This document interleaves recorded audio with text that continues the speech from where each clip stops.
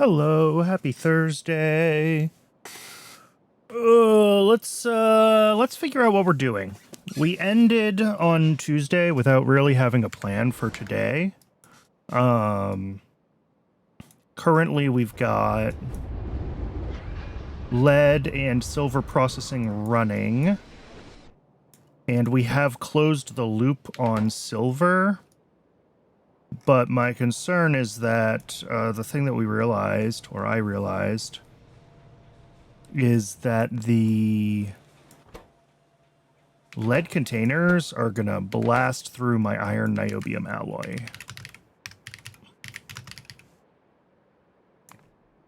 Not that one. This one. So we can expand this, obviously. We can make this a lot bigger. But I think in order to do that, we're going to need a lot more iron, and we're probably also going to need a lot more niobium. If I find wherever we're doing niobium processing.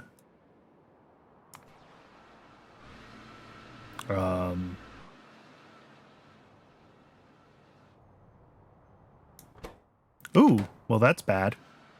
That we're not getting enough salt. But also, I mean, how much niobium plate can this make in theory?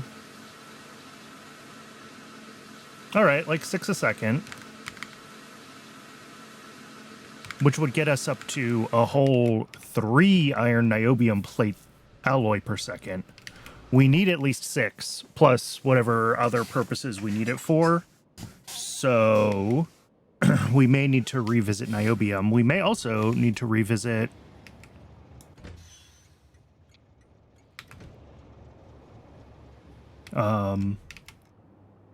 saline water, because that seems like maybe we're having issues with saline water.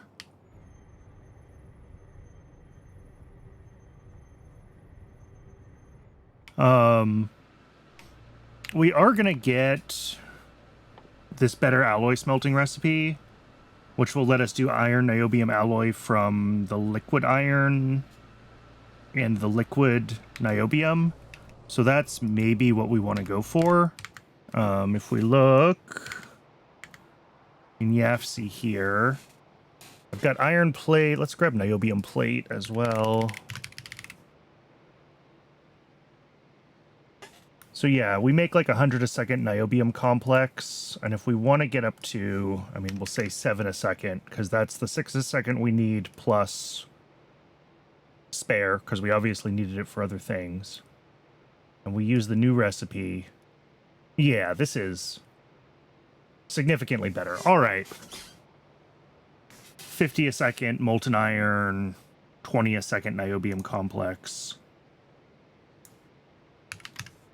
And the niobium complex we actually make at like 100 a second currently, it looks like. And niobium can be prodded. Okay. So maybe that's something we should do, is go in and prod niobium.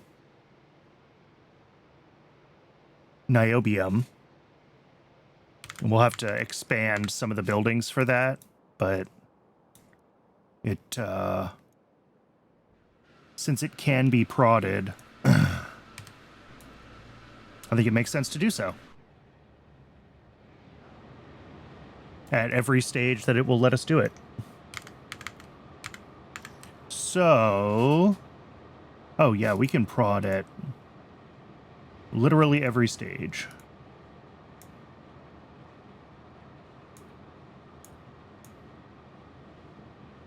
Not this stage. We are going to have to think about... Yeah, that's a lot more salt, isn't it? Yeah, from 3 belts of salt up to God knows how many. We are going to have to mess with that. Okay.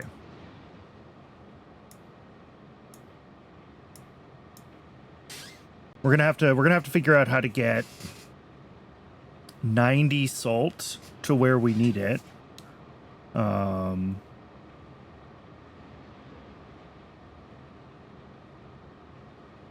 But yeah, that pushes out so much more niobium by the end of the processing.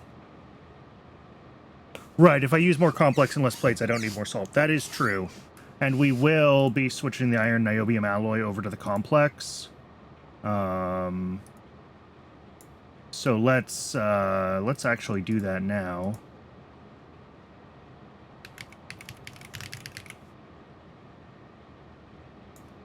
If we say we want 7 of it, that's not a useful number of these guys. 7.5 of it, it'll still be 2 smelters worth. But that's only pulling in 20 complex.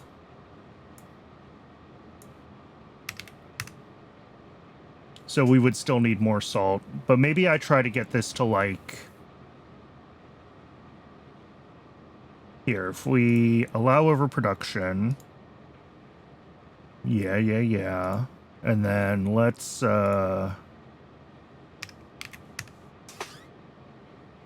fix that to, like, 60 salt... Or even, I could probably even fix it to, like, the 45 salt a second. And that's 3 belts, right, of salt. 5 a second niobium plate is probably enough to beat the entire game. Good to know. All the rest of it will be in complex. So maybe we just keep it at this. 3 machines making salt. Because that's already overkill. So, clear fixed production. Set fixed building. So that'll feed up to 8 electrolyzers. Making, and I probably don't even have that many right now. Yeah, I have 6 electrolyzers.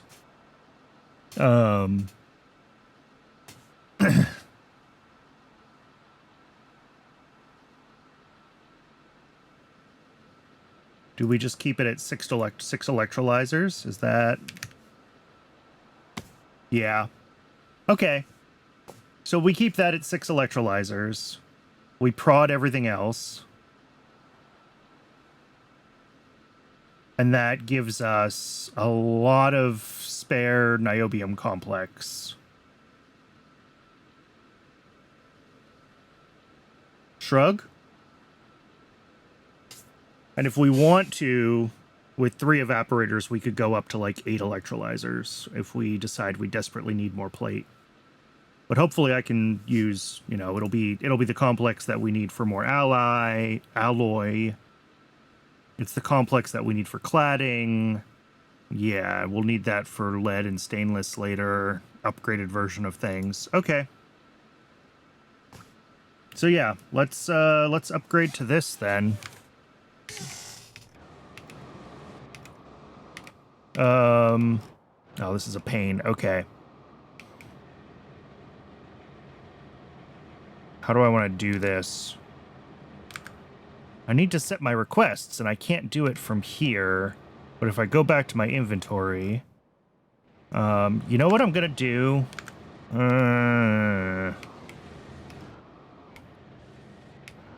Because I need to add some of each building type to this build. And I'm just trying to decide how I best want to do the request for that in a way that I can, like, see what I'm doing. Let's do this. If I put in a requester chest here, now I can add requests here. Okay. So, jaw crusher, we need a total of 7. We have 3 already, so we need 4 of those. Ball mill, we currently have 4, and we need 11, so 7 of those. Classifiers, is that this? Yes, we have 2. We need 7. So 5 of those. We need a total of 7 chemical plants. We currently have 2. So we need 5 of those. For the next stage, we need 4, and we have 4. Cool.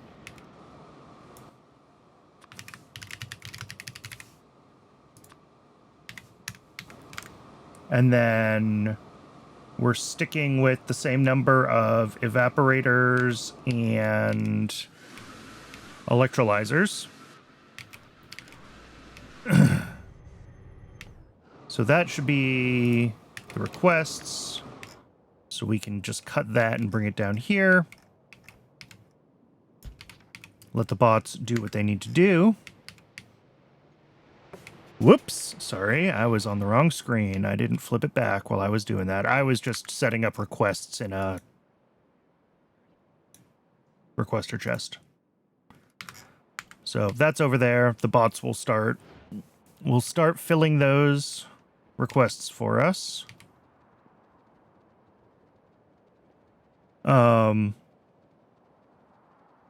In the short term, while we're waiting for this alloy smelting tech, the question is, how badly are we going to run out of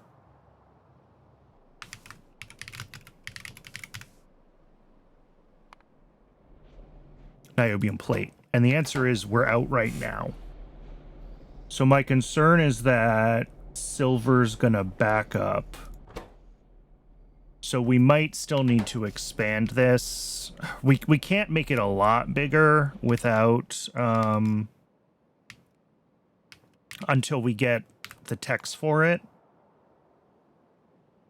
But we do need to think about it. I didn't appreciate the niobium constraint when I did the lead silver build. Otherwise, I would have said this was a prerequisite and we needed to get this done first.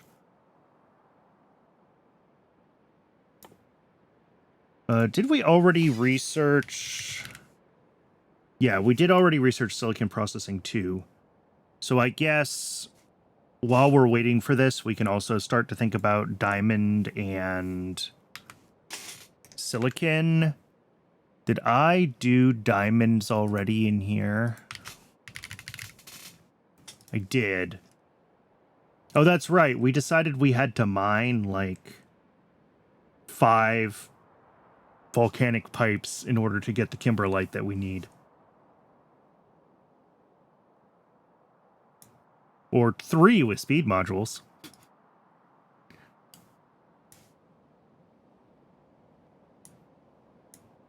I didn't double check if any of this could be prodded. I'm going to assume not, because it's ore processing, yeah. And the diamond wire, oh, can be prodded, okay. So that's only 0.91 per second.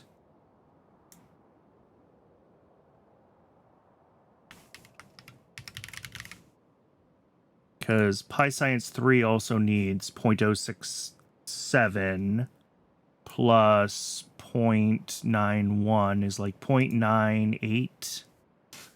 I mean, I don't think this drastically changes how much processing we need. No, it's still 5 mines. We can't get it quite down to 4. We'll just say we scale it to 1 a second and it'll be what it'll be.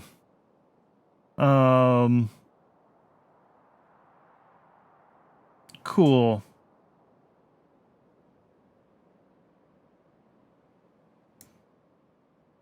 So this is going to be another big ore processing build that we have to do. And then the kimberlite mines, we're going to have to find.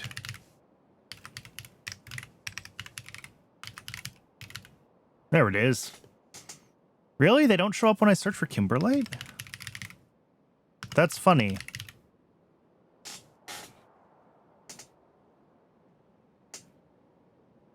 So yeah, like there's one here. That one we can hook up easily. There's one here, which we probably can't hook up easily. There's a couple over here. There's actually a bunch around here. We could hook up probably all 4 of these to like one train station here. If we so desired. Yeah, a couple over here. So I don't think it'll be too bad to get all of the the kimberlite mines that we need.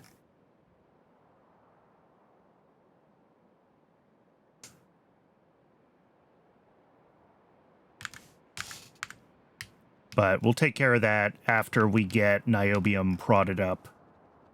I think just with baseline 1 prod module on niobium, we're already going to be in pretty good shape for at least a few dozen more hours.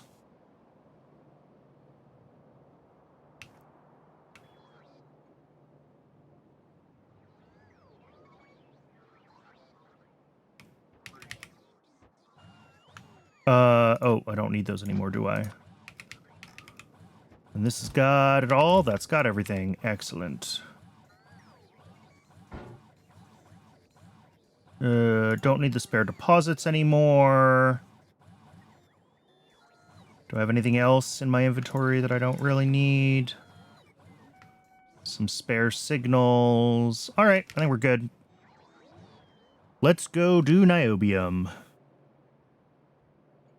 And then, yeah, I guess while we're waiting for all the alloy techs, we can set up kimberlite mines around the map, and we can get diamond going into diamond wire, and then figure out the updated silicon processing, which will probably take some other dependencies. I need to double check all those YAFC pages and make sure we have all the dependencies that we need figured out.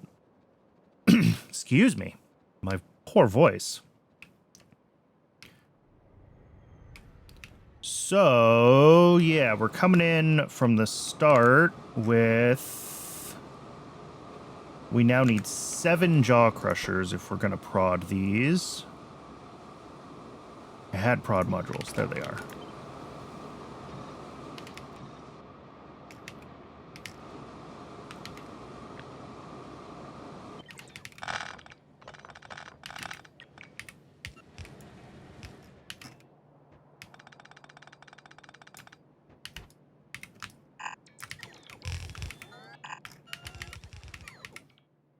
And I'm just going to pull them over here. Get them out of the way of what was going on over there. Yeah, because they're going to overlap a little bit. Niobium with a prod module. 2.14 a second. That can be blue to yellow.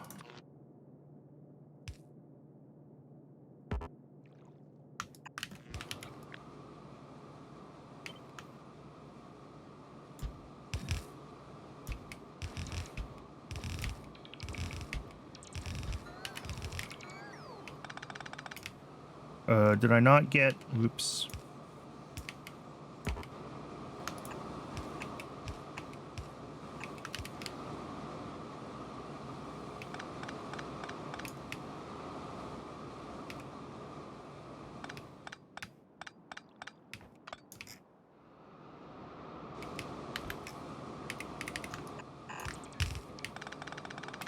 And the output of that is... more than half a belt, but less than a whole belt, so...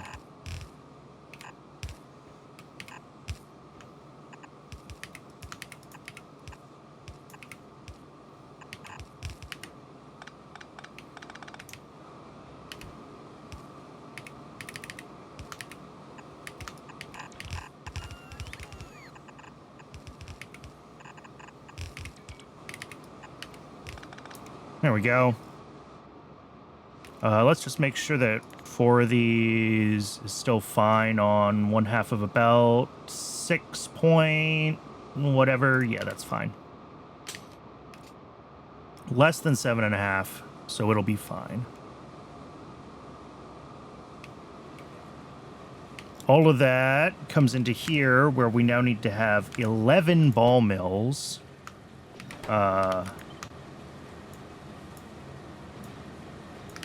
Outputting a grand total of... Alright, these guys output a grand total of 21 items a second.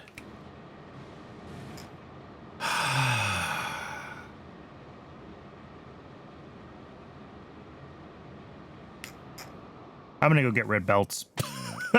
I've decided that's my answer to this problem is we're grabbing red belts. Let's just grab a stack of red belts. We're not going to use that many of them, and a stack of undergrounds. And 2 stacks of red belts. I have red belts now. This way I don't have to deal with like stack inserters and whatever else. We can just grab red belts and use them for the portions where we need more than 15 items a second. It's easier. I don't know if it's cheaper in terms of raw materials, but it's certainly less of a strain on my power grid than using orange inserters. So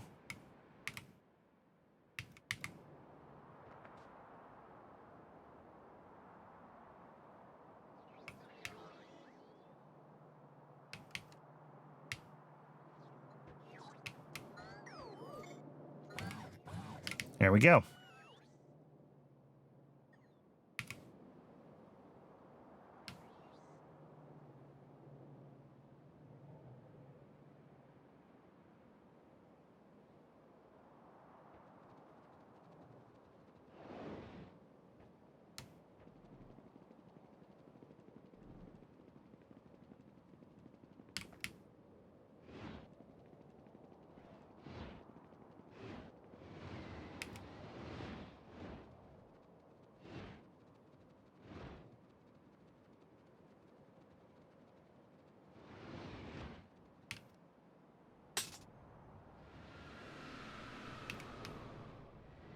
All right, so these guys, again, let's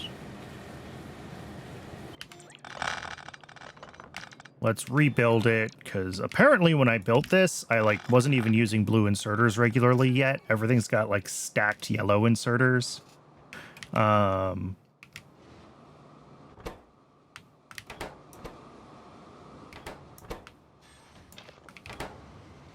So, ball mills.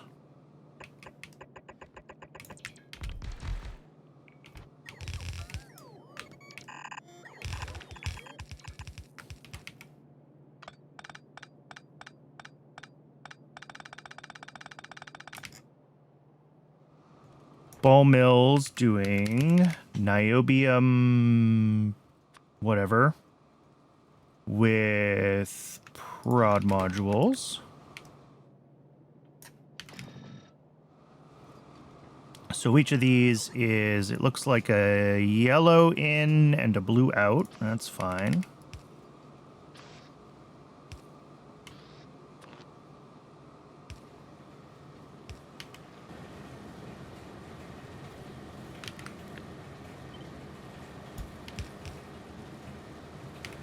And red belt.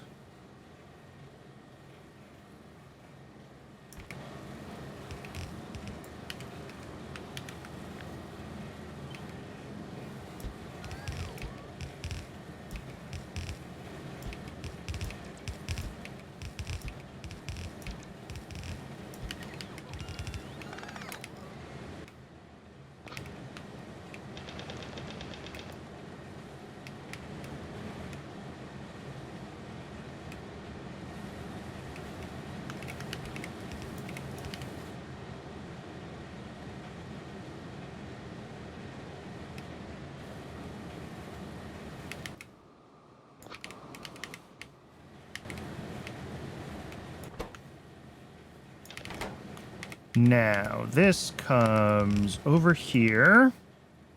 We're going to use one fast splitter. The left is going to be the gravel.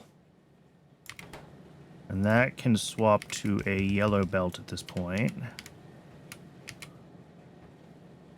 But we are going to have to take red belt up to the next stage.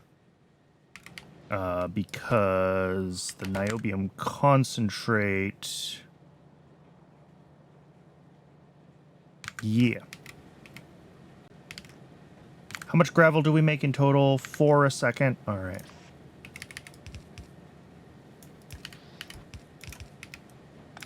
Probably need to increase the number of things for stone output as well. Yeah. The stone is also prodded. Which is, I guess, not a bad thing. Like, I always need more stone and gravel and sand in the base.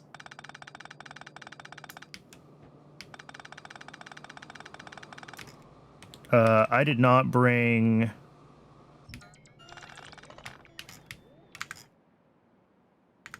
red undergrounds with me, did I? I forgot to request them. Darn it! Alright. Let's go back to the mall.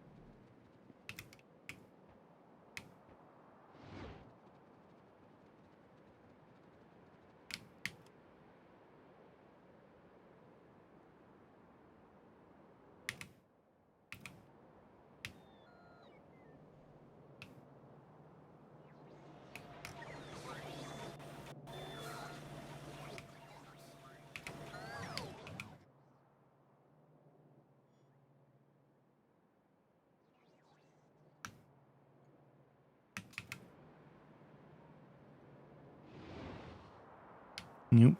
Did science stop because it's just the usual pulsing of our science because we have too many labs?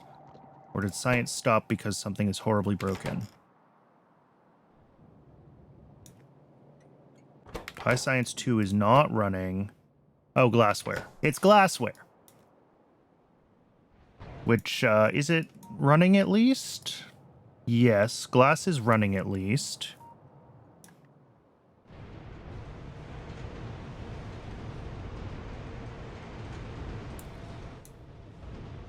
It's just that glass was broken for so long that we're back in this awful place where everything takes forever to accumulate.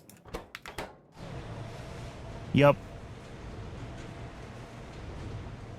There's not much I can do about that other than wait, unfortunately. We do have new glass tech coming, don't we?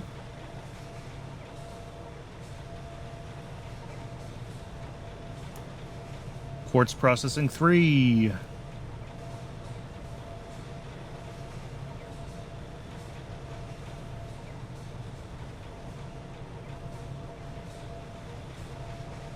Yep. So it might be worth thinking about redoing some of how we do glass, but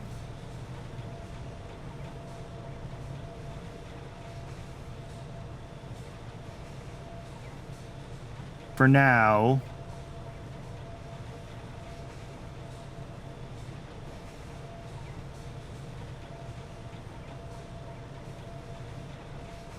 I mean, maybe just upgrading our current glass all the way up to the purified quartz would help. Have to make sure we can bring in enough sodium carbonate. I don't know what the state of that is for us right now, but...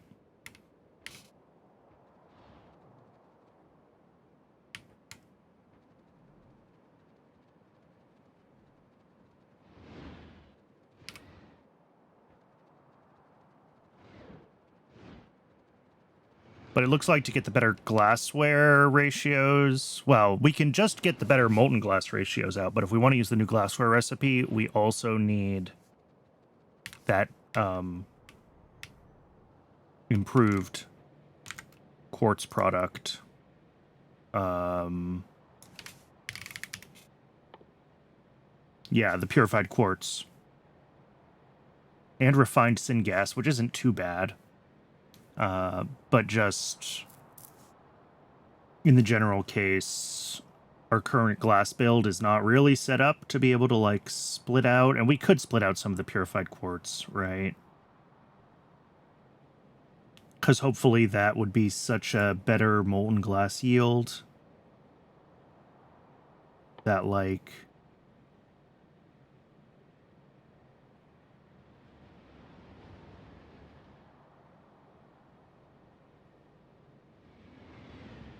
So it's like 10-to-1 purified quartz.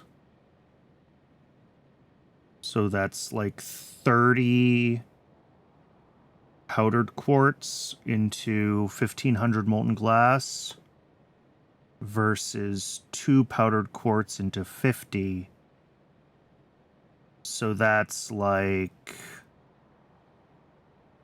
twice as good? Okay. Yeah, that's like twice as good. At the cost of, what? Some extra sand, some slaked lime, which is cheap enough.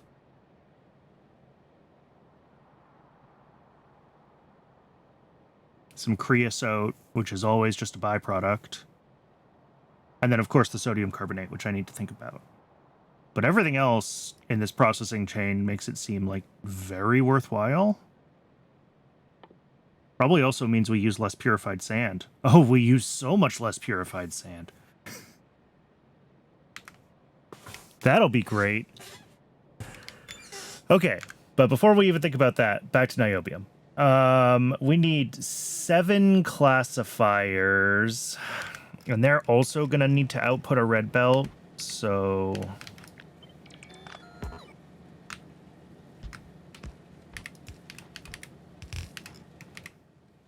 we're going to do them, like, right here.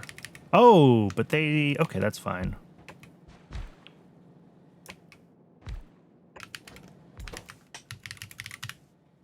So, niobium concentrate, 3.75 in, whatever out is fine.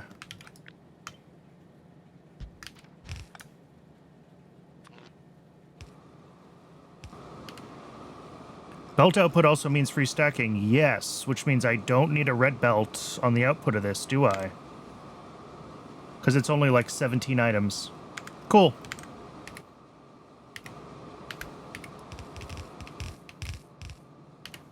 I'll take that. That's... makes my life easier.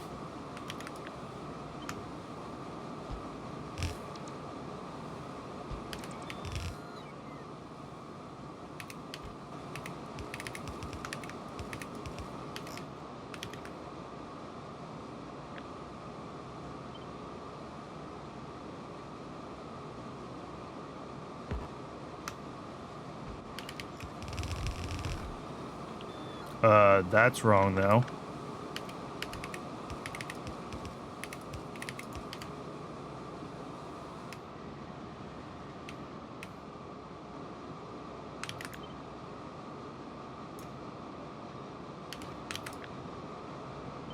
All right.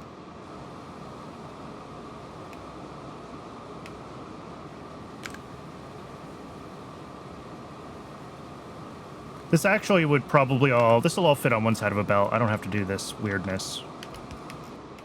Because it's stacked to 3, and we have just over 15 items.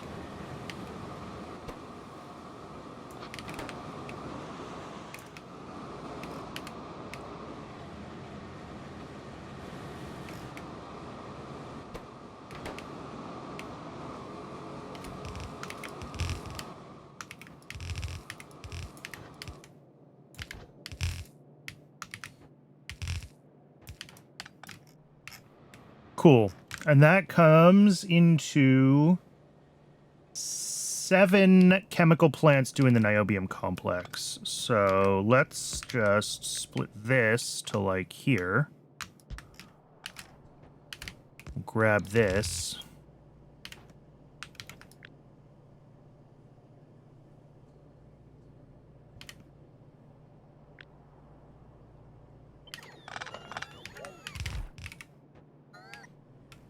That's not enough for 7.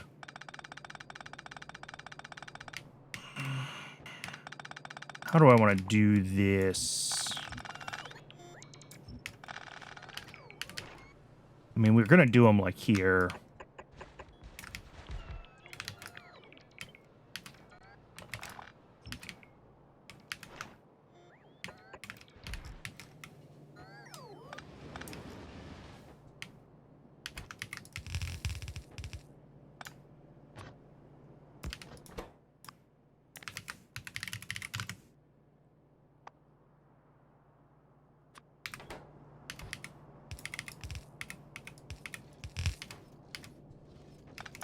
much sand do we make? 3 a second.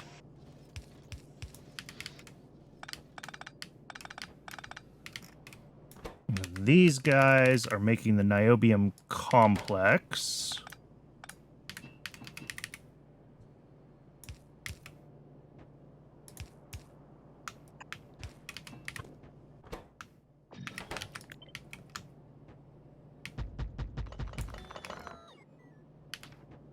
That was wrong.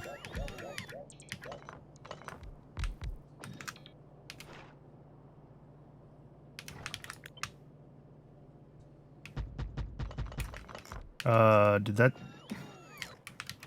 Why are you like this game? Alright. And we're gonna have the actual output here.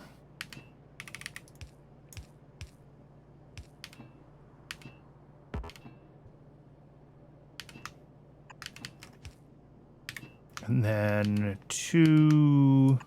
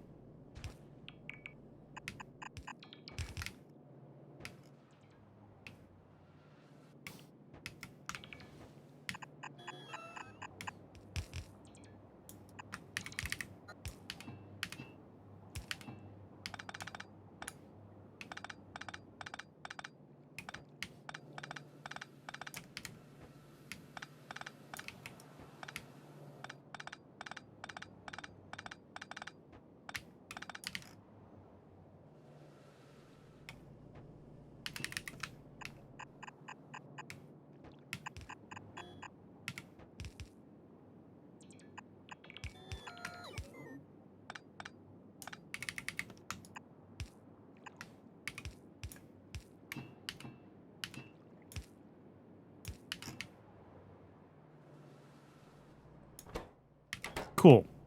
And 2.14. I think with hand size increases, 1 blue is going to be enough inserter for that.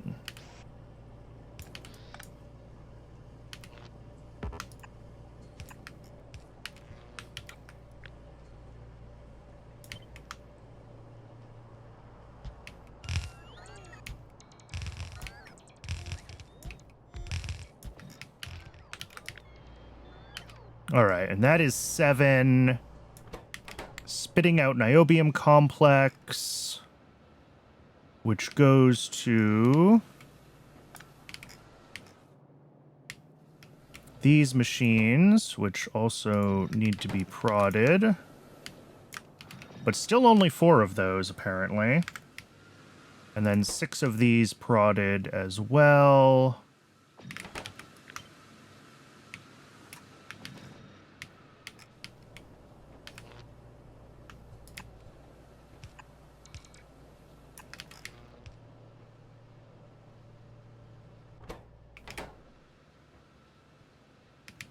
And that'll get us just under 6 niobium plate a second, which is technically, I think, less than we were making before. But really what we care about is the niobium concentrate out. Which, where do I route that? Surely I route that somewhere. Ah, here it is. All right, it's off of this. So we prioritize plate, and then it overflows to the fluid. Sure, that's fine. All right. I think this is done. I think this is good.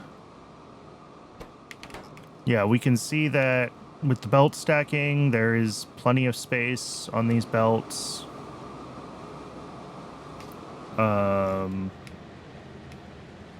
We just have the one red belt through here where it is a lot of stuff, and otherwise it all looks good.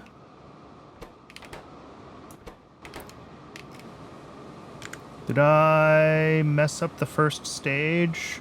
No, it's 11, it's like 11.7. I think stuff is just still backed up because there was stuff buffered in some of the outputs. Yeah. This is just slowly getting itself caught up.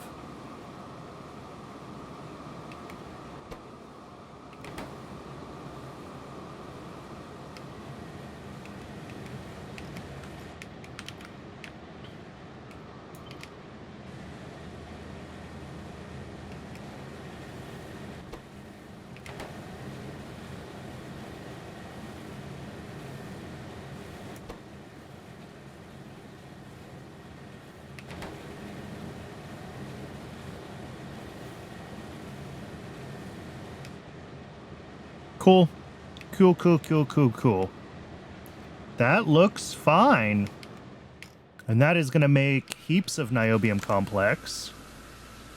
We make like 110 more than... We make 110 total, which is like twice of the liquid niobium complex that we're going to need. Okay. So... I don't want to expand the iron niobium alloy like in its current form. I want to wait until we get the alloy smelting tech and then we'll swap over to molten, just because it's so much more efficient. Plus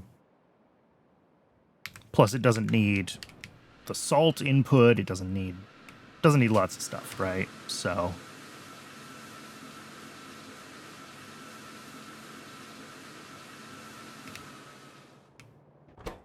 we are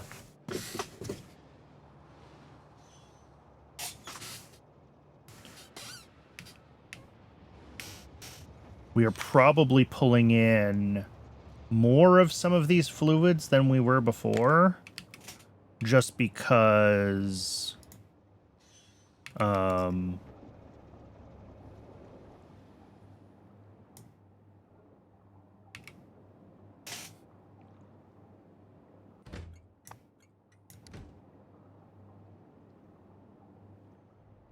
because the earlier stages are prodded. Even though we have prod on the later stages, there's still more of the earlier thing to process, right? And by the time we get 3 or 4 layers deep, like, we need a lot more organic solvent and hydrogen chloride to do that.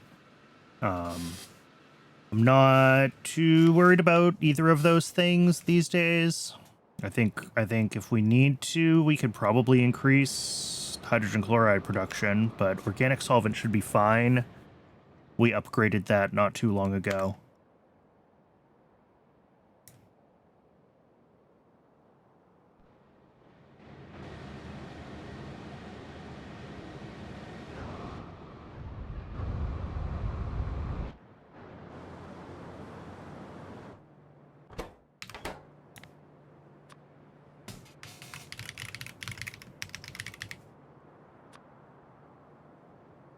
Our demand for antimony is almost met.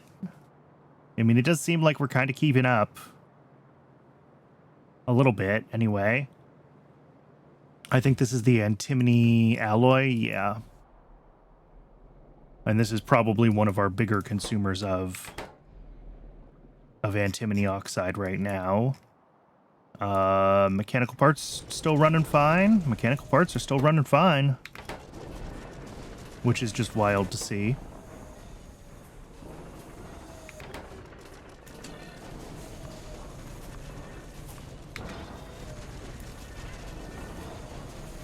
Yeah, it's looking good.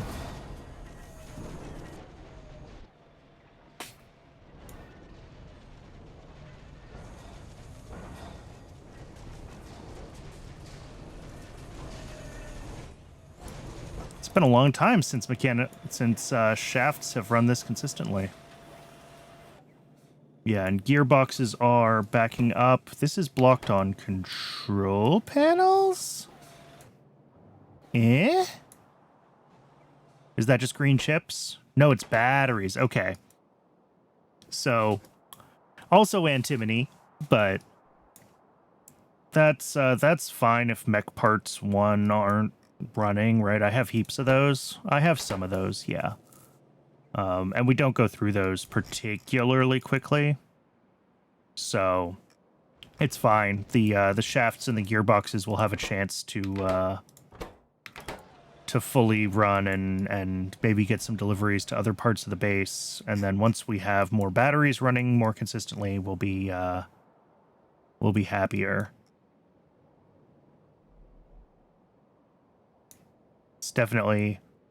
We're definitely seeing the antimony demand, though. Do we get another antimony upgrade anytime soon? The answer is no. Not until Pi 3, although we do get it right away in Pi 3. So that's probably fine.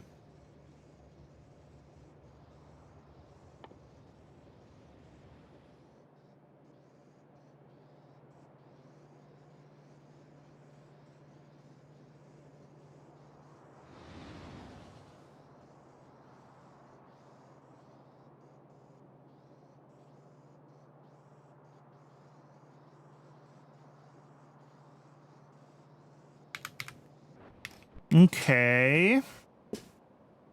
So, I think it's time to start thinking about diamonds. That is probably the way to go. So let's look at this.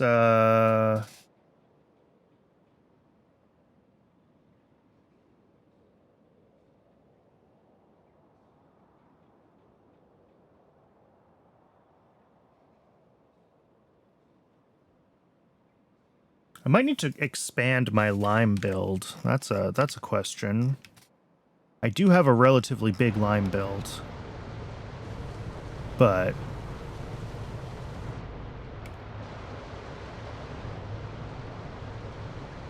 may not be enough. And like expanding this is not terribly difficult. Because, yeah, this only makes 10 lime a second, and diamond is going to use like 10 lime a second on its own. So, yeah, let's double lime. Before we even think about anything else. Actually, let's triple lime. Let's do a whole... I was going to say do a whole red belt out, but maybe we do just double it.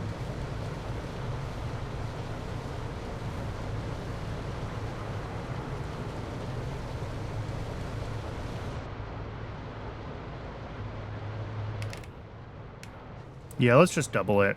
All right, so what do I need? I need 5 high-pressure furnaces, and I need another 26.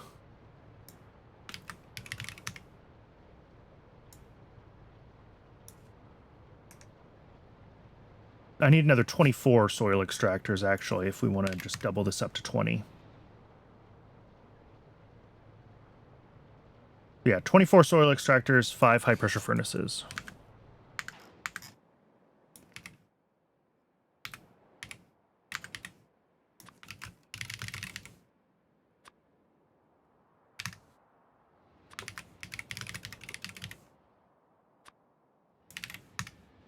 And I have a bunch of niobium concentrate that I should get rid of.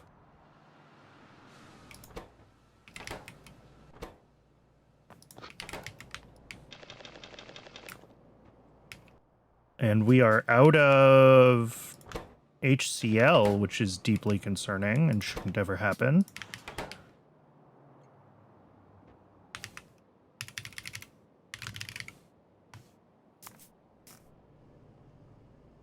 We're out of chlorine? Eh?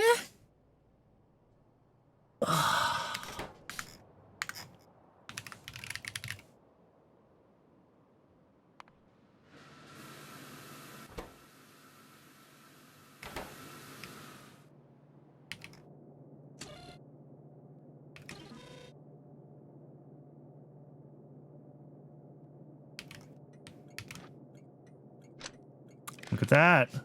I found a few of these. I must have copied and pasted them all from the same bad station. But this didn't have its priority set for sodium hydroxide, so because this is further away than some of the other sodium hydroxide sources, it was just being ignored by the by CyberSyn. But now that should be flagged as a high priority versus, yeah, the regular sodium hydroxide builds that are not. And it'll start to pull from there, although it's going to take a little bit for us to hit a request at any of our hydroxide locations.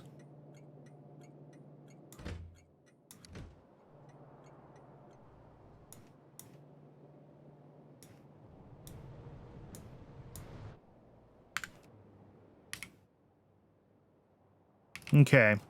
Well, I'll leave that for now. We'll have to check on that chlorine production in a little bit. Once we've had time for some of that sodium hydroxide to get used. And until then, unfortunately, niobium will also be broken, and probably other things that rely on hydrochloric acid. I'm glad I caught that now, because it's probably only just run out, but...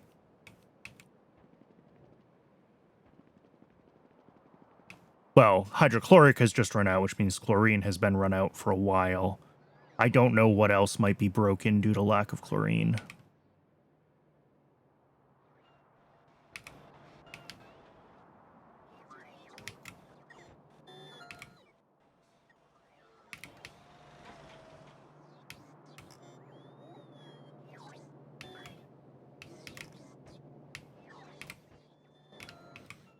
All right, let's go figure out what a doubled up lime build looks like. We might have to go even bigger, but doubled up is about all I can do as far as the coke input to a single build. Any more than that, and it's hard to unload a 1-1 train fast enough. So we'll double this one up so that it's using a double belt of coke in.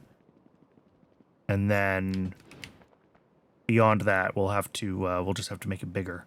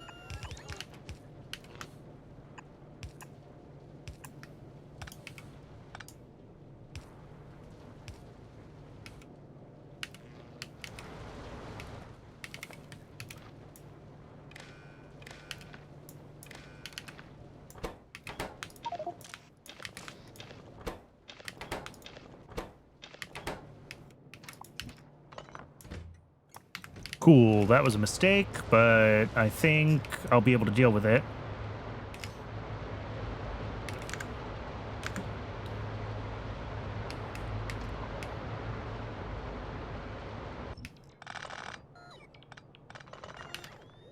So this is pulling in 30 coke a second now, and I'm going to do that on a red belt right through here.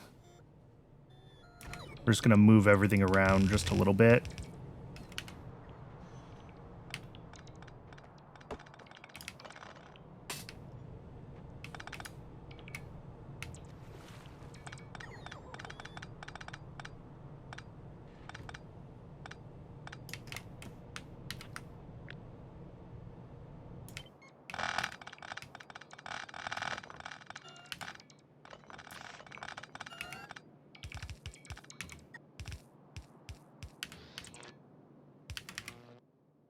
We're going to take red belts.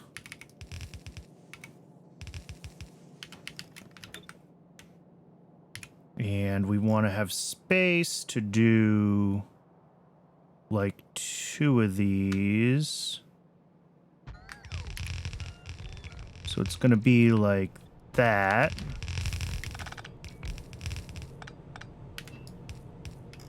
And I'll have to figure out how to route that CO2 output momentarily. That's fine for now.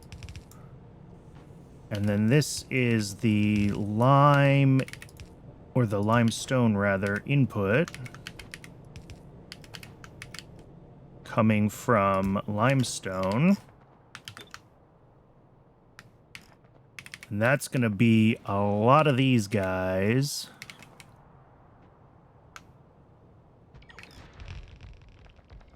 Which do not all fit in a row. Alright, that's fine.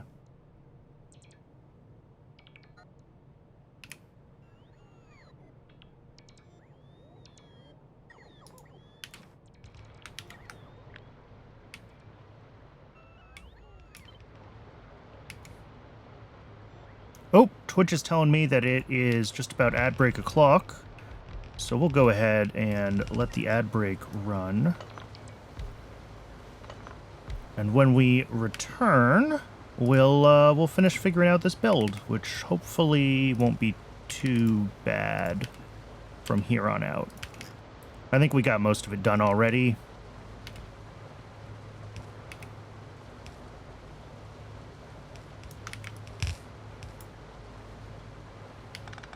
Just need to get a little bit of the belt routing done. Yeah, something like that. All right, I'll see everyone in just a few minutes. We'll get this done, and we will have twice as much lime.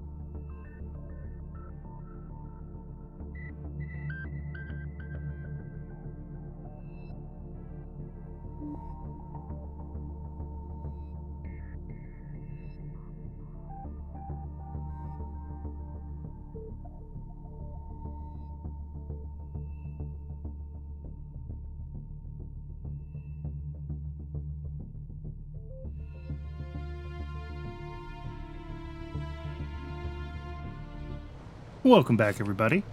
I realized something, and that's that I copied and pasted this, and this had just one belt of output like this, and this is 10 items a second. So, has this always been wrong? Probably.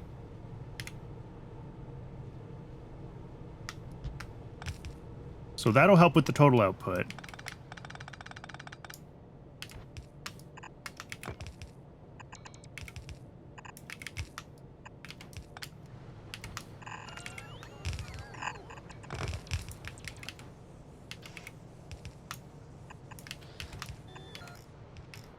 Alright, so that should be 10 items a second each now.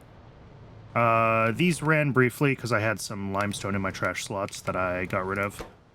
But to actually turn this all on, I need to hook up water, and I realized when I was looking at this during the break that we need to do something more like this. And then here...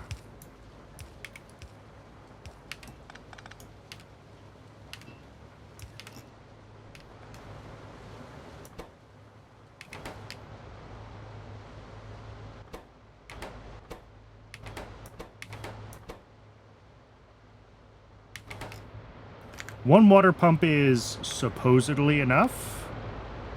We just have to wait for everything to actually get the water it needs, and they should all be able to run continuously now. We have 20 limestone a second, which is more than a belt, but these get stacking for free, so I'm not worried about that.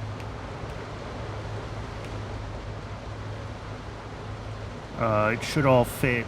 It would have all fit fine if I had all these in a single row, but having all of them in a single row is hard. That's a long line of soil extractors. So I think it's going to take a minute, kind of, for all the limestone to make its way through. But these will... Oh, we got the carbon dioxide out. I knew I was forgetting something. Okay, let's figure that out.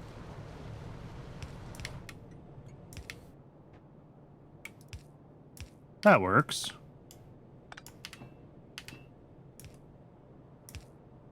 Not the cleanest, but we're dealing with an older build that I'm retrofitting, so we will leave it.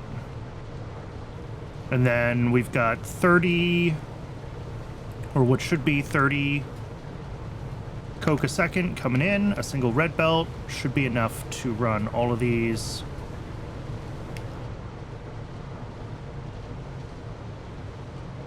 The last ones might not turn on. There they go, yeah. It was just taking a second for the early ones to get their full buffer of coke.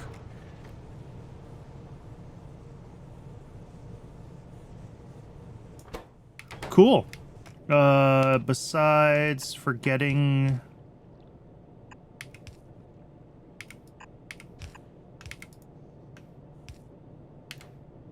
Forgetting to hook that up.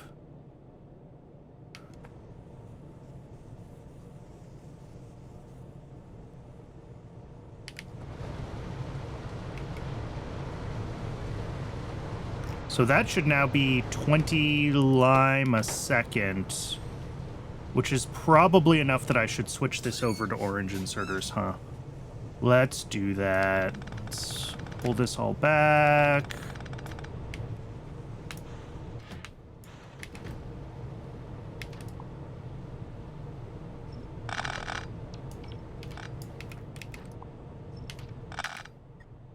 And let's switch this over.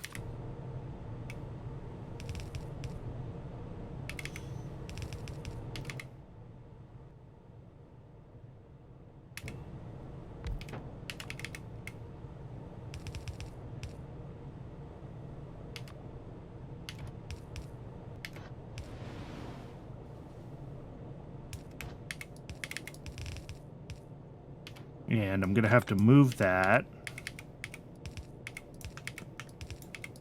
Because that goes there.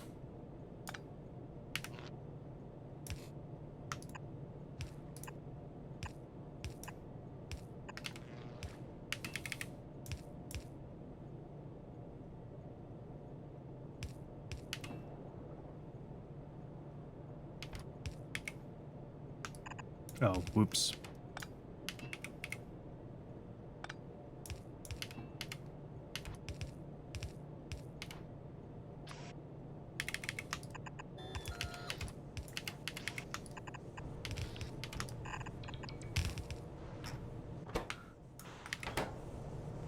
That should let this load significantly faster now.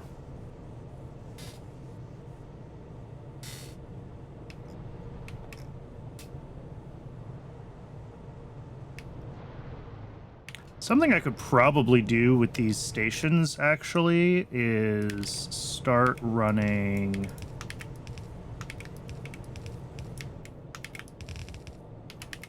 red belts on the second half.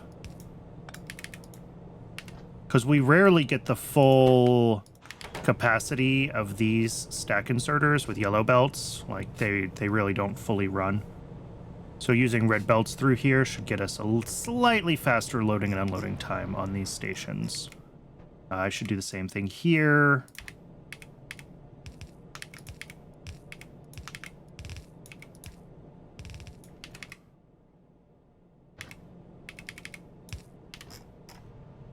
Yeah, and that'll give us just, like I said, a slightly faster unload time here and a slightly faster load time here. I'll try to remember that other places, but...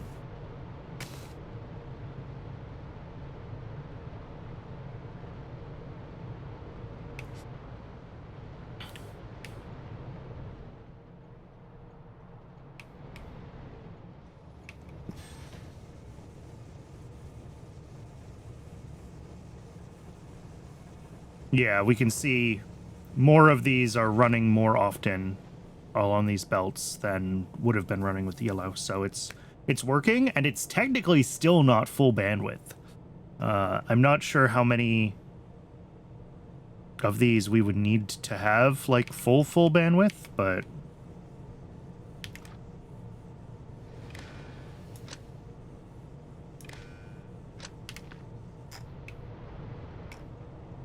okay. All right, I'm pretty happy with this. Hopefully we're making lime a lot faster than we're consuming it now, so that when we start setting up the diamond mining that needs 9.5 lime a second, we'll be catching up.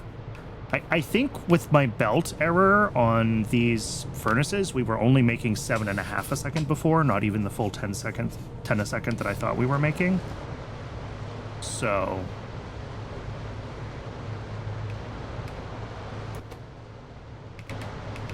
yeah, we could prod these, I guess, if we wanted to get a little bit more out of our 30 coal.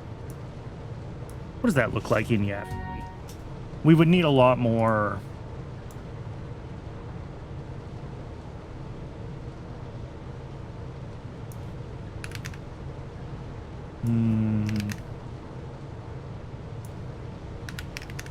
yeah, okay, so it would end up at 22 a second instead of 20 a second. Right, 10%, of course. I could have done that math without needing to fudge these numbers. I just forgot it was 10%. Probably not worth it. These are cheap enough inputs.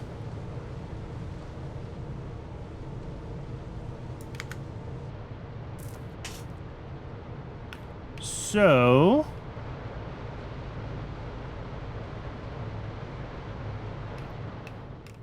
cool. Cool. That's one more thing taken care of. Let's do diamonds. So we're going to go ahead and grab the shopping list in a... probably a warehouse is fine.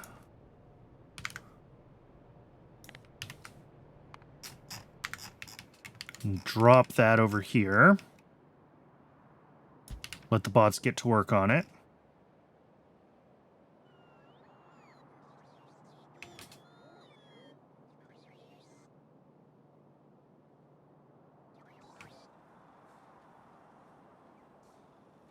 How many of those do I have? Oh, like half a dozen sitting around. All right. And it looks like, yeah, some of these things aren't going to get made. We've got centrifugal pan. We've got jig concentrators. What don't we think we have? I think we have grease tables. Diamond mines I almost certainly have not put on the allow list.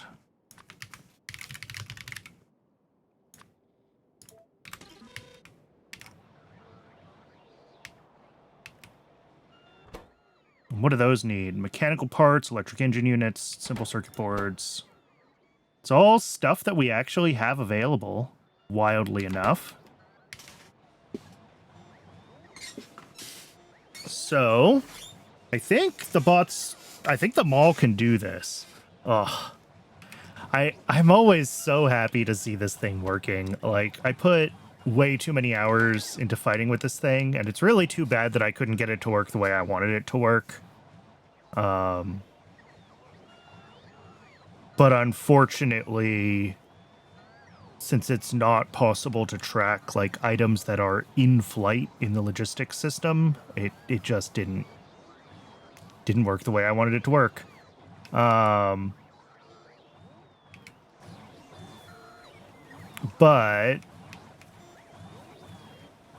with this system set up this way, it does seem like it's working. Dependencies still happen automatically, and I can always build more modules if we really need more. So.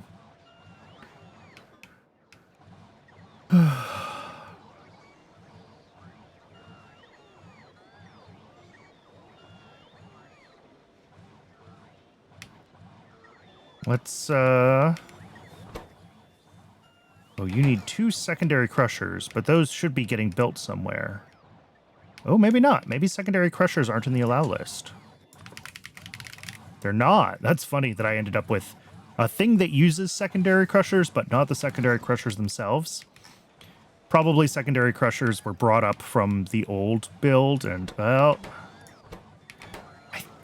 I think this happens when I add an item to the allow list just as the selection clock is ticking, and then the claimed signal doesn't make it out of these combinators before the latch is done by the next set of combinators.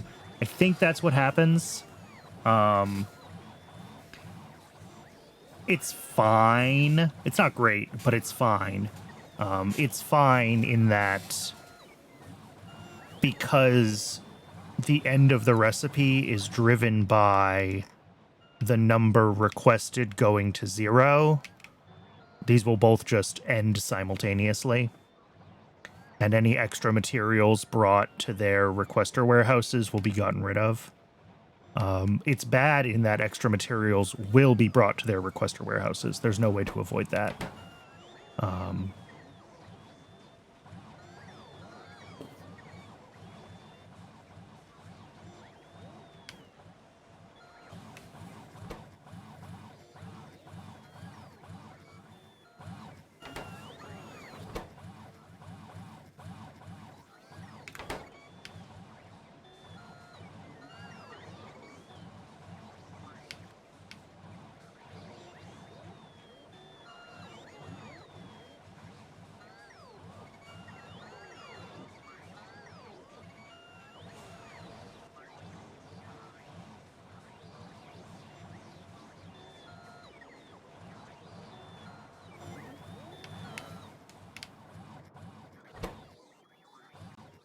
How's this looking? 2 chemical plants. Those are on the allow list, right? Yeah.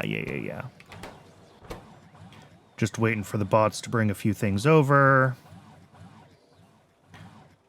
Plenty of these things in storage, which is all of our request warehouses down here.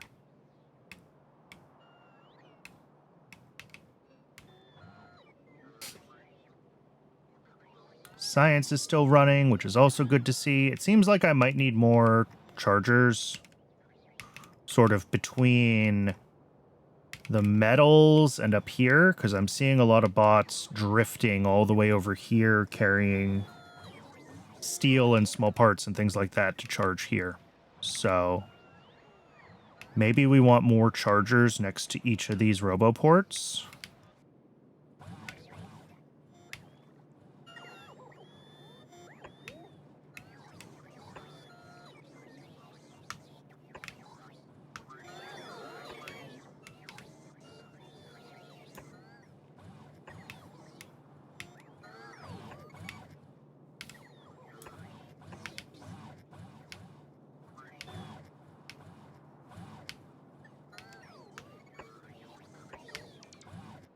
Something like that.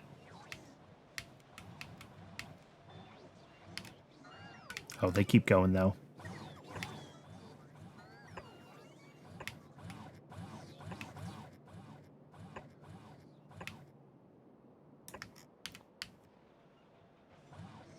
Now, do I have materials for all of these? Are the bots going to be able to place them? I don't know.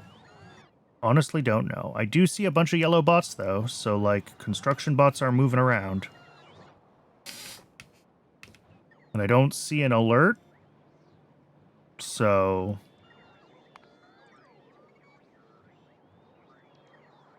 Ah, but they don't have...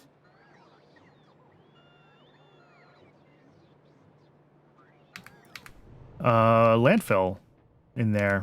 So I'm gonna have to go over there. Well, I need to get all the stuff for the diamond mines anyway, so let's head on over there, and my bots will drop the landfill.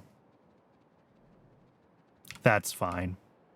I do want to get landfill being brought, and asphalt actually being brought into this system, because I want it available at the mall to top up my requests.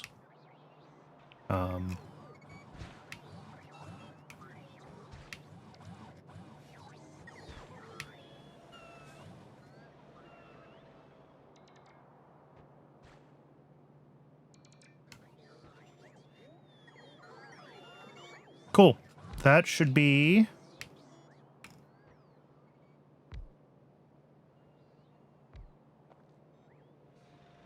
I think it. The construction bots can build all of these now.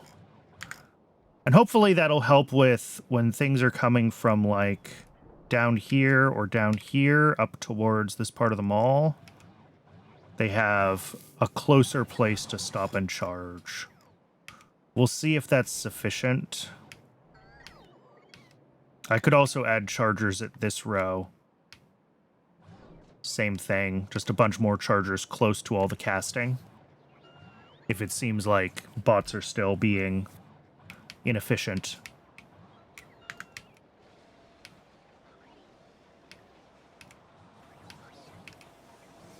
Oh, look at that. They're making another charger. Oh. Cool.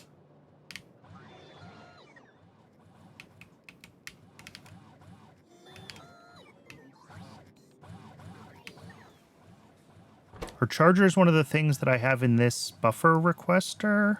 No.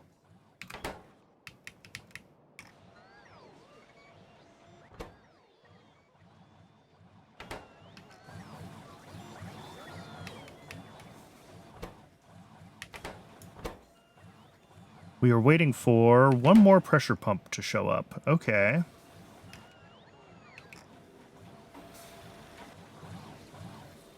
Is that the last item for all of this? That is the last thing for all of this. Cool. That is the stuff for our diamond setup. Does diamond mining have an input? Just power. Awesome.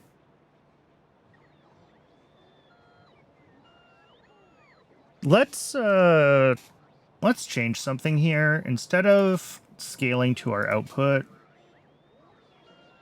let's scale to 5 diamond mines, and we'll re-export the shopping list to a warehouse.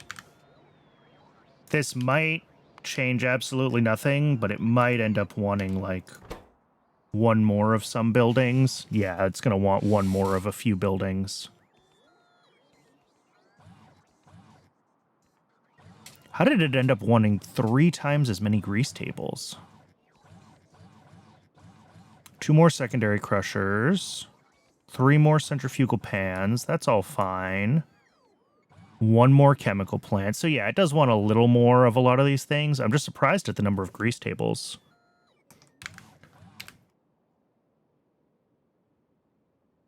Going from 0.86 to 1.03 buildings can be awkward. Yeah. Oh, yeah, it doubled. You're right. Because these things just aren't well ratioed. Because it was 3 different recipes that each needed 1 more. Okay. Yep. And then as far as all the fluid inputs to this, I think I remember I increased grease. I made another machine to make grease. Aromatics are... We'll see how that goes. Organic solvent, tar. How much soda ash regeneration solution are we making? Like, how big of a build did I do when I made that? And why do I have 2 different... I got this one that says 40 a second. And I got this one that says 40 a second. They're the same, but one of them doesn't have a water pump. Okay, well, I'll delete this one. But 40 a second's not enough, right? Because diamonds use 65 a second on their own. So let's triple that. So we need 2 more agitators. We'll have to go to our soda ash regeneration build and increase that. Okay. And then 30 ash a second is fine. You know, it's a double belt, but it's not the end of the world.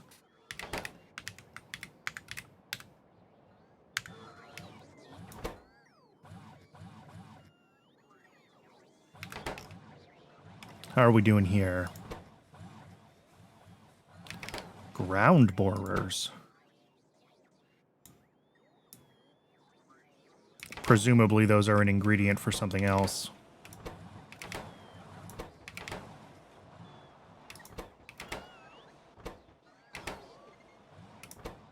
Yeah, okay. The grease tables of all the weird things. And then, what did I say I needed? Agitators. If I'm lucky, yeah, okay. There's a couple of agitators in storage, so the bots will just bring those to me. I can go increase the soda ash solution while we wait for this to scale up to the full 5 mine input scale.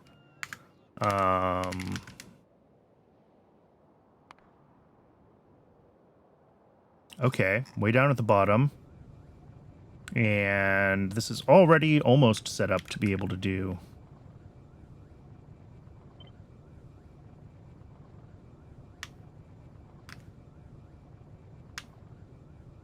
We'll have to fix the water input, but otherwise we can just do that. And we'll have to change this out to some different belts, but that's fine.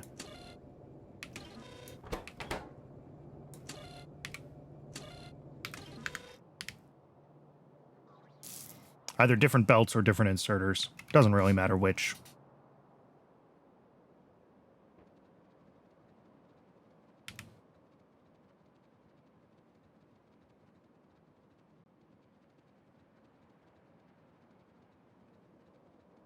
I also, at some point, do want to take this path all the way down to here.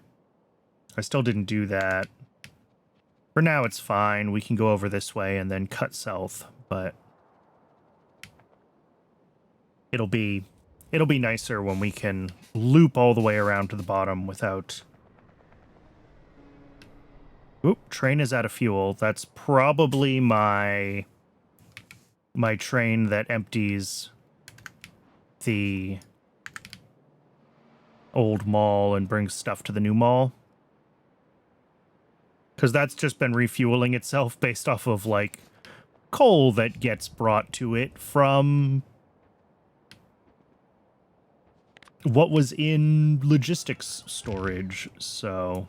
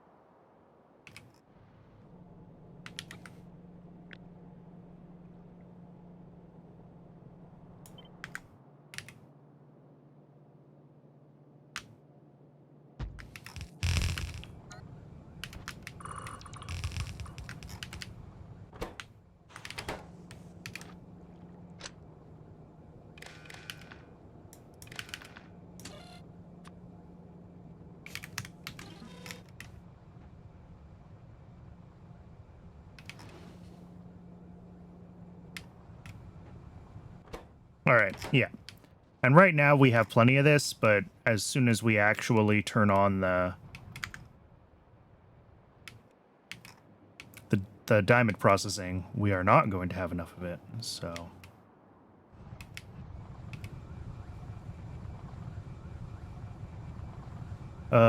did I copy and paste something wrong? Yes, these are not actually linked.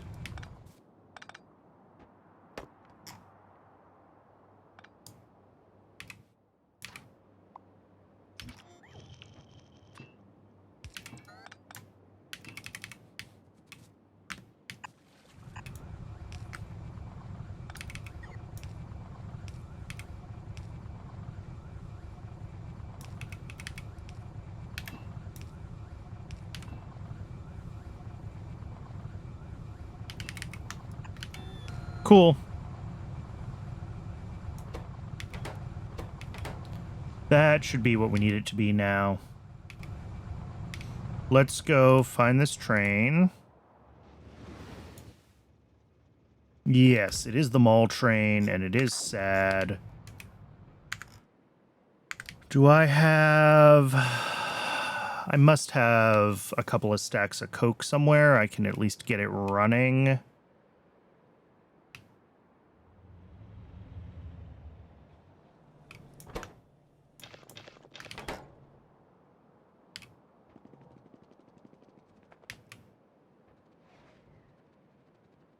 And if it's running out of fuel, then I'm going to have to do probably some manual intervention to get it actually fueled again.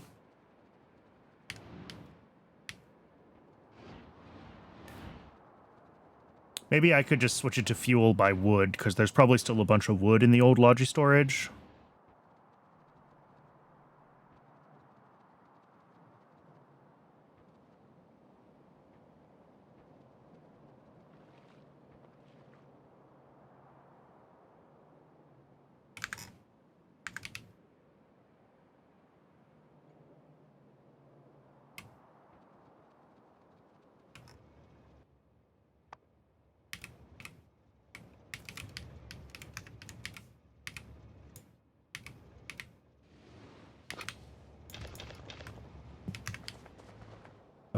Turn off my bots if I'm going anywhere near the deconstruction zone. And let's see what we've got going on here. I mean, there is some fuel here, but yeah, let's just give it...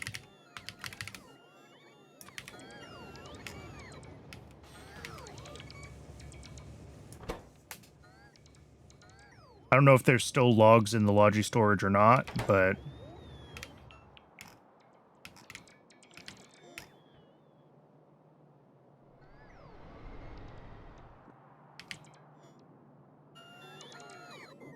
yeah, there's still lots of logs in the Logi storage, so... we should be able to, run it off of logs, then.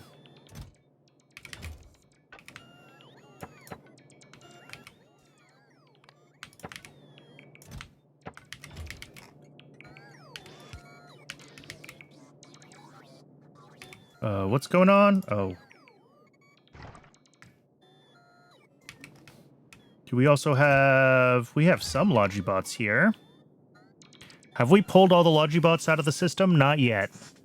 There's still 35 of them.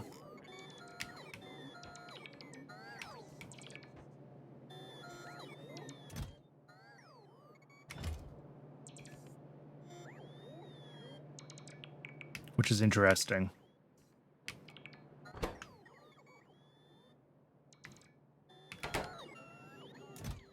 But very shortly, there will not be any more Logibots in the system.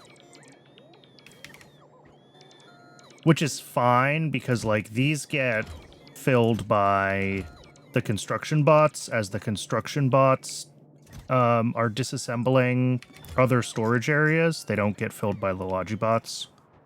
So...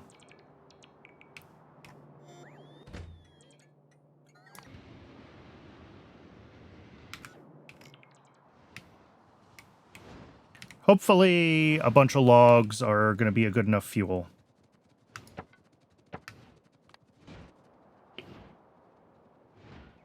At least to keep it running until it's done with its job. There's not much left to pull out of the old mall. I mean, obviously, if we start deconstructing more and more of what's over there as far as just like the old build in its entirety, there's going to be a lot more to pull out, but I don't think I want to go that far with it. I think we're going to leave a lot of the old belt base to just wither on the vine.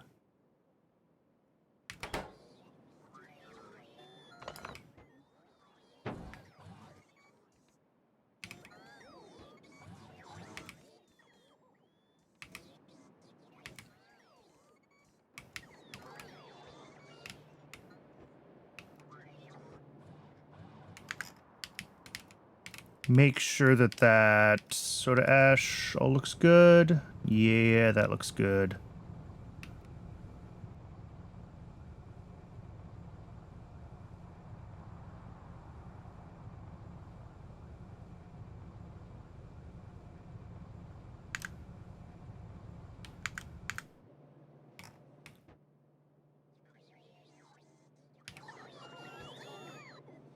So the first thing I want to do is I want to start getting the diamond mines set up.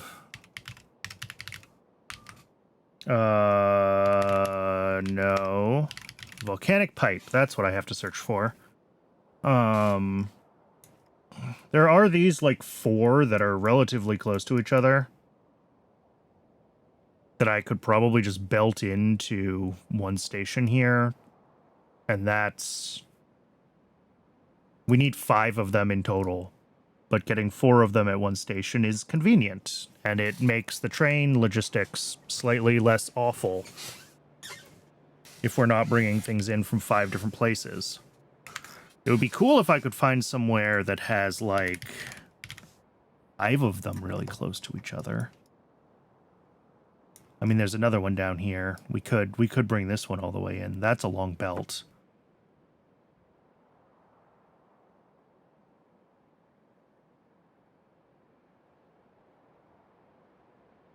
I mean, the other question is,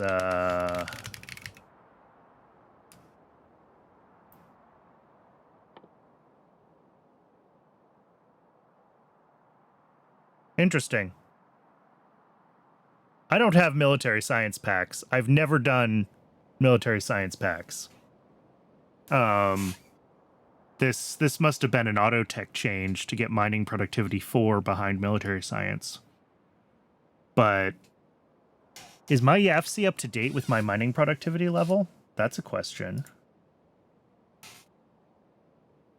40%. Yes, it is up to date. Okay. I was kind of hoping I could get away with 4 machines instead of 5 if my mining productivity was high enough, but I think we still need 5. All right. Well, we'll do those 4.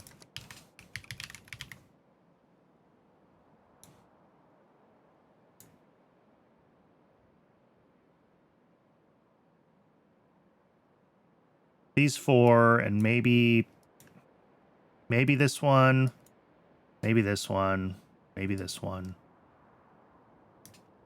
Like, I can belt in some of these further afield ones and get up to, like, arguably 7 of them that are kind of within a, I'm not going to say reasonable range, but a range of, like, a station right here. And that'll, that gives us a little room to grow as well if we need to.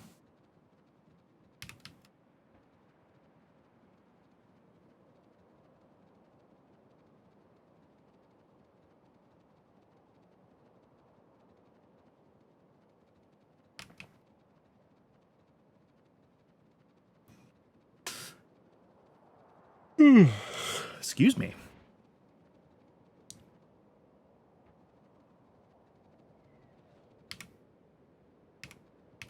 But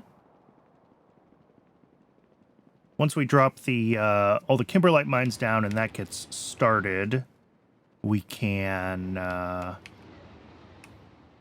the diamond processing going.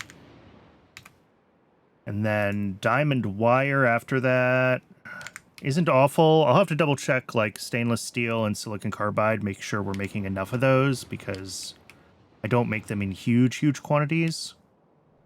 But other than that, there's nothing in the diamond wire that's really, like, gnarly.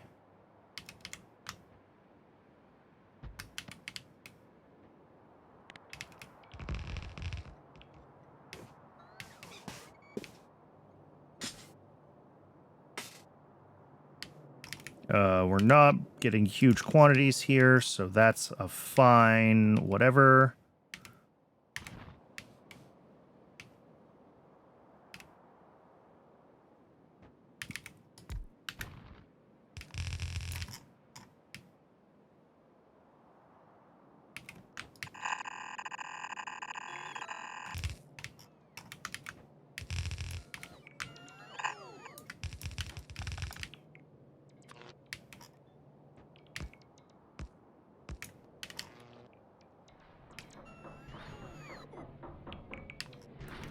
Is that a laser?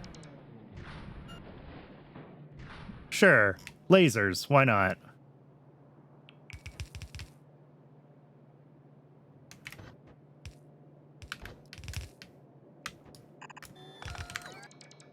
Each of those guys spits out what? 1.05. Okay.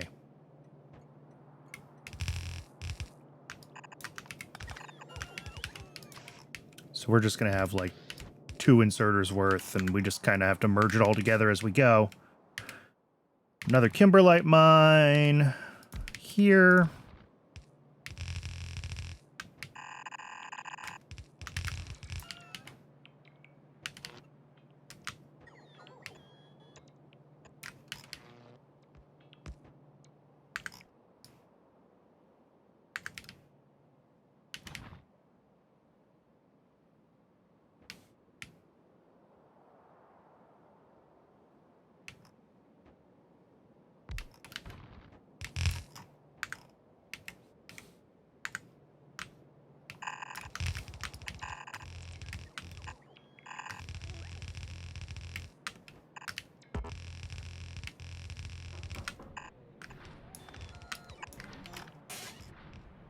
Three.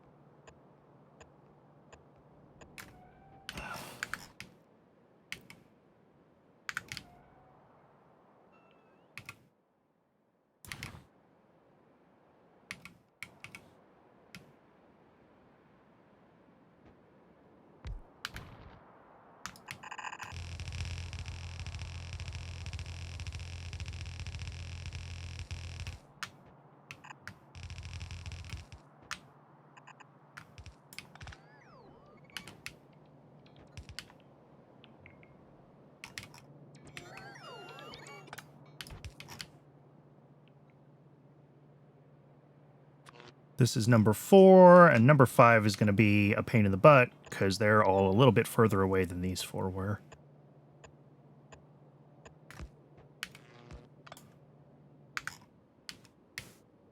So it's either going to be this one, or it's going to be one of the ones over here.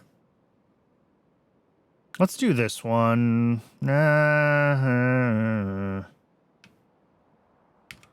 Maybe this one.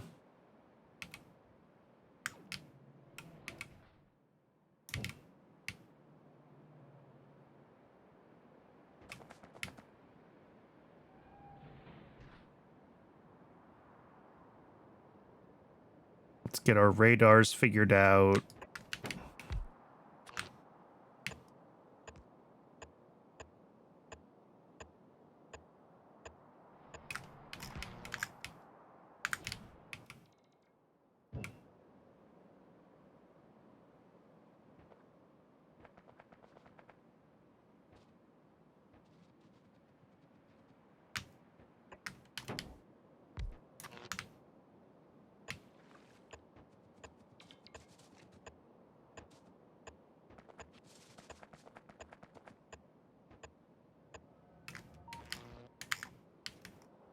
There we go. Yeah, we'll do this one, and we'll just go zoop, zoop. And we should be good. Hopefully I have enough belts to hook that up, because this is going to be a long run. But other than that concern...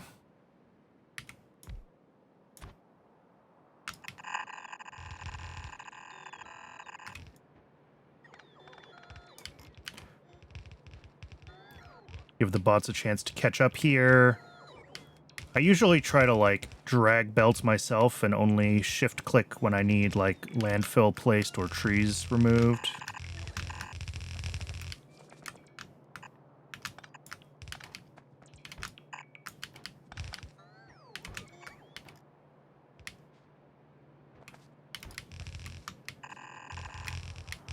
But it can be hard sometimes.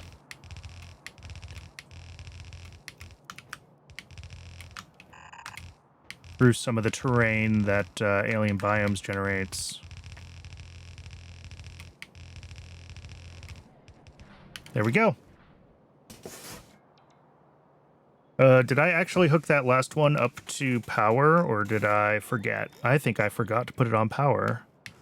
And let's go backwards anyway. It'll give me time to make sure that all of this is actually built.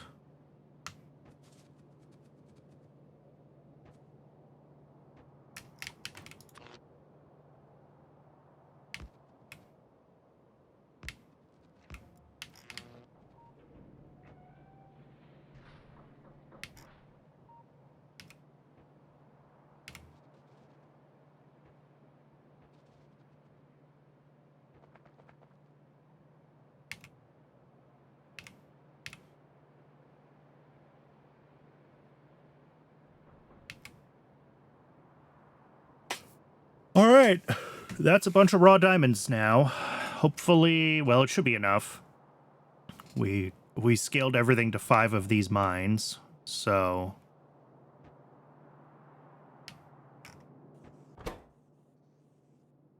just gonna stack up kimberlite rocks for a while. I am not gonna have enough belts to actually build the processing, though. So let's go back up to the mall. Let's grab the belts we're gonna need, or I mean, really just stock back up on our normal amount of belts, and then we can do the actual diamond processing. I'll probably do it like right here where I've been doing other processing steps, like not a big deal to keep doing more of the same. Because I've kind of got the spacing here to have these big stations that are needed for, like, all of the byproduct outputs. Because, yeah, this has 6 outputs, plus the diamonds in, plus a bunch of other inputs. So this is maybe only, like, 7 or 8 or 9 stations, not the dozen stations that some of the other metal processing has been, but... just the same, it's going to be a big build, and we've got the spacing between the tracks there to do big builds, so...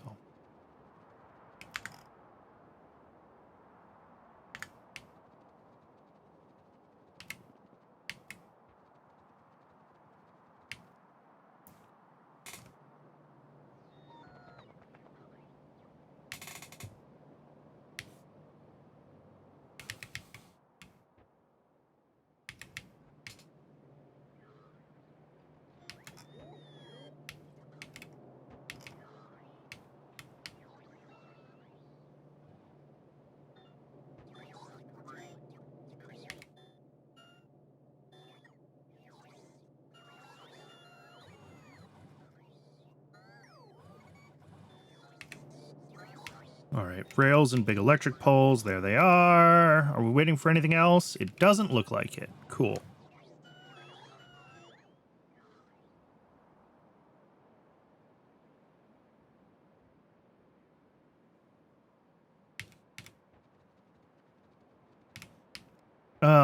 You know what? Before we do diamond, let's take a second and let's do something.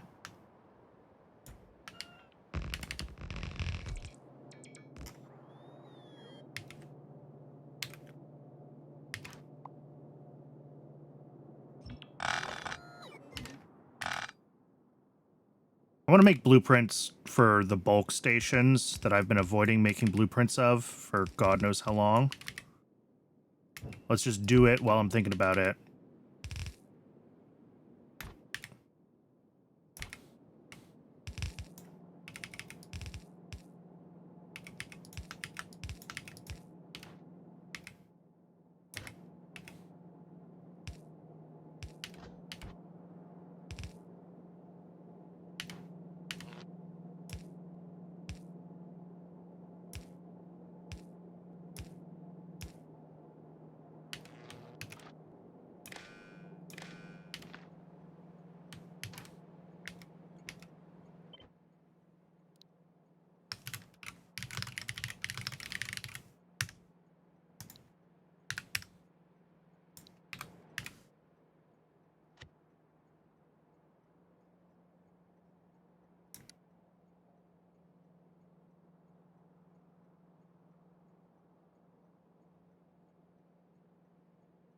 Did I not just save bulk pick?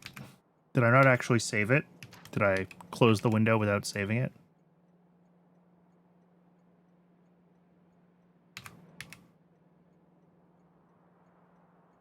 Shopping list. We can get rid of the shopping list.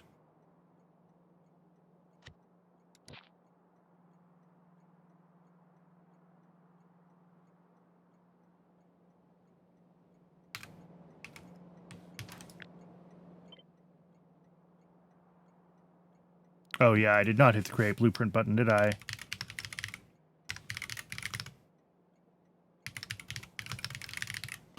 This is a high throughput pickup station.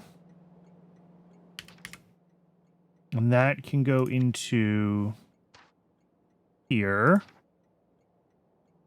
Let's change the icon.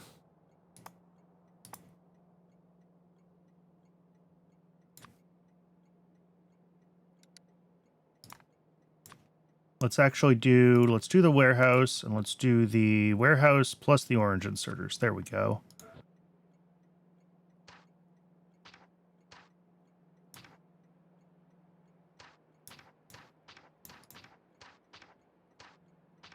And then we need to do the same thing for drop off, a high throughput drop off. And we can also fix that typo.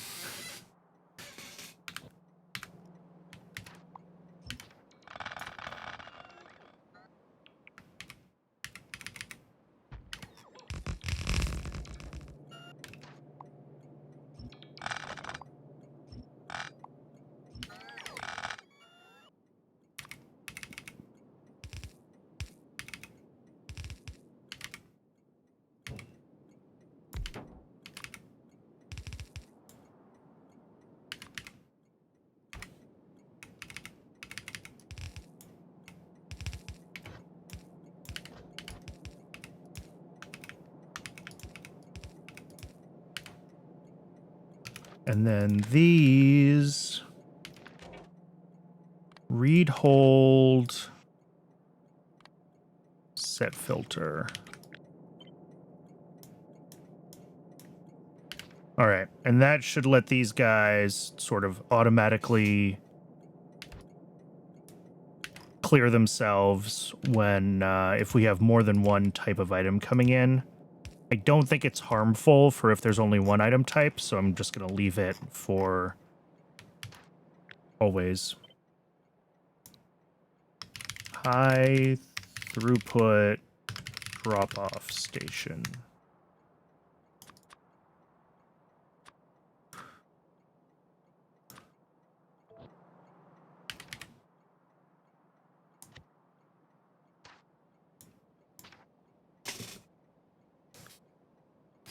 At some point, I also want to change fluid drop-offs, so I have multiple like scales of this automatically, and so that they're you know, for like 1, 2, 3, 4, 5, 6 fluids, but I don't think we have to do that one, right? Well, you know what? Let's do it. Let's do it while I'm thinking about it. So, fluid drop-off station.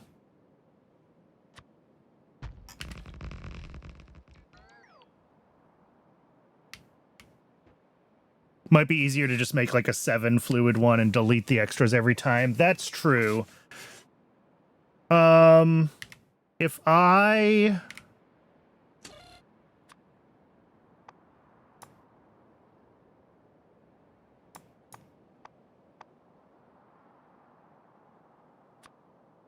If I have all the virtual signals in here, though, are they going to show up in CyberSyn as, like, weird requests for virtual signals? I guess it doesn't matter, right? Because that's why I wanted to blueprint the different sizes, was I wanted to set up the parameters and everything correctly.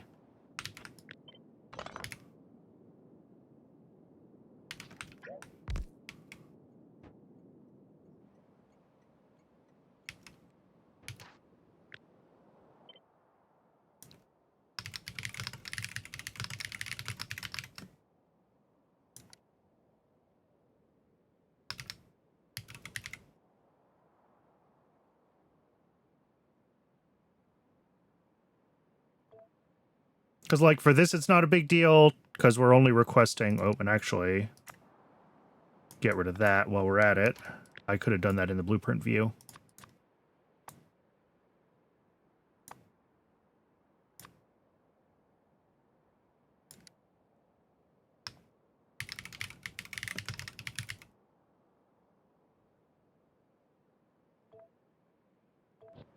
Because now that it's parameterized, I get to just search for the fluid that I want here. Which is fine. You know, I can say this wants acetylene, right? And that'll be correct.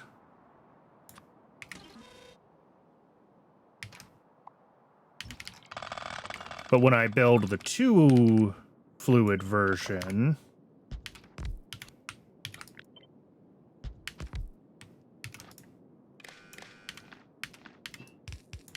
Right, this guy has parameter 0.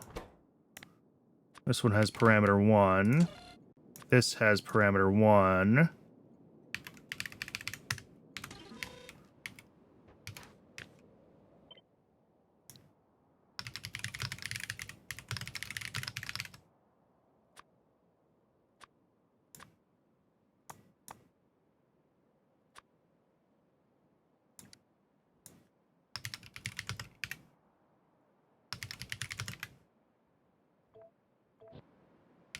Then I plop that down. Yeah, I have to pick both.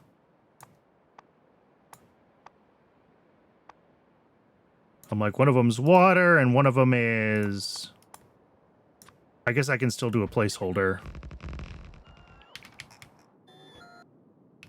And it just does nothing if I choose the placeholder. And then, yeah, I can delete them afterwards.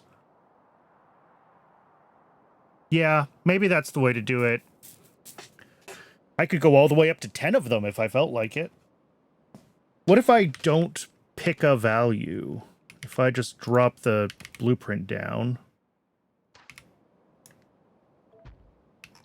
Yeah, they just get left with their placeholder values. Okay.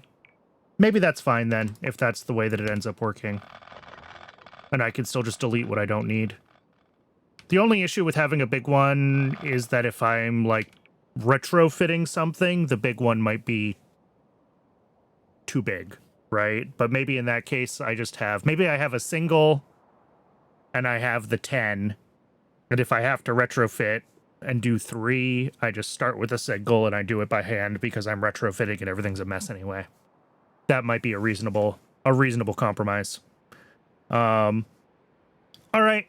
Twitch is telling me that it is ad break o'clock again. I'm going to let it go ahead and run the ad. I do run just 1 ad break an hour, just long enough to keep pre-roll ads turned off.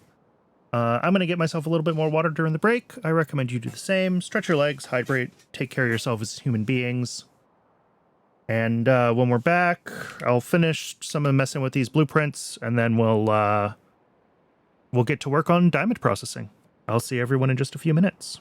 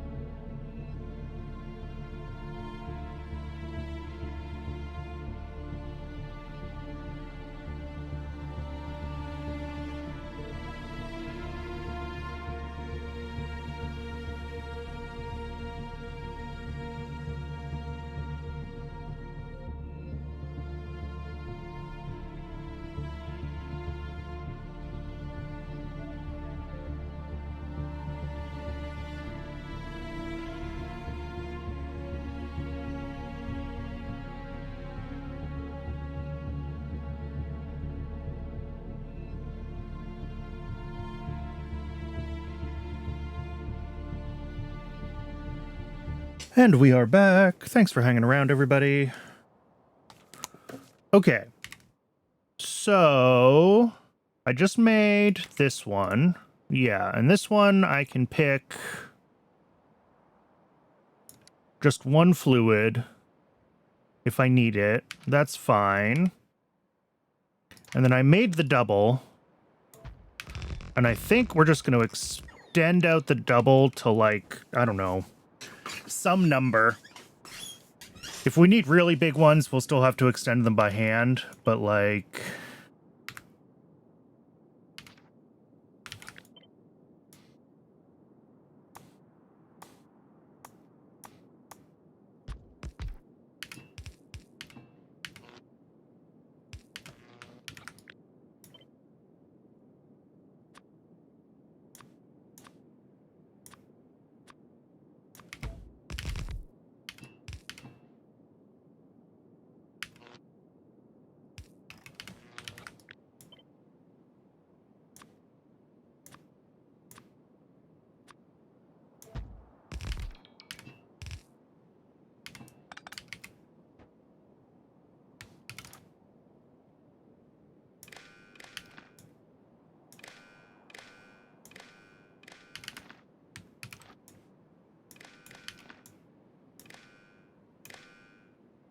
All right, that is 8 of them.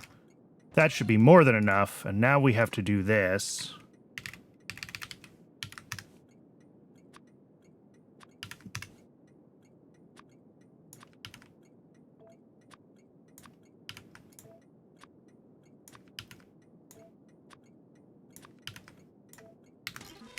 Yeah, I think if we are ever pulling in more than like 8 things at once, we're going to want more than one station anyway. Cool. It's too bad that the single...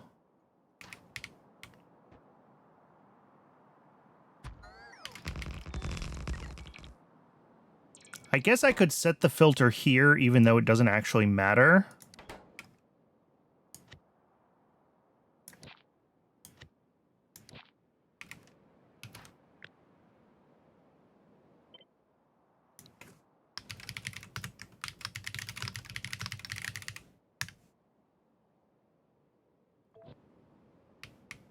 And that way, yeah, we get the filtering down to fluids.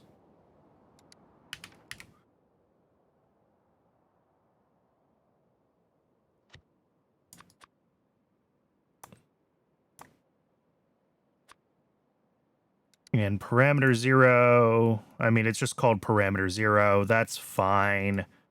I don't really need to differentiate the parameters in these at all.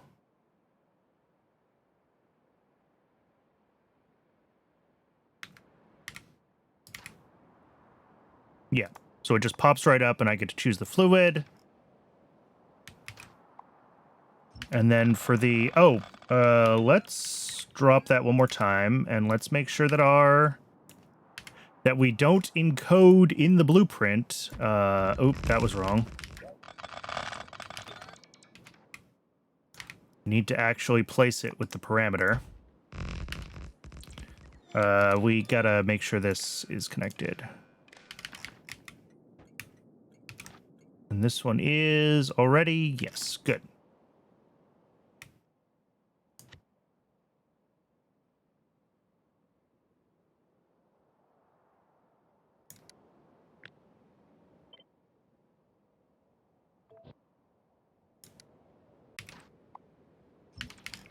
And then the multi one over here, we will grab as a new blueprint. And then we'll shuffle some things around and we'll call it a day.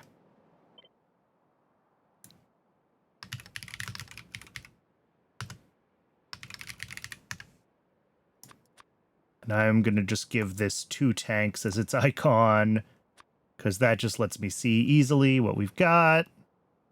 All the wires look good. All the pumps, 0, 1, 2, 3, 4, 5, 6, 7.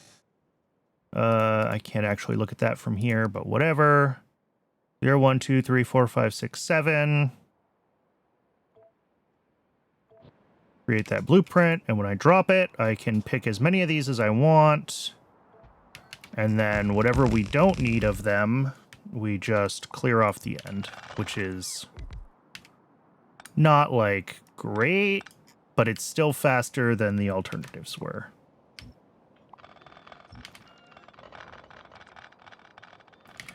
While we're here... So the old fluid drop-off station we just get rid of. I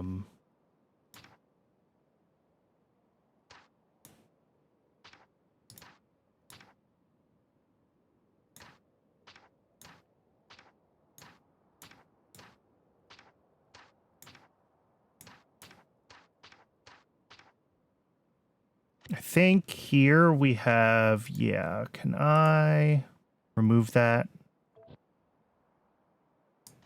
Yeah. That one pipe has been in this blueprint forever, and it's been bothering me forever. The corner used to have, yeah, look at that. There's an extra. That's also fixed. Cool.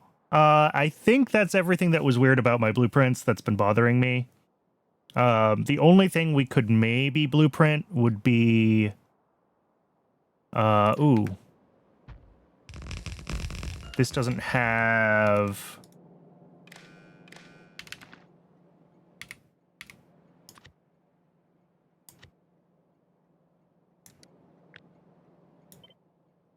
There we go. Does the pickup have the right... Yes, this one is correct. It was just the drop-off that didn't have... Yes, they are slightly different in the single than in the multi, because in the single, it can take the full 3-pump bandwidth off of the train directly into the tank. In the multi, I have the extra pumps to do the filtering. In the multi, I could probably just switch it over to 1 pump off the train instead of 3. Technically, we have a slight speed improvement with 3 because, like, it fills up the filter pipe first, or the pre-filter pipe, and then it drops down to single pump speed.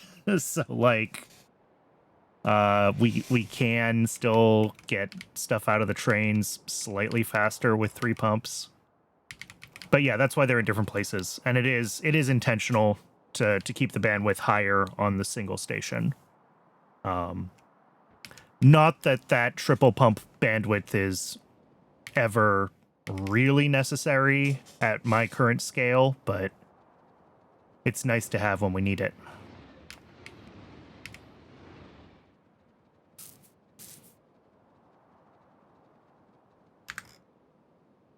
All right, let's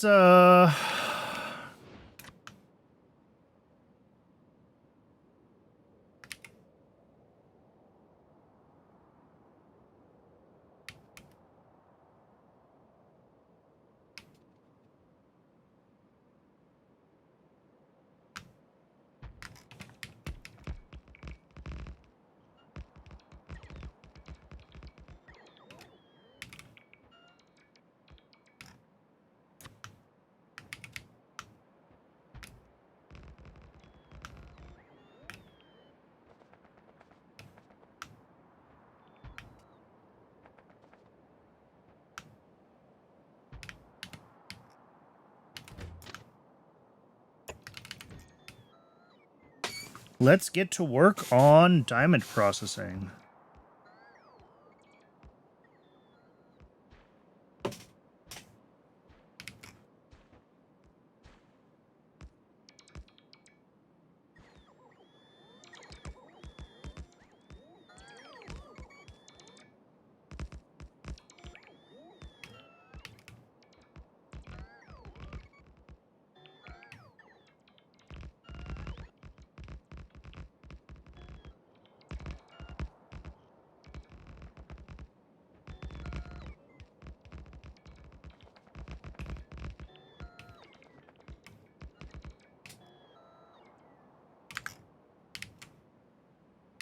I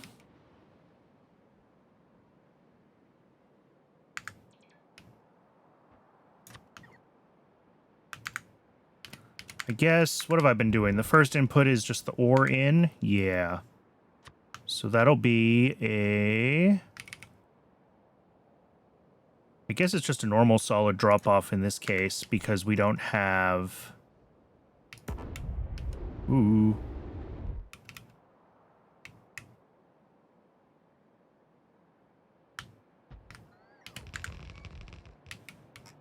We don't have a lot coming in, right? We only have like a third of a belt of raw diamond coming in.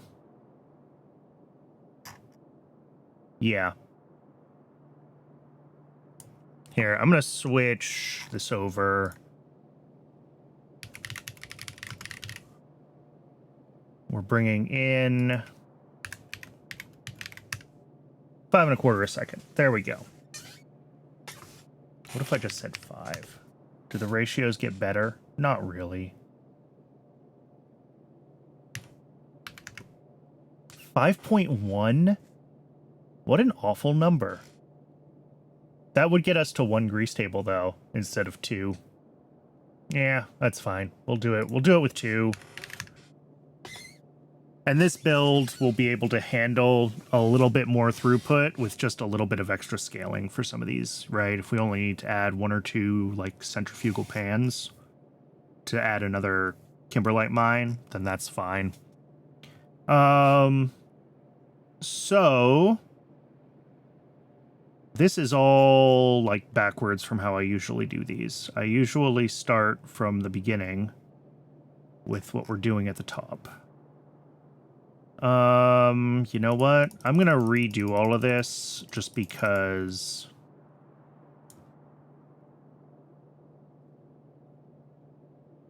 kimberlite grade 1 gets washed. Kimberlite rejects get recrushed, which makes more of that input item and gravel. Okay. And then here we have the grade 2, which recrushes to make more grade 3.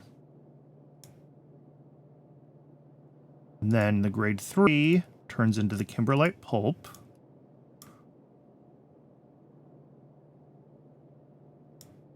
Diamond tailings. More diamond tailings into diamond concentrate. Diamond concentrate into the jig concentrate. Jig separation. And then each of these, right, goes through their own grease table recipe.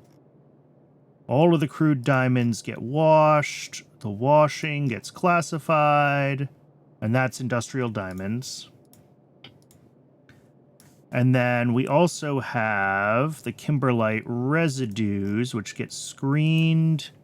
And the diamond rejects.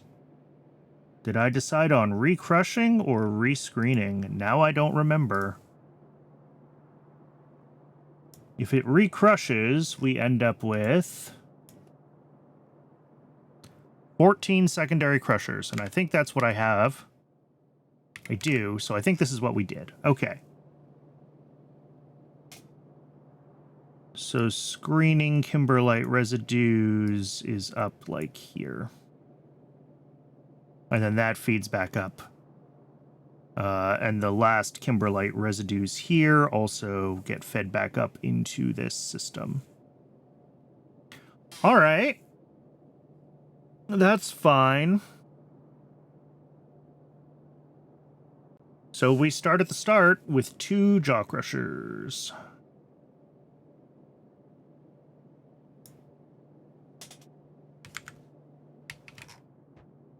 With only 5 items a second in, like, whatever.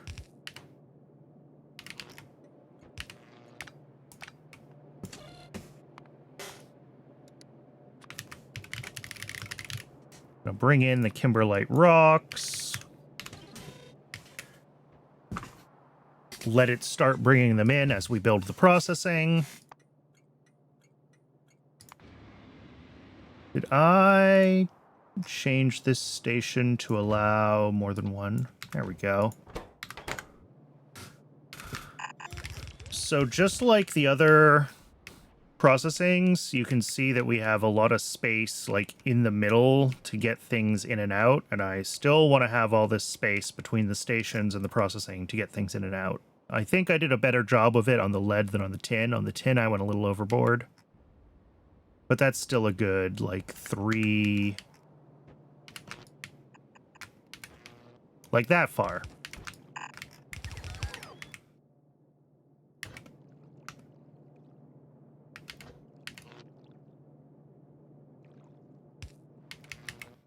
And then we can come right in with the jaw crusher here.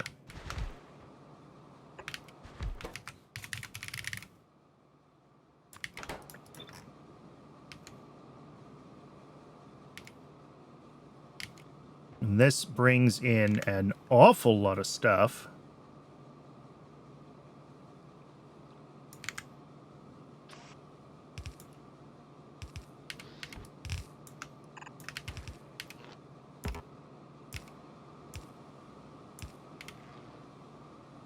And our output is 4.3 items a second. All right.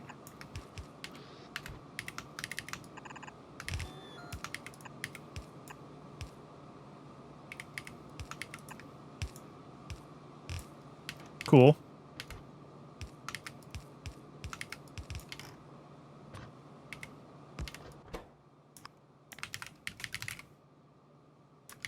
Stone.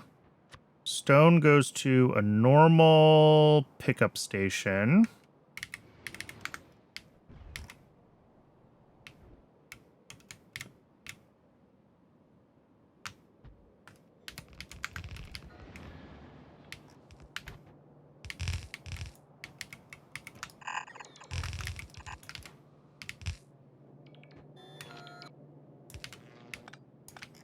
And how much stone do we make in total? 1.58. All right, that's just a couple yellow inserters. It's plenty.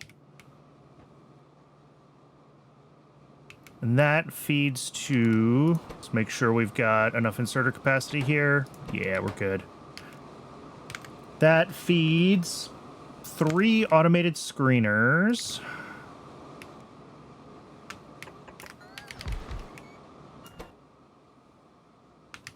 Doing, what's the name of the recipe? Screening kimberlite.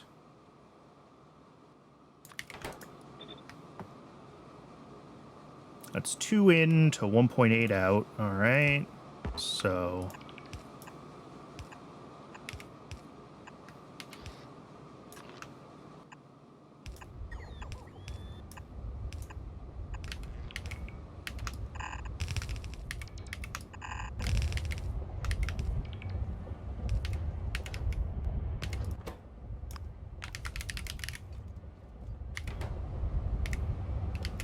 wait, no, that's wrong.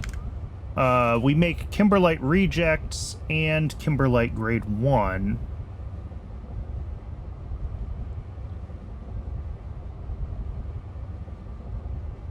And then we want to take the kimberlite rejects first. Sorry, we'll do output priority left with the rejects.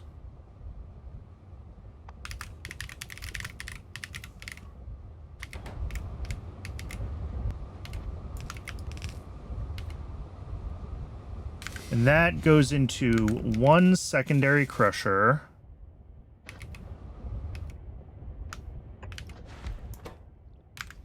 Doing recrush kimberlite.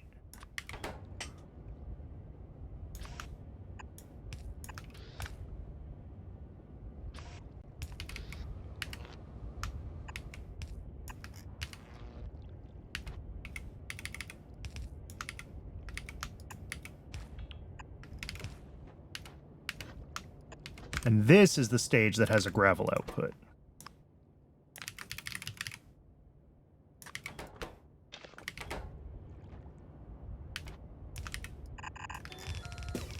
And then that goes off to the next whatevers.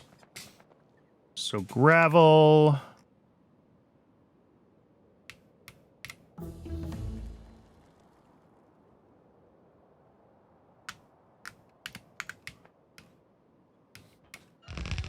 Cobalt processing done. Chromium processing happening. Cool, cool. We are still waiting for... Ultimately, alloy smelting 3 is the thing we're working on there.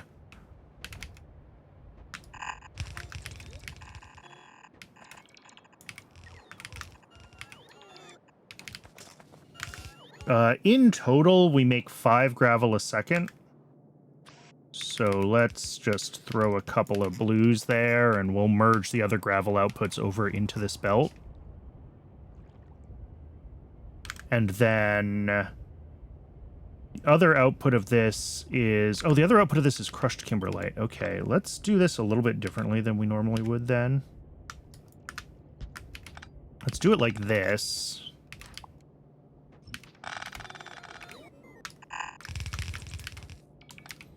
Because this crushed kimberlite is the output of this stage as well.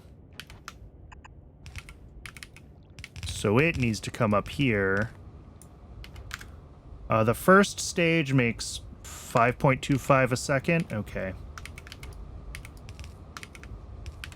So we can do that.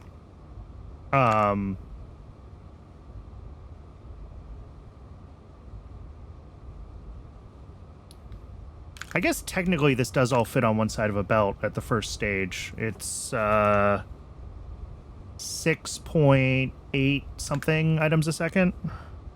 So we don't need this little bit.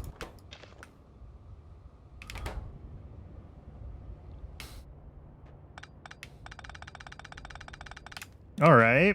So that's that first loop here. The kimberlite rejects go back up to the crushed kimberlite stage, coming in at 5.36 items a second. And then the kimberlite grade 1 goes into 3 washers. We can do that. This is the grade 1.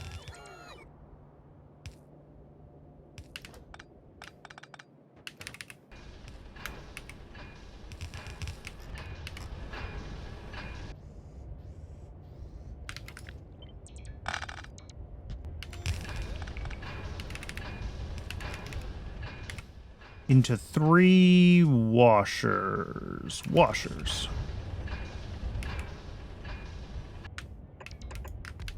Now this is gonna be fun, because this has like 3 physical outputs and a fluid output and a fluid input.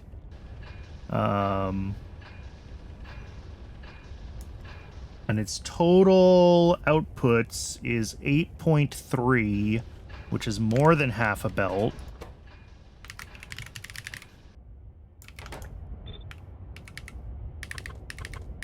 So we're going to have to figure out how we want to route all that.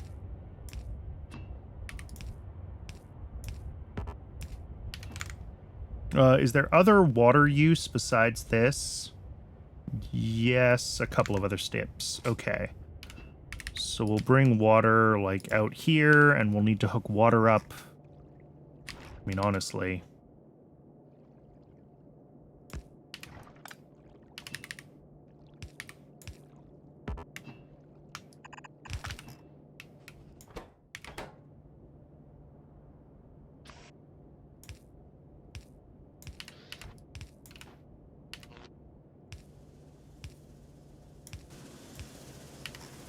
And then the muddy sludge out is not the only muddy sludge.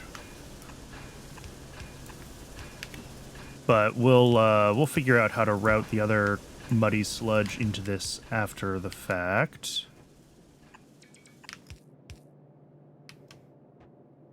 Oh yeah, we can get way over there. All right, fluid hiccup.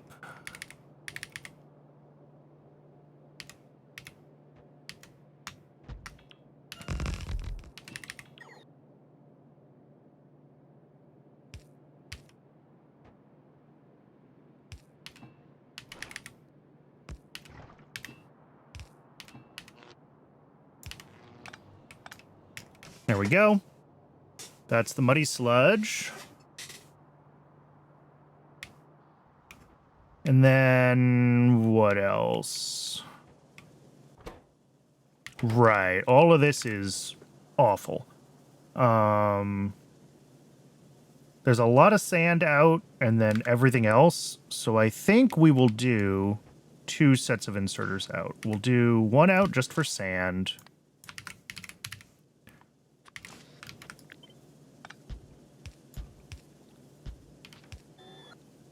And then we will do 1 more out for everything else, which is the Kimberlite grade 3 and also Kimberlite grade 2.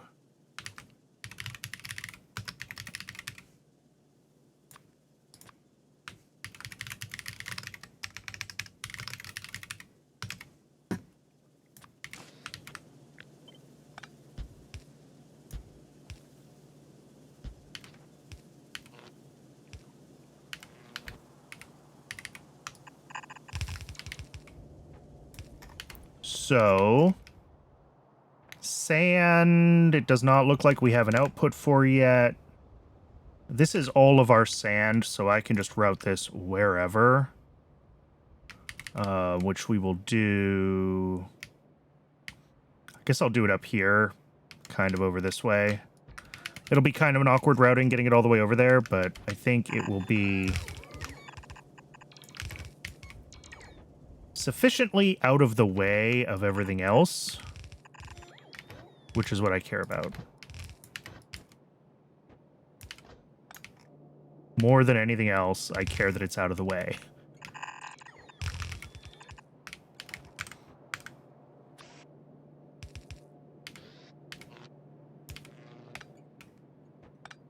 All right, that'll be sand out. And then everything else out comes down here. And this is spitting out Kimberlite grade 3 and Kimberlite grade 2.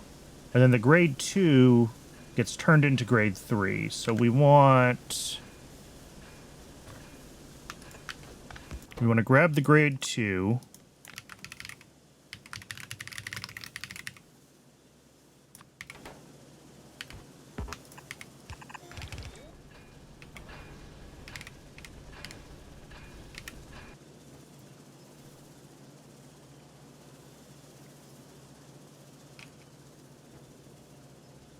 I always like dumb thoughts. Rather than run everything through the warehouse, why not split the belt with priority toward the non-warehouse side? Oh. Yeah, I get what you're saying. I think... And it probably doesn't matter as much for the ones that have blue inserters. It matters more for the ones that have orange inserters that are very high throughput. So the warehouse only gets resources if there isn't a train there. Yeah. I think this way can get more stuff on the train more quickly, right? Because we're loading at 2 belts a second. I don't know how much that matters. Train latency matters a lot sometimes in this space and not at all other times, depending on what we're shipping around. Yeah, assuming there's a full source belt. Yeah, if there's a full source belt, I could definitely do that. Split it with priority, and then it would only... We'd get... Basically, this would be the buffer for the second half of filling the train, and we would save...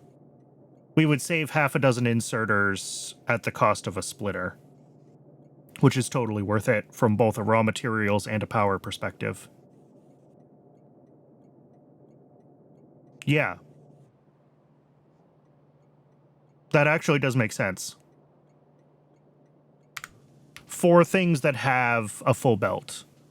For things that are less than a full belt, we will still get faster loading if we run it all through the warehouse first, because that lets us saturate the belts leading to the train.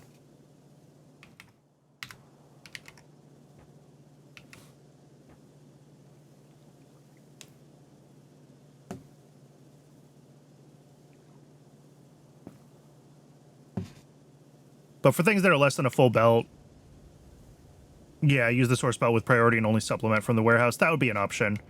I don't know if that saves as much, because we still then need to have the output inserters on the warehouse. And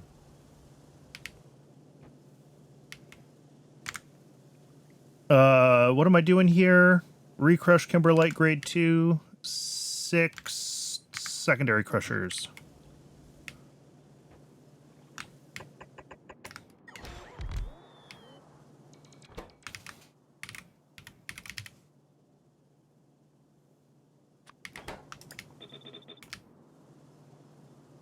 .6 in to 0.6 out. All right, I'll take that.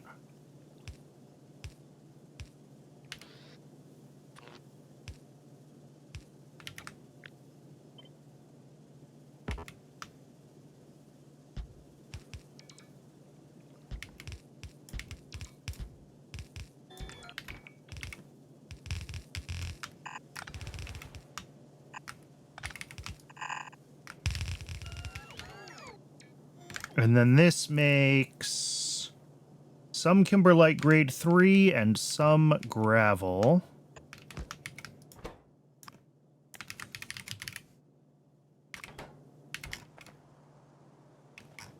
And gravel is down here. How much gravel does this whole thing make? 5. Okay. So I don't really have to worry about what side of the belt here stuff ends up on as I merge the gravel together.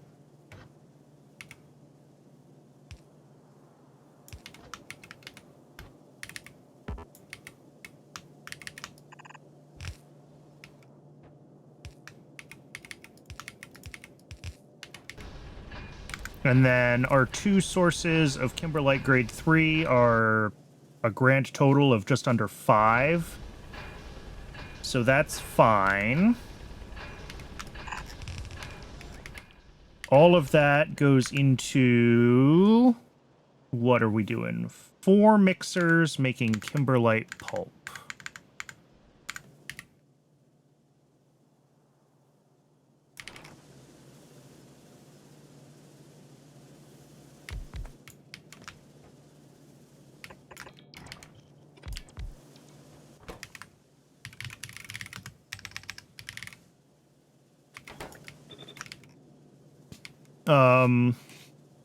Yeah, we have just a single fluid output.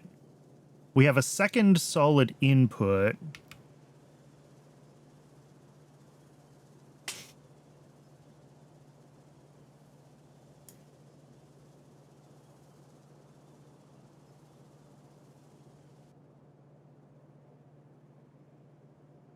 Yeah, for a partial belt. I see what you're saying. Yeah, that would save a few. It would save a few inserters, for sure.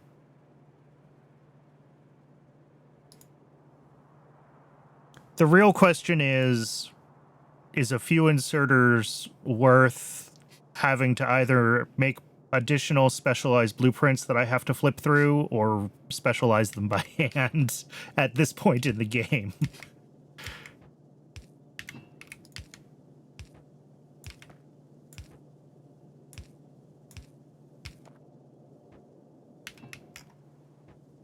Yeah, the full belt version seems like a definite easy win because it's a pretty straightforward build. If it's not a full belt, the train doesn't need to load instantly anyway. That is true, in general. I'm gonna hope that with hand size, we can... Here, I'm gonna actually move all of this over to this end for one... here. Because we're gonna have power here, here, here, and here. And I'm hoping that with hand size, we can get away with 1 for 1.5 items a second. I think we can. I think we can get up to a little around 2 items a second with these, with the hand size. We'll see how it goes. Because we have to bring lime in here as well to join this. And then a bunch of fluids.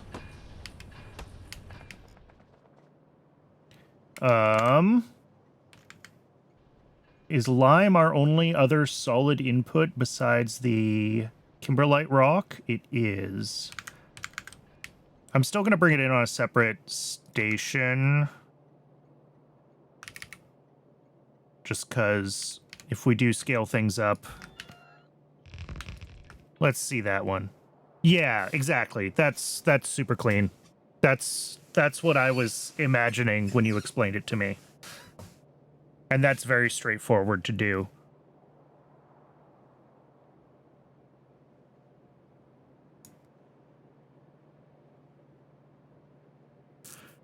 And then even doing that, if I have a stacked belt coming in, doing that with the orange inserter version of the station is also straightforward.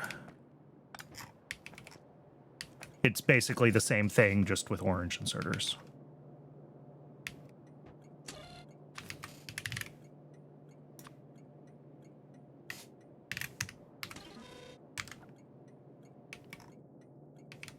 Yeah, for the stacks, it is a lot of power saved.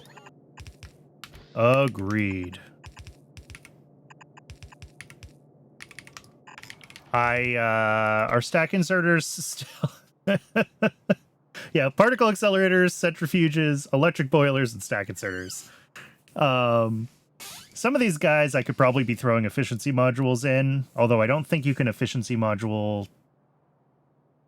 Is it particle accelerators you can't efficiency module? I feel like I checked one of these and I couldn't do it. But electric boilers you can, and I should be doing it everywhere. That would save us like a gigawatt. Stack inserters is just... I mean, ultimately power is free, right? It's just infrastructure, because I'm using biomass, and real soon now we'll have thermosolar, and I can build a giant thermosolar plant, and that'll be hilarious and fun. But...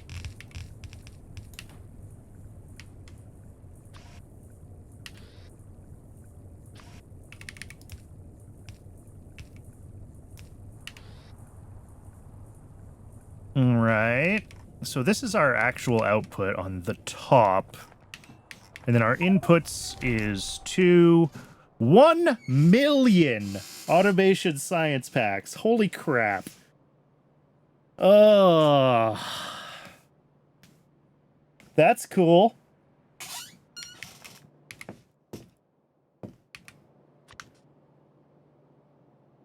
All right, let's grab the multi-fluid drop-off. Let's grab our alignment here.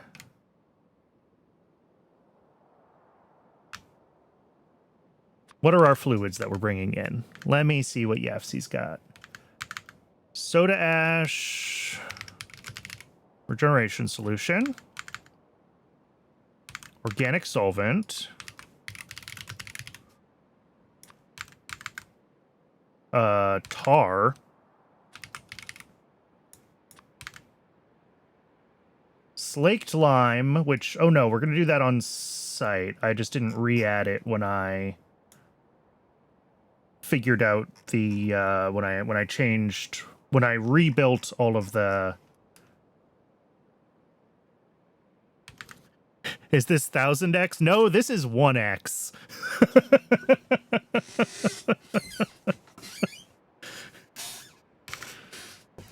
We just go through that many science packs.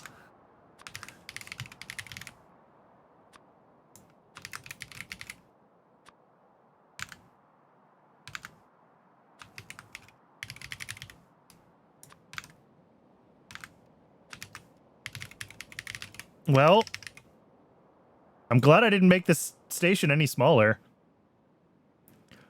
Maybe I should have gone for the full 10 parameters.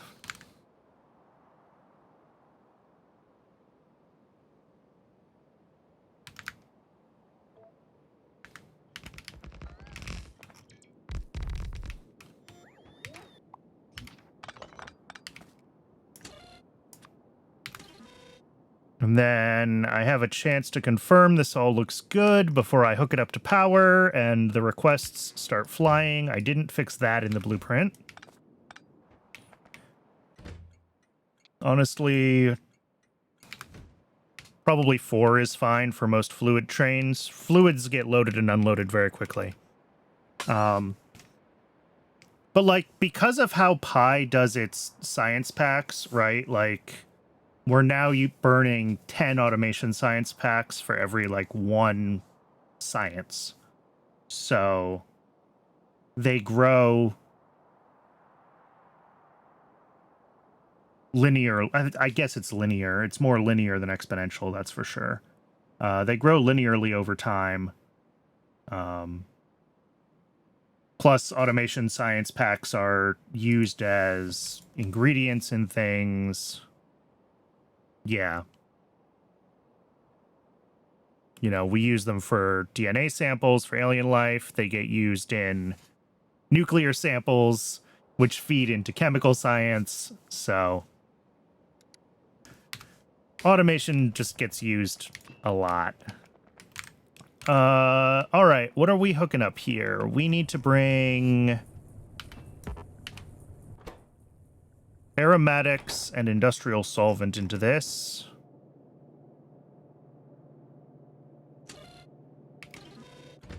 Do we have a train on the way with lime? No. Why not? Did I not fix lime?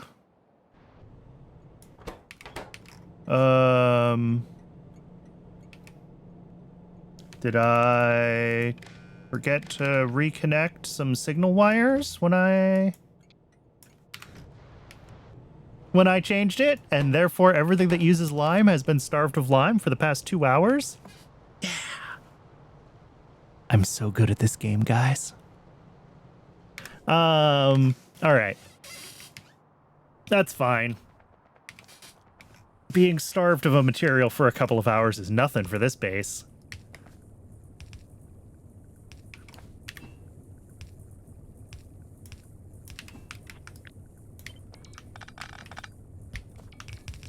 You know, some year I will learn where the X and the C keys are on my keyboard.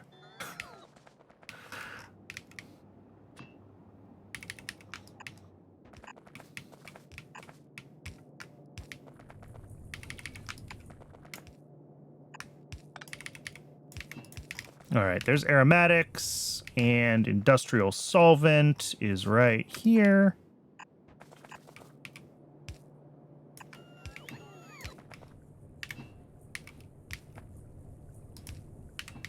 Cool. So we're just waiting for the lime, which hopefully this will get assigned a delivery now that lime is being delivered again. Yes. All right. So this is like the first half done. I guess we are going to eventually bring in, once we get kimberlite residue looping, which is actually the next step, that brings in grade 2 that needs to be crushed. So that'll feed right into here. There's a lot of looping steps in the diamond processing.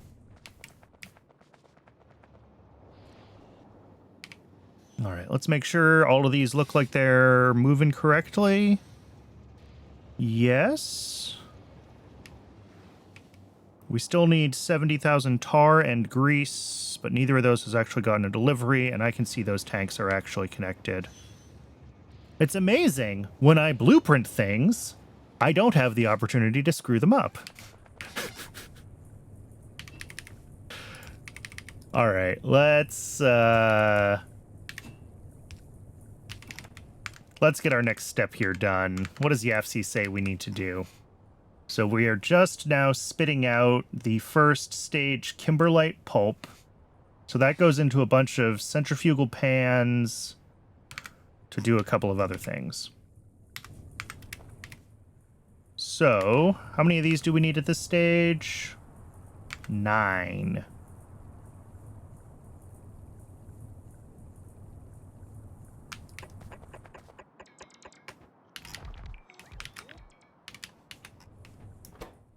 And this is doing what?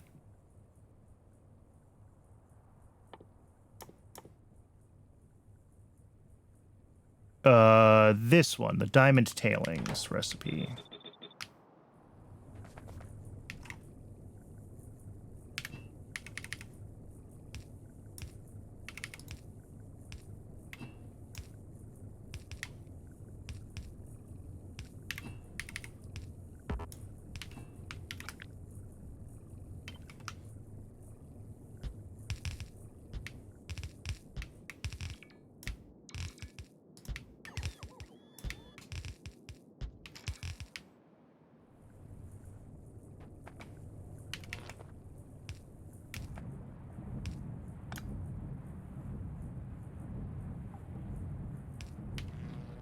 And then on the outputs, we're going to have our two different things. Let's see about getting power all the way across this.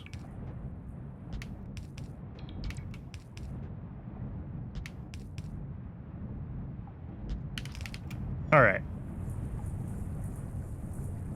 And then water needs to come in. I've got water up here.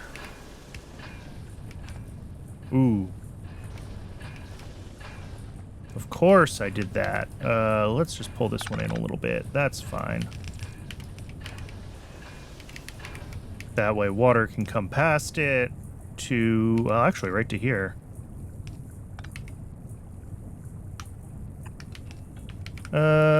Let's pull these over even one more.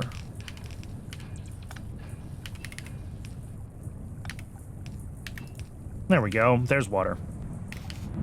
So these should all turn on now. Yes.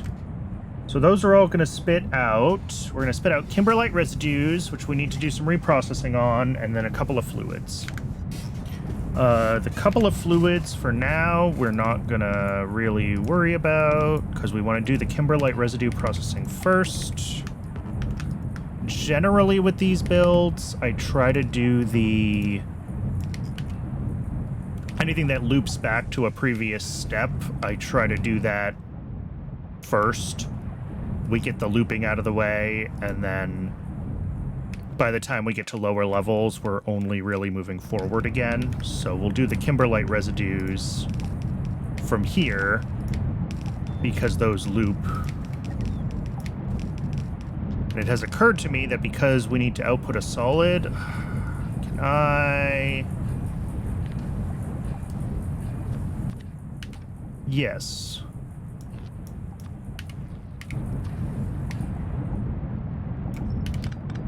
Because we have to have an output inserter down here, we're gonna make this a little different. We're gonna do that.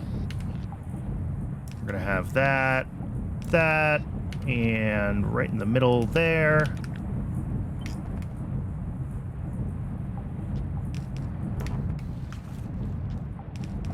So we'll run the power along the bottom of these instead of the top, just again, so that there's room for the output.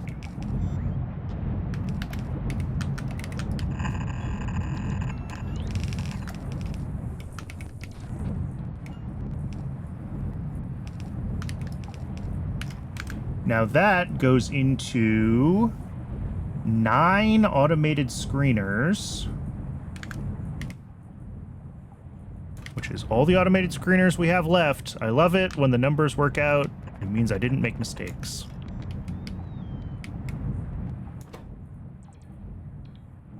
And that's going to be screening, here we go, screening kimberlite residues.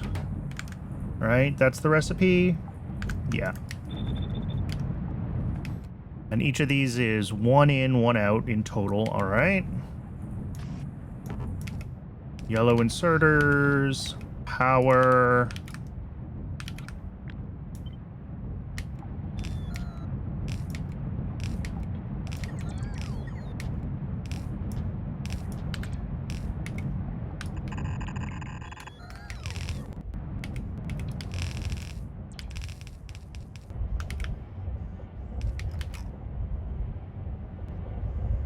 All right.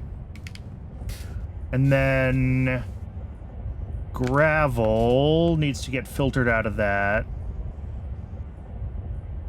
Ooh, that might make slightly too many items to go on one side of a belt.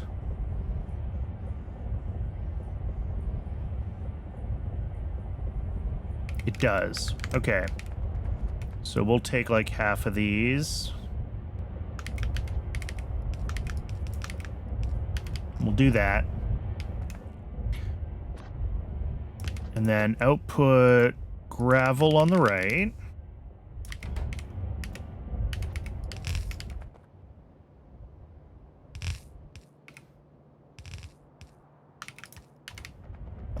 And then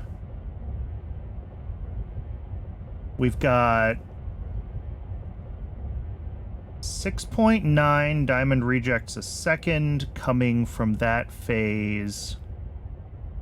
All right, and then coming up another side, we're going to have more. So here, from this screening kimberlite residues, we've got just about 7 diamonds, which is fine. That's half a belt. But then from the diamond concentrate here, we've got almost 10. So I think what I'm going to do is this will come out on a yellow belt, on both halves of a yellow belt. This is coming out on both halves of a yellow belt. I'm just going to take a red belt through for this recrush diamond rejects step. I think that's the easiest thing, is to just take a red belt through the middle here.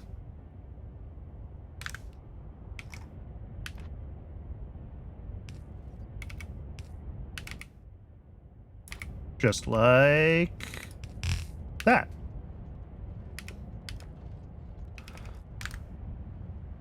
And that is... which step is that? Recrush diamond rejects. 7 secondary crushers.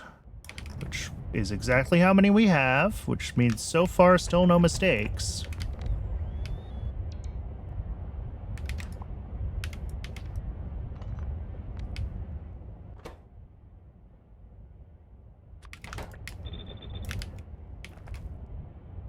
So 2.66 items in, we can do just 1 blue inserter for that with hand size upgrades.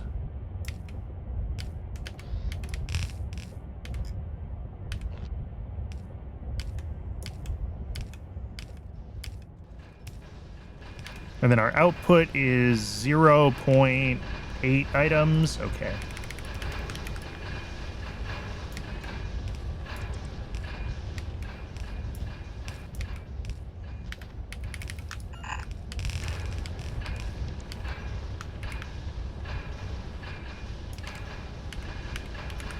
And again, we have a gravel output. Goes up there. And then the other half of this output is kimberlite grade 2, which is what feeds into the secondary crushers here.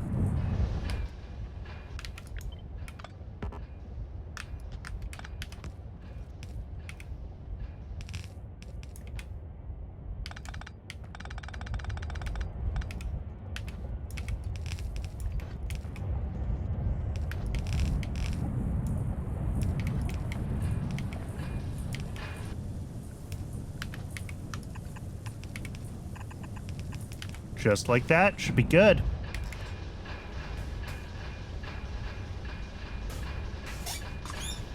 So that part is now looped back through. We're still going to have more of these diamonds that need to come in here to connect to this, and that's fine.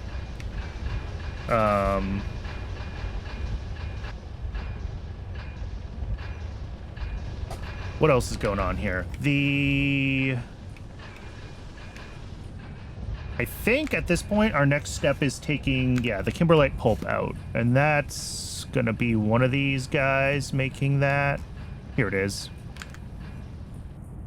No, we're doing the kimberlite pulp to diamond tailings already. Sorry, it's the diamond tailings into diamond concentrate. So we'll pull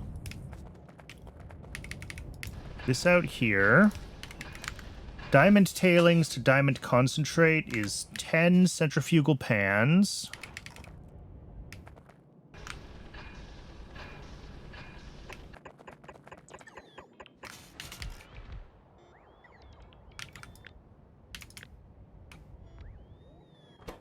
This is making diamond concentrate from diamond tailings.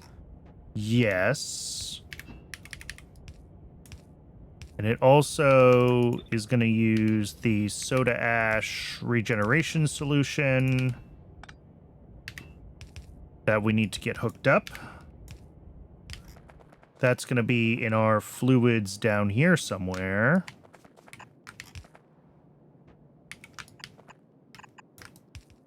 Did I just do the thing? I did the thing.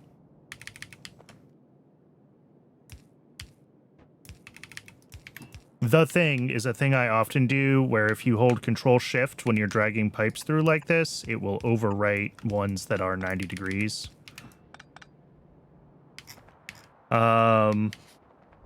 Which I do all the time and break my pipes. All right. Twitch says that it is time to run another ad break. I do run just one ad break an hour, just long enough to keep pre-rolls turned off. I'm going to step away and get a little bit more water. I recommend you do the same. Hydrate, posture check, all those good things. And when we come back from the ad break, we'll finish up getting this diamond build done.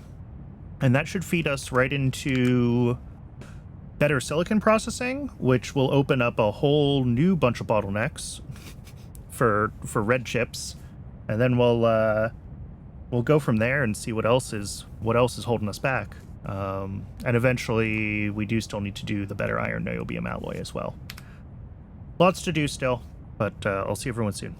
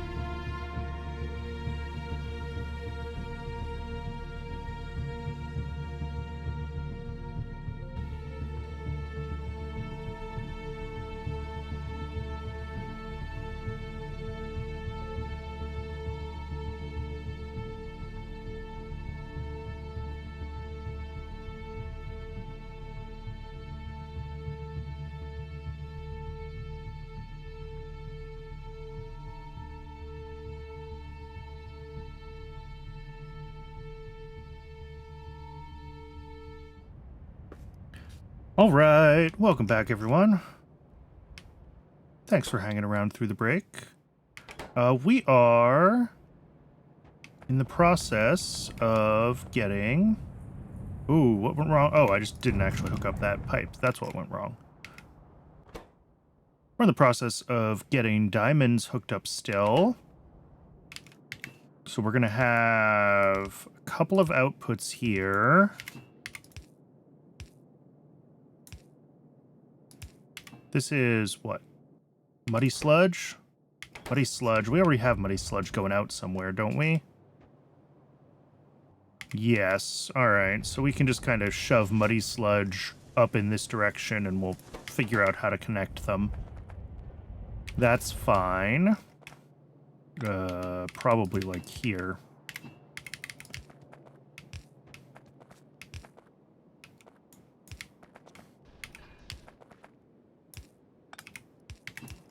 That works.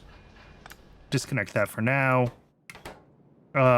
These also have a solid output, so we want that to be something we take care of.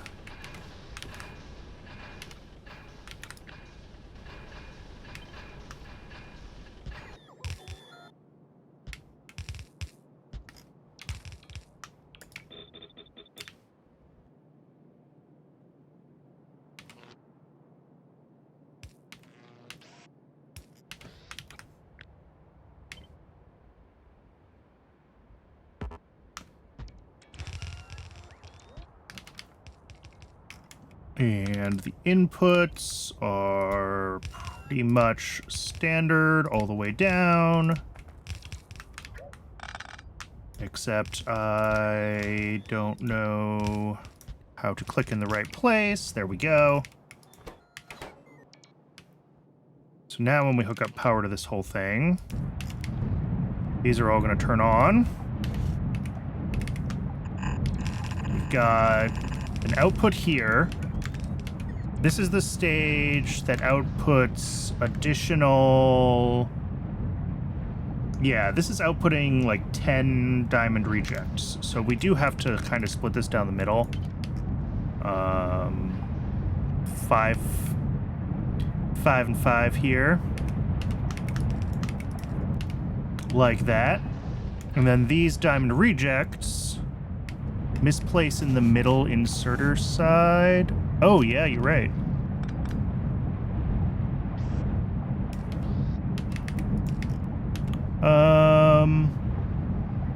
Everything else looks fine. Okay. I guess, however, I misplaced it. I managed to fix it later. Did I overwrite the misplace with another paste? I must have. All right. Looks good. So this all feeds straight up here. Like that.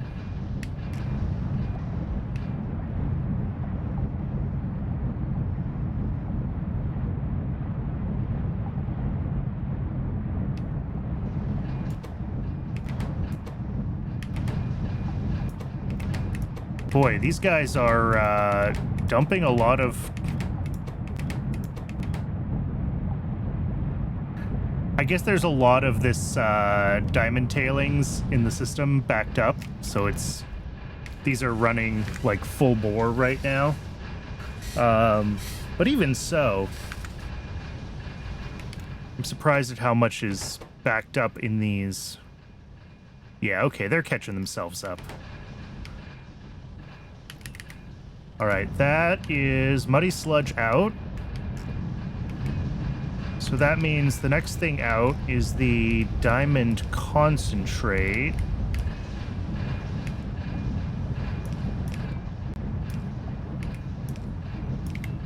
Which needs to be connected up between the two sources of it.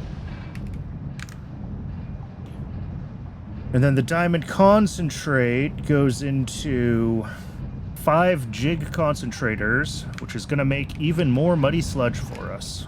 I love my muddy sludge.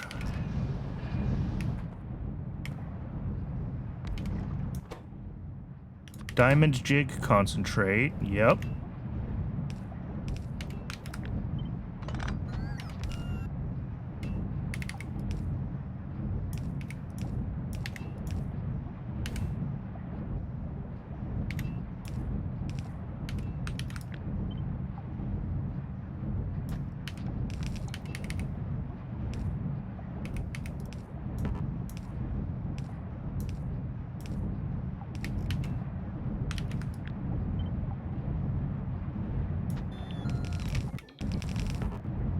How many of these did I say I need? 5.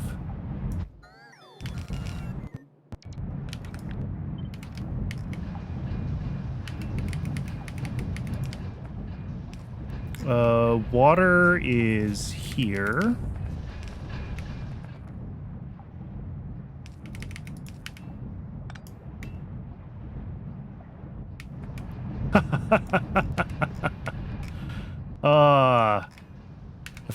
If I had extra diamonds.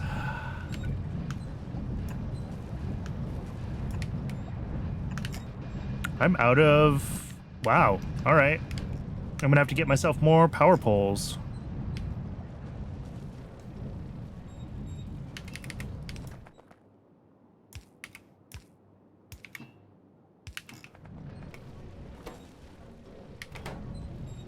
So we got the diamond water concentrate. And we need more power poles.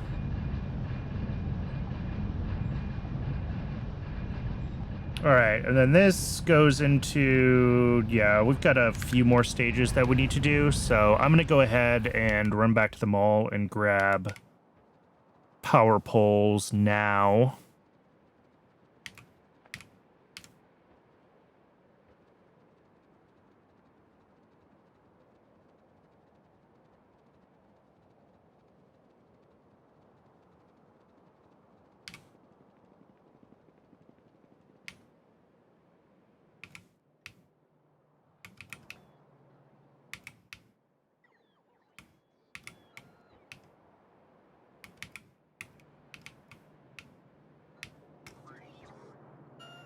And whatever else the bots feel like bringing me. I'm sure I'm low on inserters and some other things as well.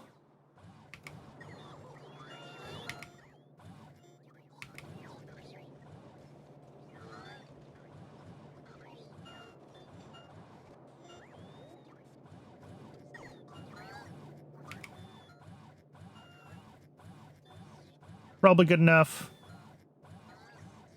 Probably good enough. Really? There's no...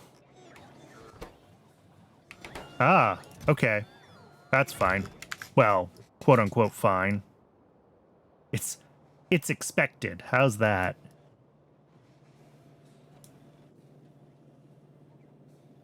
Yeah, looks like... shafts are still... And shafts are halted on antimony. Is antimony running? Antimony is running. Maybe not as consistently as I would like it to, but it is running. Is silver currently running? No. The whole thing... Yep, okay, it's in the state that I was worried it would get in, which is that we don't have fuel rods.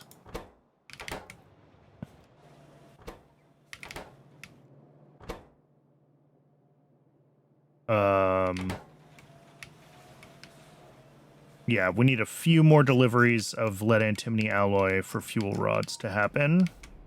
And we do have lead antimony alloy being made. Or batteries, by the way. Batteries are still also highly in demand and also blocked on lead antimony alloy. Yes. I could probably drop one more battery assembler over here and add prod modules. That would help a little bit with the antimony demand. Do any of these stages accept prod modules? I already prodded those. And these don't take it. Okay. So, I think other than batteries getting prod modules, there's not much else I can do with my, trying to reduce antimony demand. And I could do that. I'm sitting on 3. You know what? Sure, why not? Bots, bring me 1 automated factory.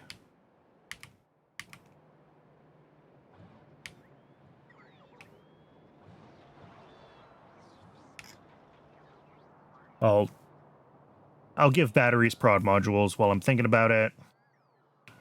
It's not going to be a huge impact in our, like, overall antimony demand, but it'll help.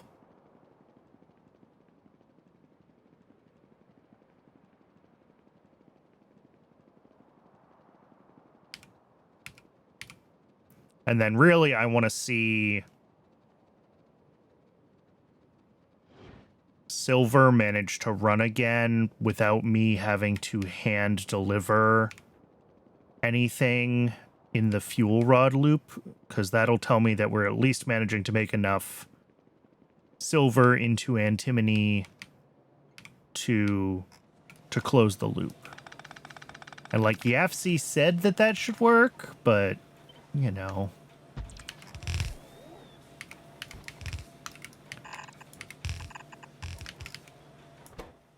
Things don't always work out the way you expect them to.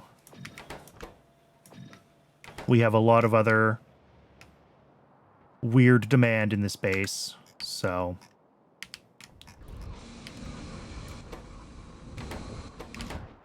But it seems like... I mean, we've got some Dalfroth 250 here.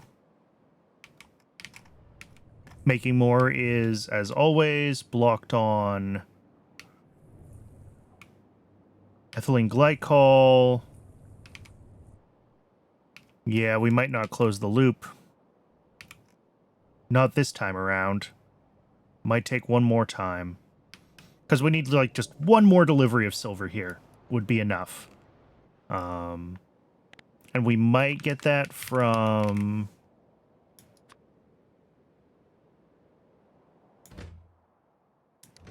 Yeah, this is new silver.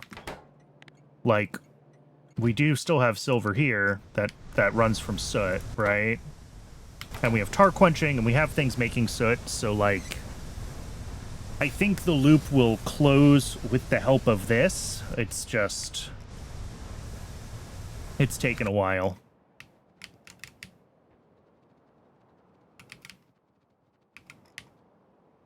Let me just make sure that I don't have anything in my inventory there. All right.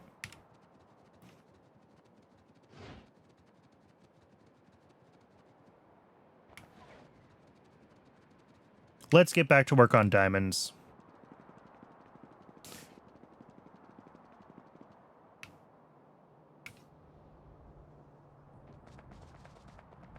So, where we got to here is making the diamond water concentrate. And we run that through 2 fluid separators.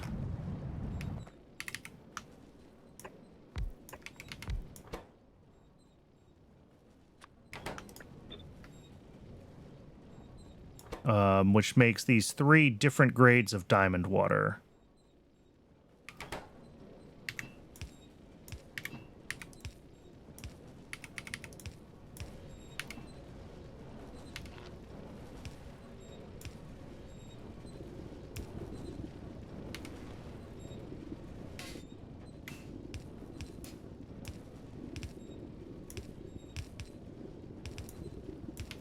And then if we look at YAFC, we can see that each of these then goes to a couple of grease tables with a different input fluid plus grease and spits out tailings or muddy sludge and the same crude diamond output.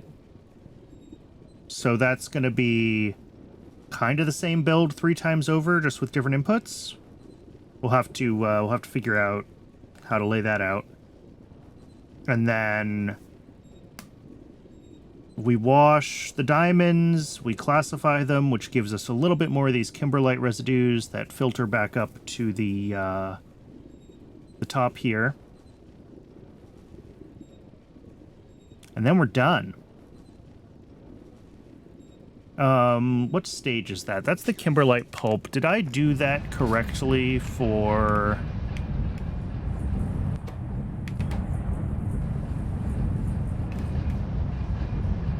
No, I didn't.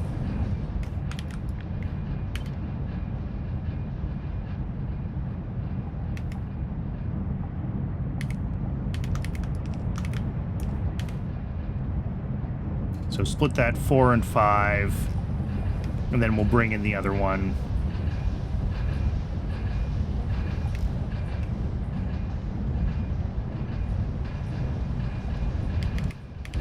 Let's, here, let's make sure that I don't have...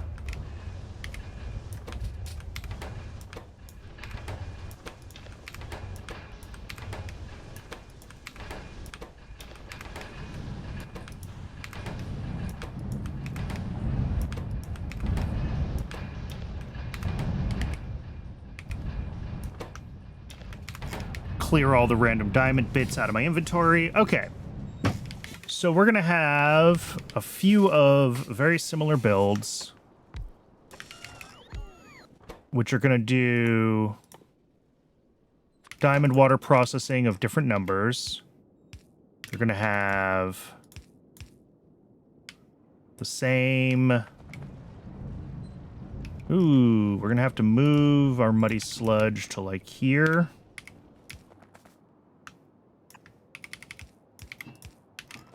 So we're going to have that. We're going to have... These all have 3 inputs. So we might actually go a little bit lower.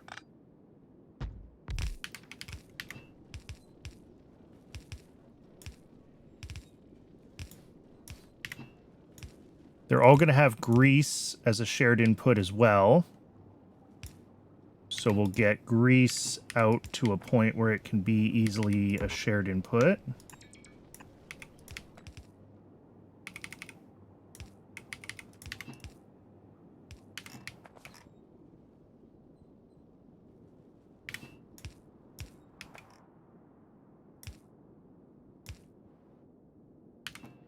And then this. Oh, and they also have a solid output. Solid output 2.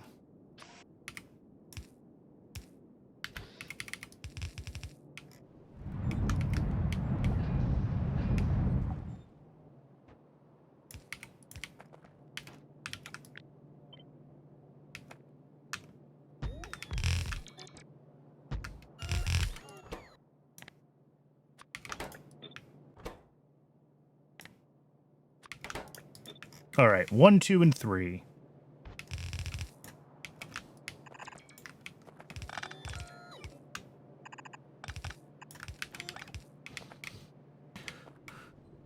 So each of these...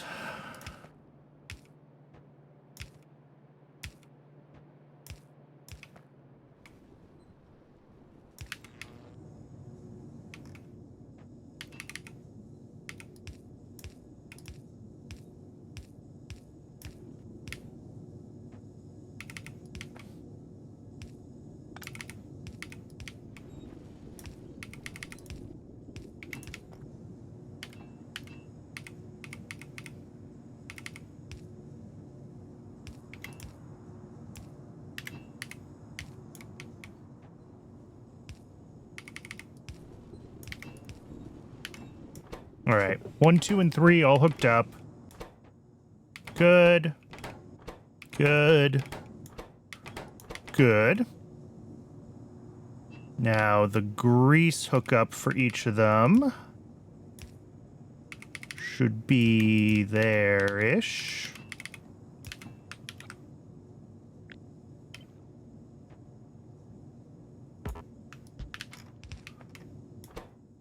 Good. Then we've got tar and organic solvent here, which are coming in from this part of the system. And then this one needs slaked lime, and we have to make the slaked lime on site because I just shipped in powdered lime. I probably could do a big centralized slaked lime build, since it's a fluid, and fluids ship better than solids generally. But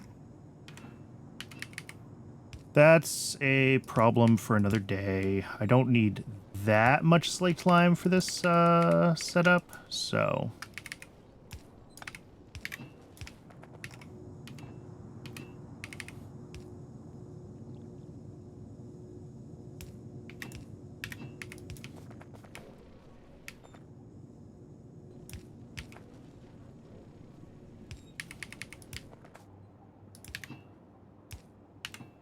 There we go. Now the output of this one is also muddy sludge.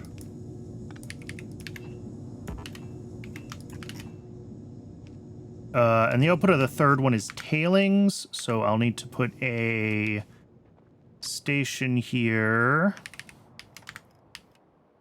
for the tailings pickup.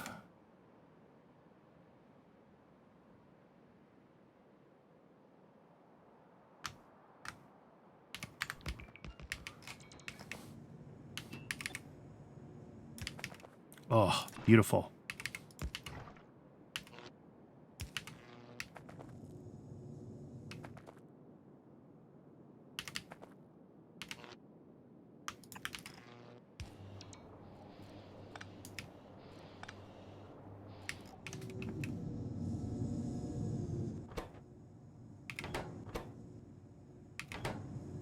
And did I not hook up... Ah, there we go.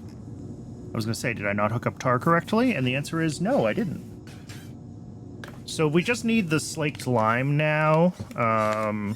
Slaked lime is 3 chemical plants.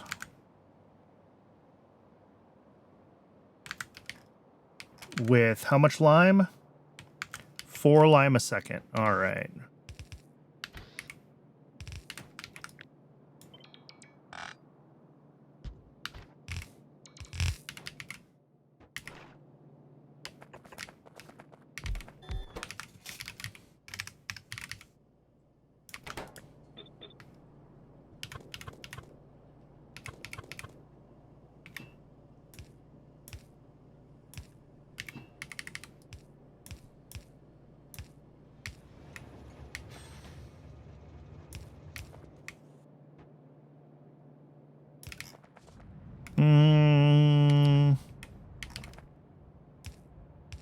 Let's run it like here. That should be out of the way of everything else.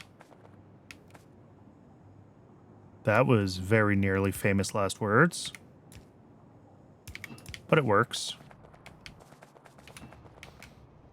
Each of these needs like a blue inserter in.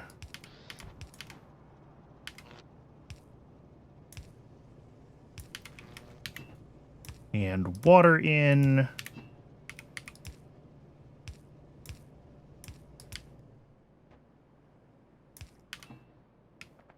Which, water in? All right. I think we're pulling water from the other side then, from like our main water bus. Because that is...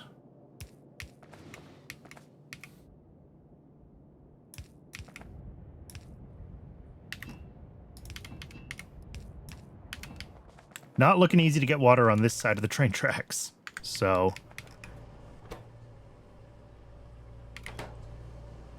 oh, I could prod these if I had prod modules. Yeah. It would save 0.3 lime a second. I don't think I care.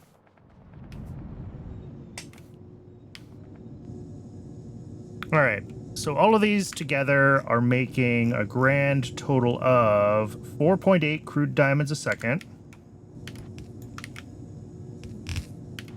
And they feed into 2 washers,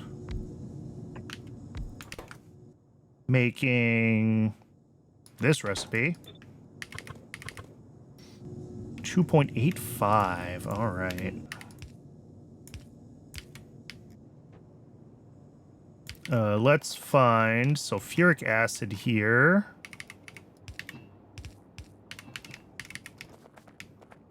Let's be nasty with it. That is some A+ spaghetti. Loop it right around inside there because the 2 different pipes don't join. And then, what is that? 2.85. I think since we have hand size, 1 blue is enough.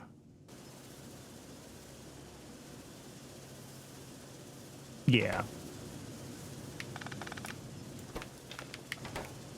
And then we've got more muddy sludge.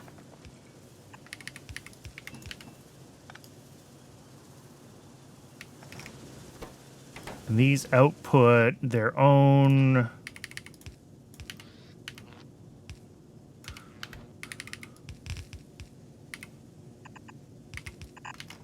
This goes into a classifier.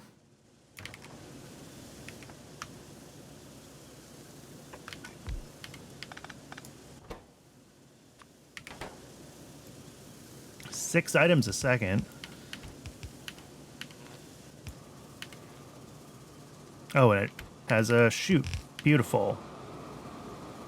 Now that we output the diamond... No, what are they called? Kimberlite residues.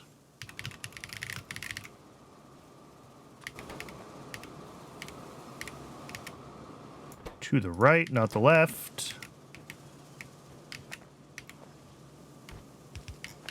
Where do kimberlite residues feed back in? I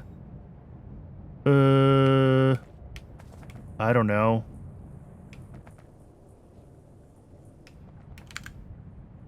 Which stage? Kimberlite residues are automated screeners. This stage. Okay, they come in like here.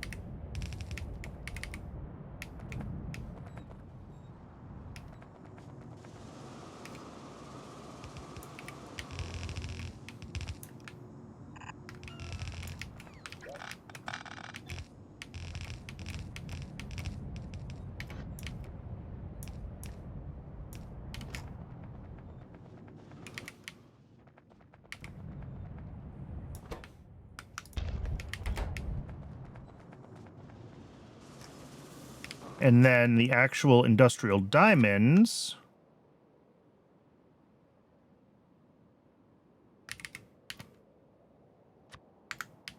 come to a solid pickup station.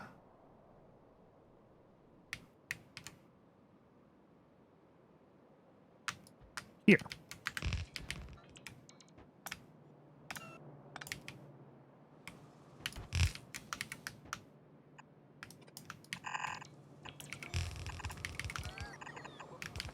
All of that for just over 1 diamond a second. Woo. Now, why is this all halted? Which stage is broken and why is it broken?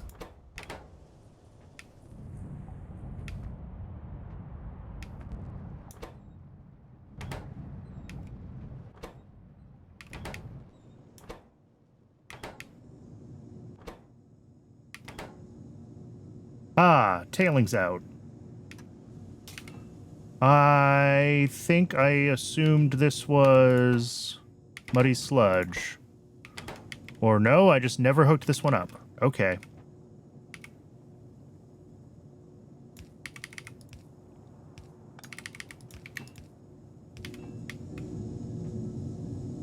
Yeah, and that turning on should let all the other ones turn on.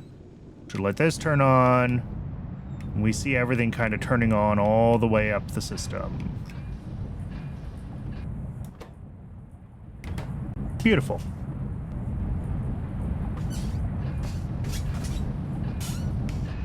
Hopefully that was the only issue.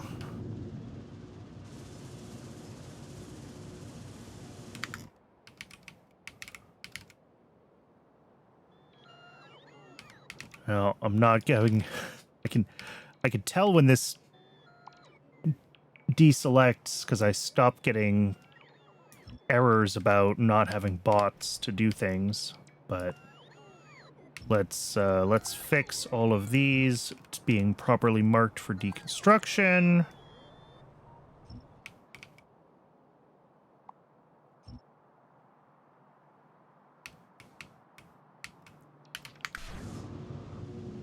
All right. So that is, I think, our industrial diamonds.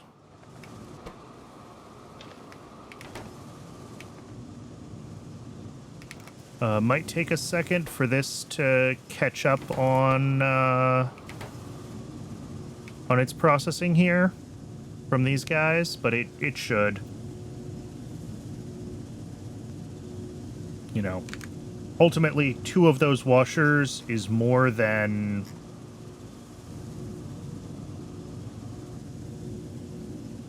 what some of the earlier stages can supply. So, and like ultimately we'll be bottlenecked by how quickly we can produce kimberlite, but I don't think that's the problem right now.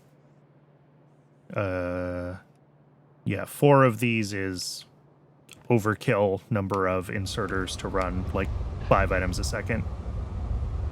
I think 2, well, one of them might be enough with hand size, actually, but that's fine.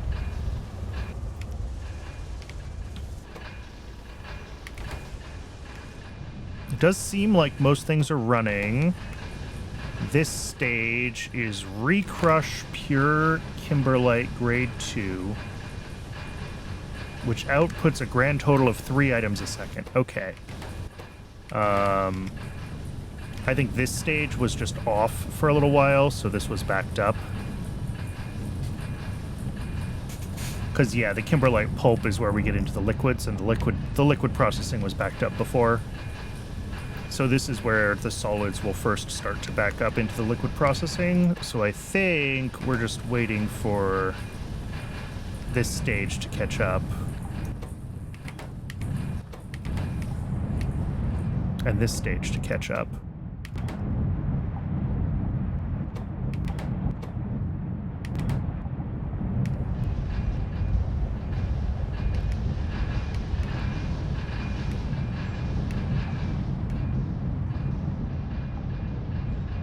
Make sure all the pipes actually look connected, and they do. Yeah, they do. Nothing looks out of place. Yep, I think we're good. I think we're just kind of letting the system catch up. This is working as intended with these 2 not quite full yellow belts merging together into a not quite full red belt. That's perfect.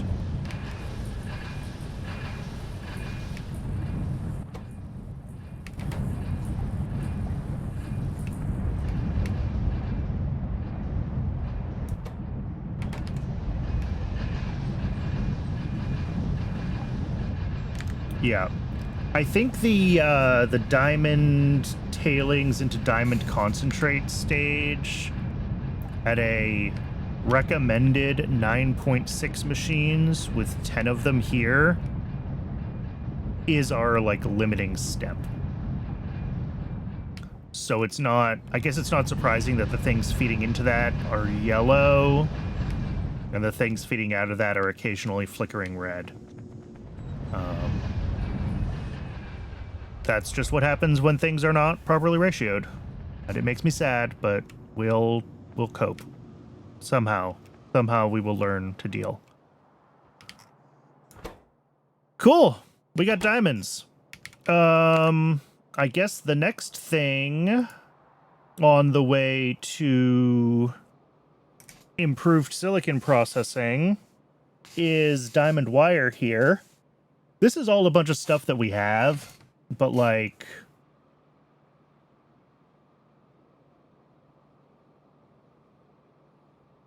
yeah, the copper and zinc plates I'm not worried about. I want to double check how much stainless we're making, and I want to double check how much silicon carbide we're making. And also, we're going to scale this to 3 machines, which is what?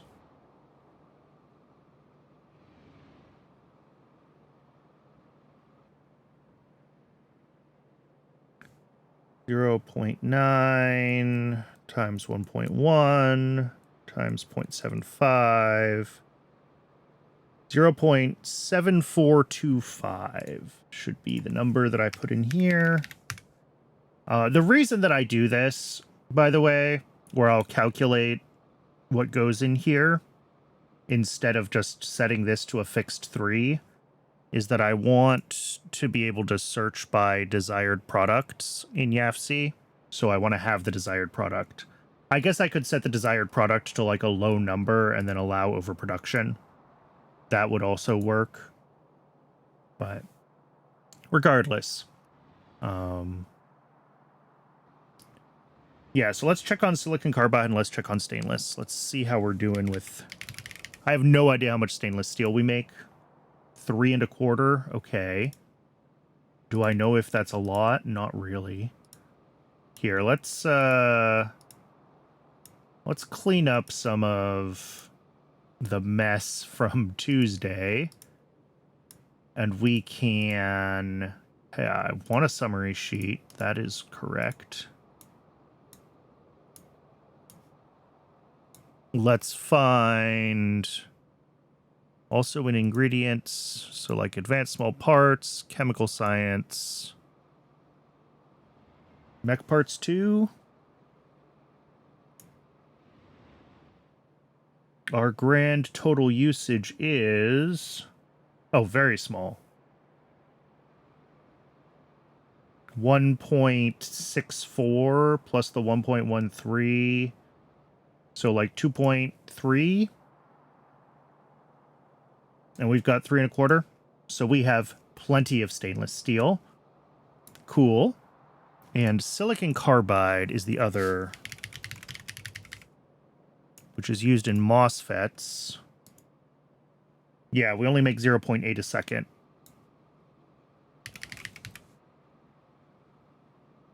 And the green SiC, apparently we make a lot of, but it's also used in advanced castings. So if we want the silicon carbide that we need like 1.8 a second. And it comes out at 0.8. So 2.4 a second. So that's 1.8 green silicon carbide.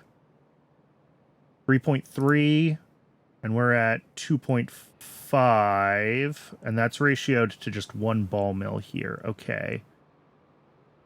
8.75 coke. Yeah, we're pulling a lot of coke. Wait, and 25 a second quartz ore? Am I really pushing 2 belts of quartz ore into green silicon carbide already?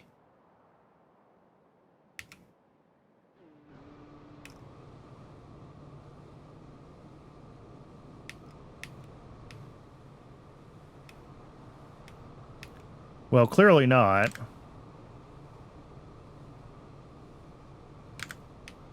Is this build just wrong? Did I not properly account for how much of all of this build there needs to be? All right, I think we need to refactor green silicon carbide just a little bit. But like we can push this up to 3 a second. Right, which is a full double belt of quartz ore. It's a little bit more than a belt of coke.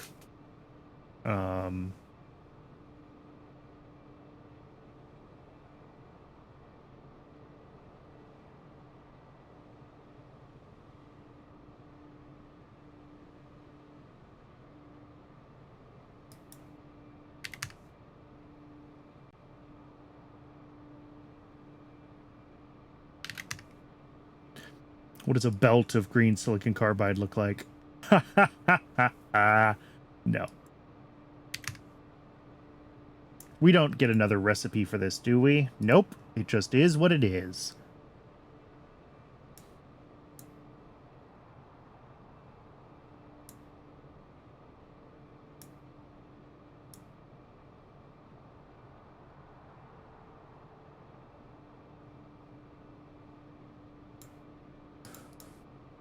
So, yeah, if we go up to... That's just so much quartz ore. Jeez. I mean, what we have already is obviously wrong, but...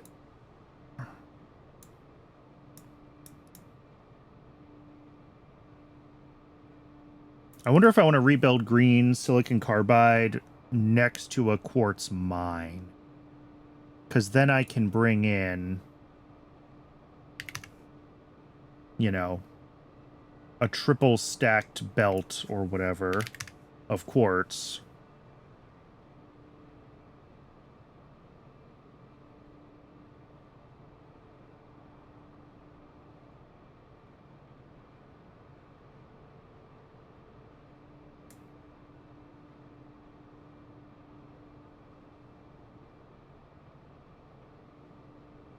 If I just do a dedicated mine. That way I'm not trying to ship 45 a second of something that's only stacks to 50 over rails. And then I can do a rebuild of green silicon carbide there at this scale. And like, yeah, that's like 2 belts a second of coke. That is what it is. But we can bring in 24 a second on a high throughput station. I'm not concerned about that.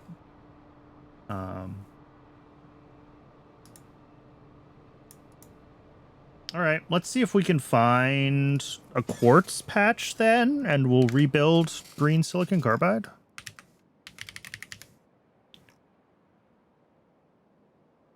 Actually, right there. Pop a station right here. There's one here. Oh, which we are actually mining. Although I think that feeds the old base. I don't even know. Also, how many mines fit on this? Only 20. We need to be able to fit 32 mines on this patch is the other thing. So it has to be a pretty good sized patch.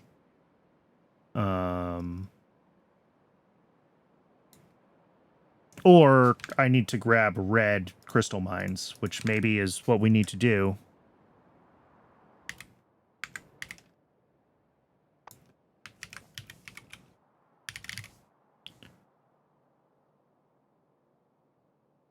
Stainless, duralumin, plastic. I mean, I think we can make them.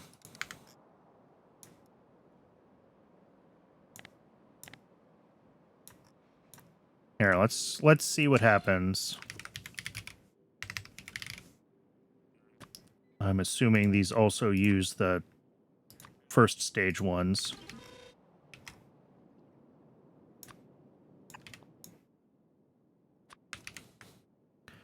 Crystal mine 2s, and we need 18 of them.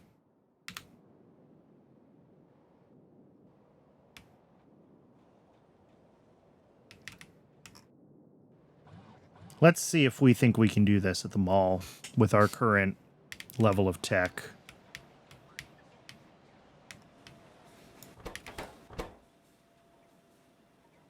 On the way.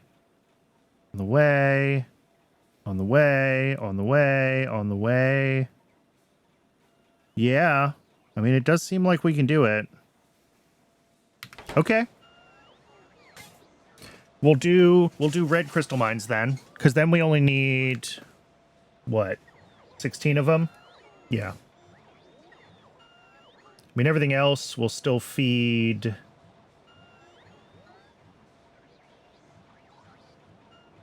Arc furnaces are, well, that's annoying. Slightly more than a belt. I'll either need to use a red belt or stack that. And then here, 9 items a second. That's fine to make the graphite. So yeah, I just need to be a place where I can fit 4 stations and where we can fit slightly more than 16 crystal mines. If I set exactly 16...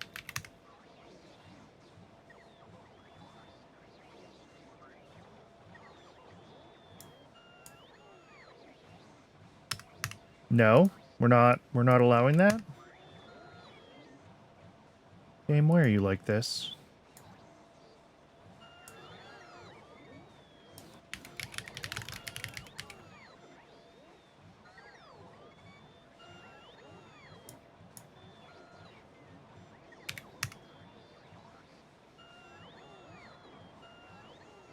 Why can't I? Oh. Because that's the built building count. I was in the wrong thing in YAFC. Sorry. Yeah, still 15.7 a second. Okay, that's what I was trying to see. I mean, we could do just 16 of these and call it a day instead of 18. But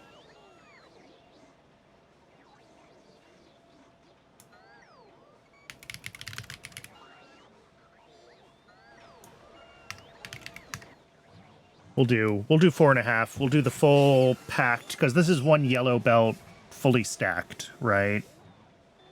Of quartz ore.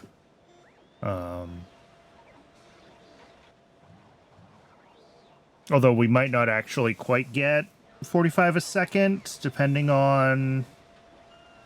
I don't know how the miners actually stack, but...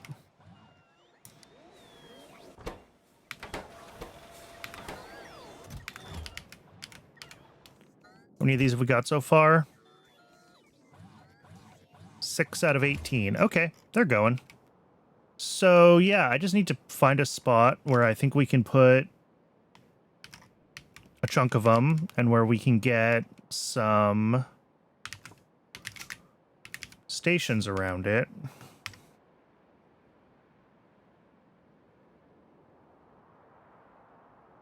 That's a big one there.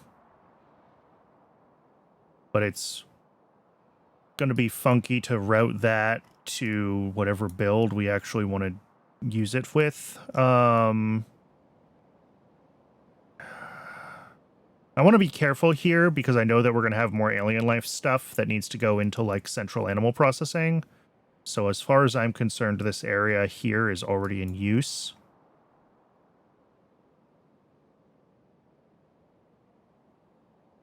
Yeah, there's nothing really good over here. I mean, I don't really have good places to build the actual processing over here, mostly is the issue. This one is the most tempting so far. There's this one. But again, I don't really know where I would get to it from.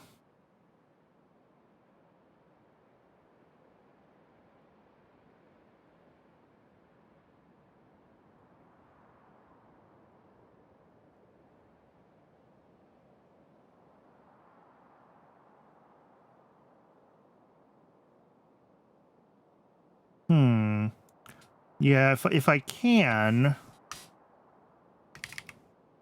do a proper trumpet here. See, that's what I was afraid of. This is conflicting. I mean, I guess we could do it further over. Do it like here. And then it's not conflicting with this build as much.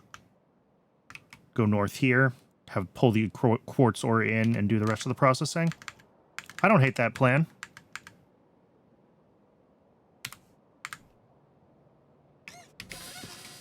Diamonds have stopped. Because... oh, because I never set all of my byproducts as high priority outputs. That's why.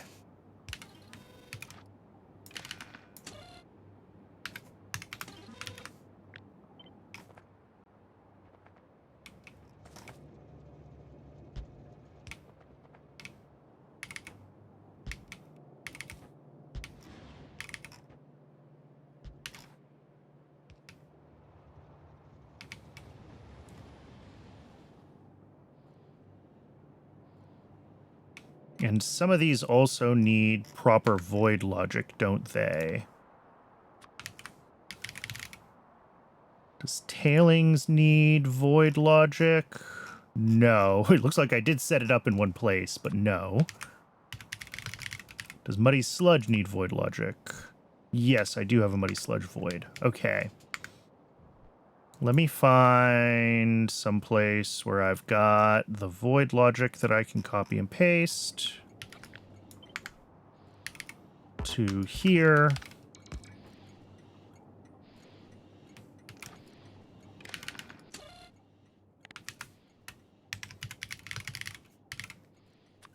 Muddy sludge.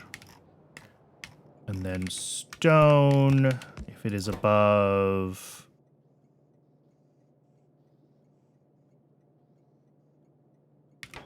5,000?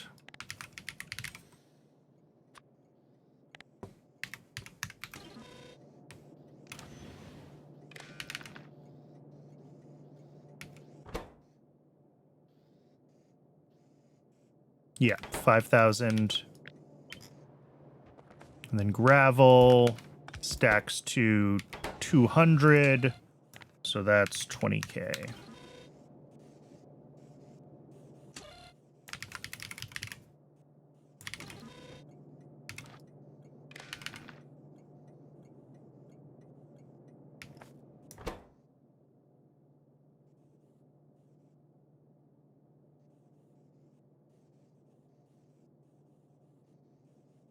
Yeah, 20K.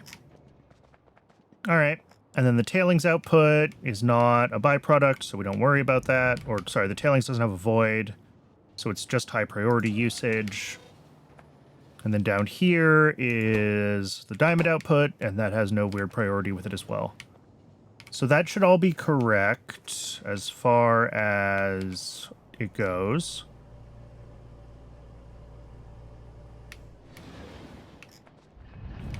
Cool. I'm glad I fixed that before I wandered too far away. Oh, does sand have a void? Probably not.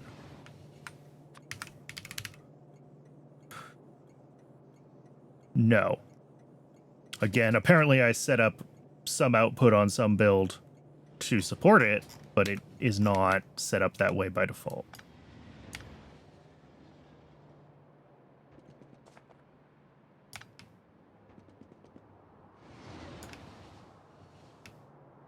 All right, I think the signals are all correct here.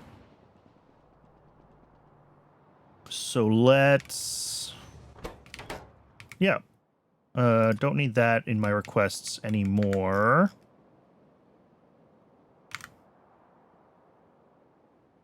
Let's, here. I'm going to export the shopping list for green silicon carbide. We're going to replace that with that.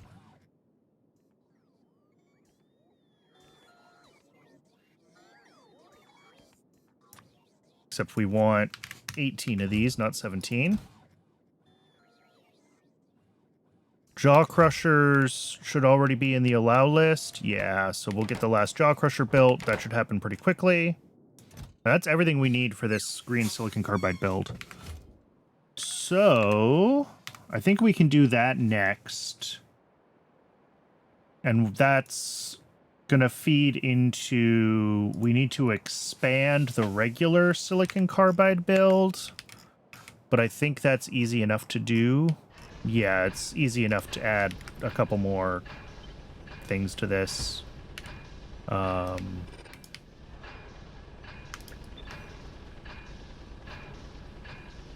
So we'll need 2 more secondary crushers as well to expand the regular silicon carbide.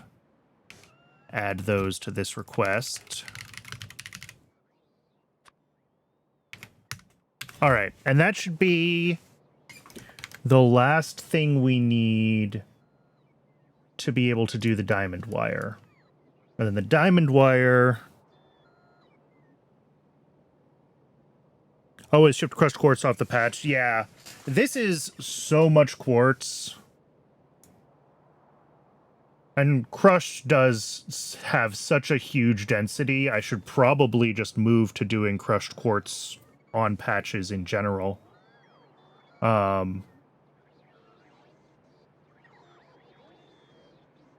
for now, this uses so much of it. Like, even if I was shipping crushed off the patch, it would pretty much need a dedicated patch anyway. So I'm just gonna set this up with its own dedicated set of mines, and I need to figure out where else we're using quartz ore and maybe crush it.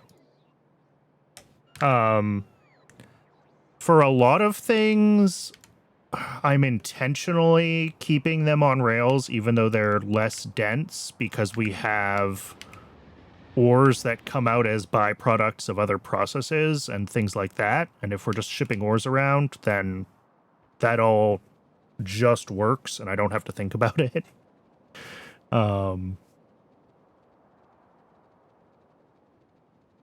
But for some of these things, especially as we get into later processes that need more and more materials, we're going to have to start being smarter about what we put on rails, obviously.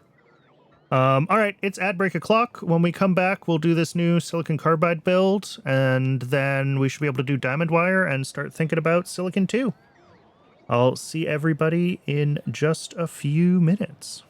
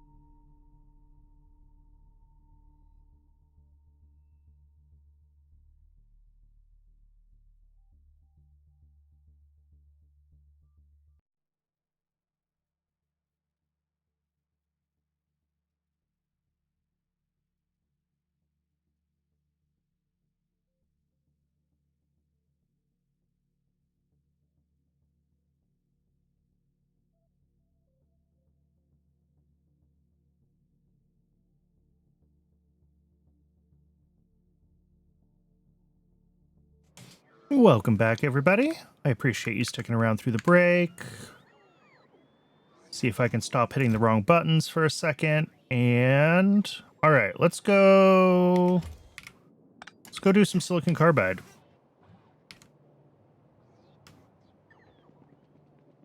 We may not, this might not run quite at full.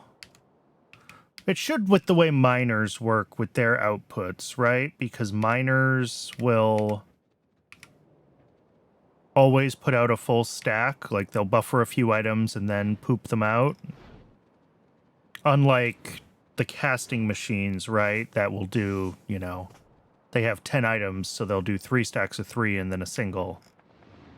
I don't think the mines ever work that way. which means we should get the full 45 quartz a second that a yellow belt can support.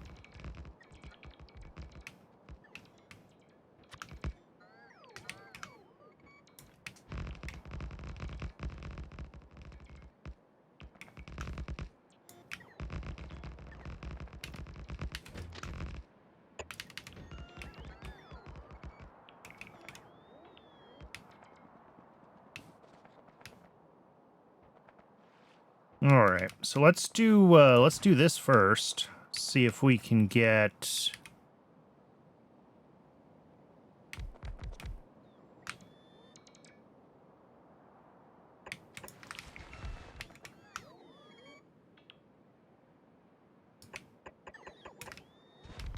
Yeah, no problemo.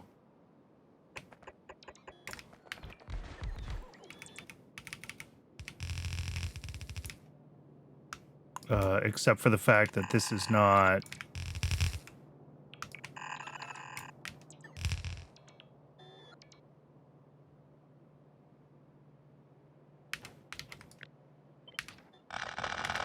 Let's think about this again.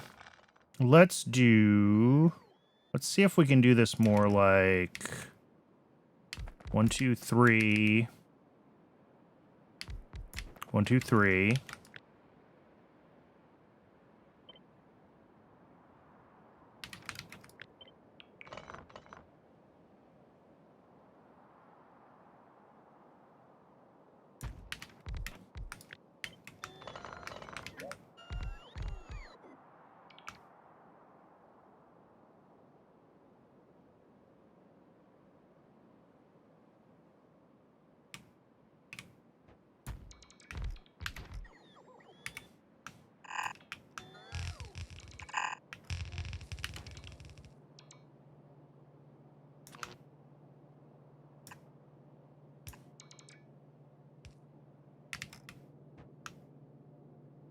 Ooh, really? All right, well, that's...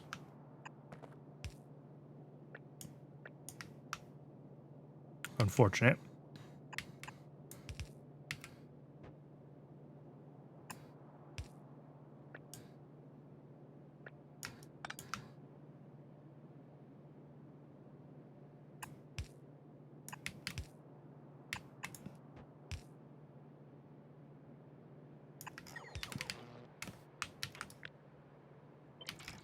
All right, so if we can get 3 of these clusters on here, then I will be happy.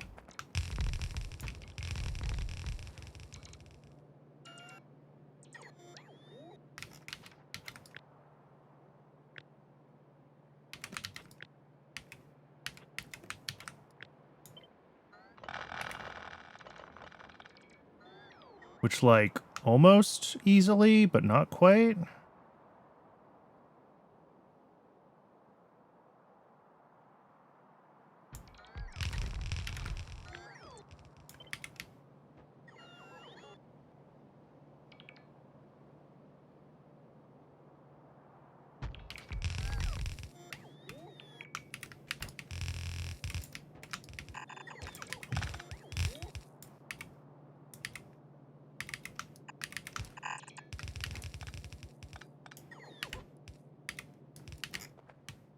All right, I think that's good enough. That should give us our triple stacked belt. And then a little bit more.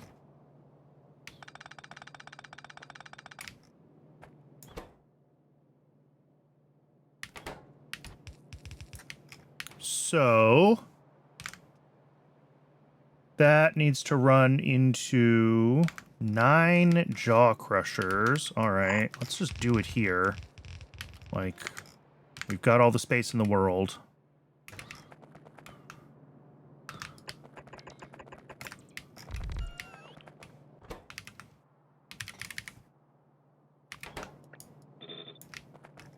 Each of those brings in 5 quartz. Jeez. And outputs 1.5. All right, we'll just do.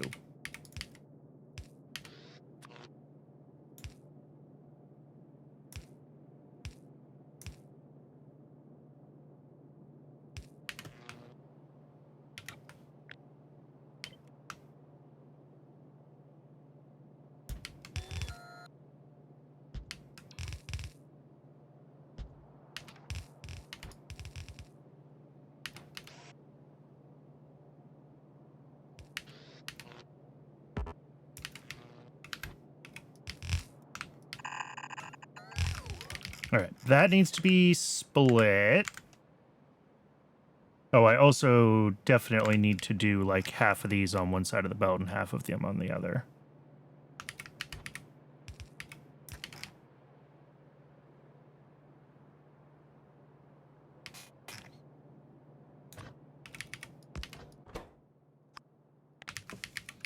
And the stone comes out of here.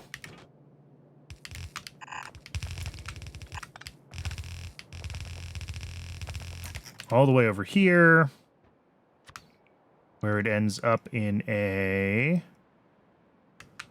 normal pickup station.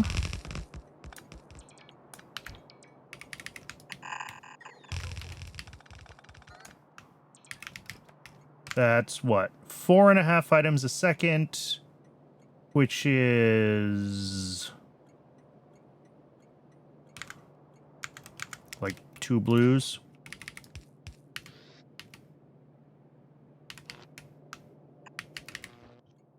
We also need a constant combinator here, because that is a byproduct out, so it's high priority. Oh, and actually it's stone, which needs a void as well. So let's just copy that from this one.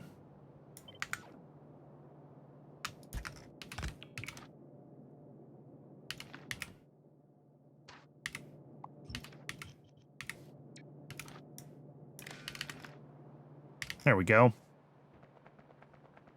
And then the other half of this feeds into 2 ball mills.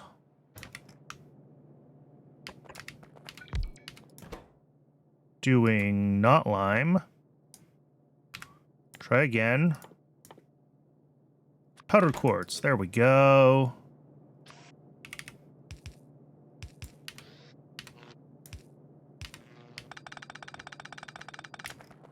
And the output of each of these is 5.5 items a second.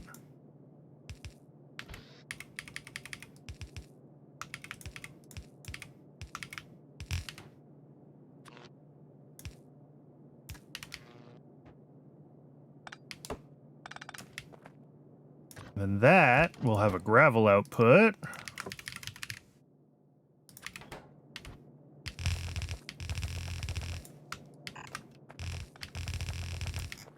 Coming all the way over here.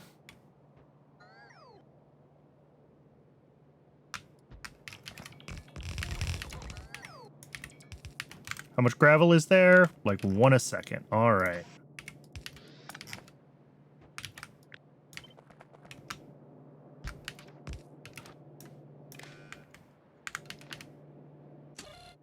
Space! Space!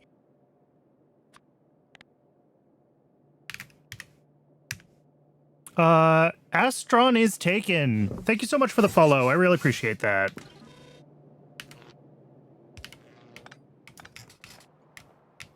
Give me a minute to finish up this build, and then I'll head over and I'll get your name on the Wall of Fame.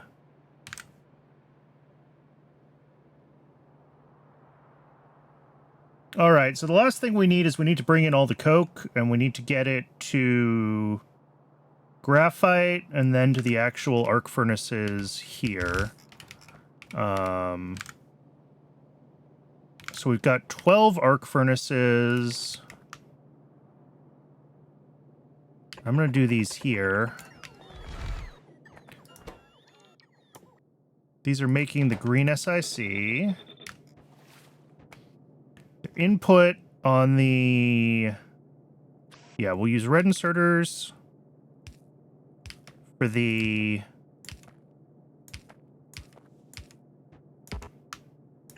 quartz.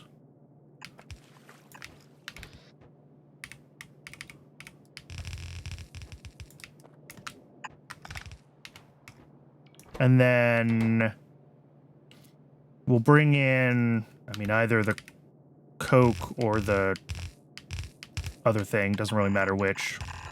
We'll bring in the belt of, I guess, coke. And that'll feed in here.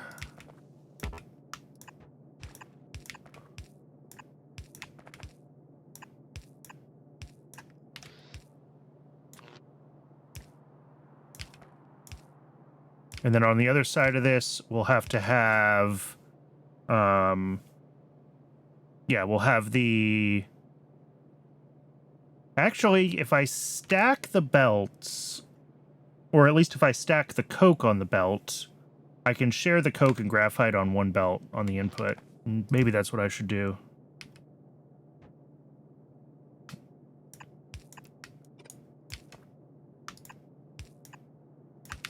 Logistics network is... I mean, I'm still not using bots, like, globally. Part of that is my decision to build my base so spread out, and bots are slow in Pi. But, like, just having bots in a mall so that you can walk into the Logi network and get restocked is so helpful. Like, bots are a game changer. They really are. Yeah, yep. Let's see, we're gonna need a high throughput drop-off. Woohoo! I'm glad I made that blueprint. New blueprint already coming in clutch. And this is gonna request coke. A lot of coke. Unlocked rails, but haven't used them. If I was gonna do this again, I would probably not use a rail base. I would try to do more with caravans, and I would try to do rail just for, like, really long distance, high bandwidth things. Not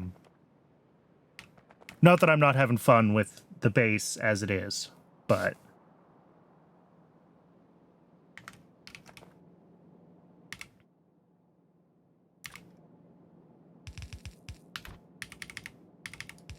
Alright, so that's gonna be coke on that side, and then we're gonna have coke again. Actually, we don't need a whole belt. How much is coming out of here to make graphite?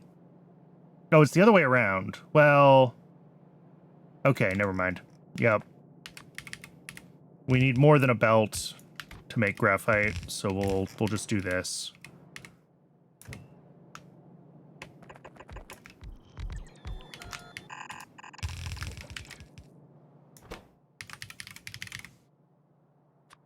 And then on this side, we need, I guess it's only like half a belt, so it would be like that, and probably only half a belt here.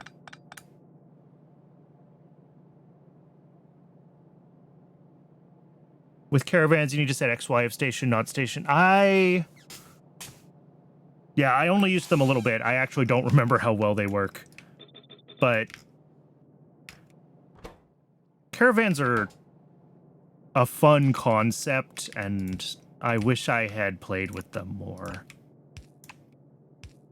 But yeah, I think it does take the coordinates, so you can't do, like, multiple stations of the same name like you can with trains and stuff like that. That does sound familiar.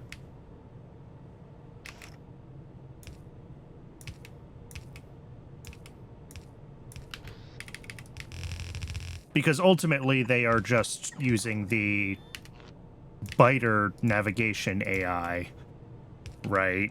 So...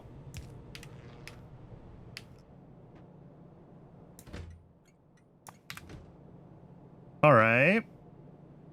That should get us... Yeah, once you move station, caravan path breaks. That is definitely true.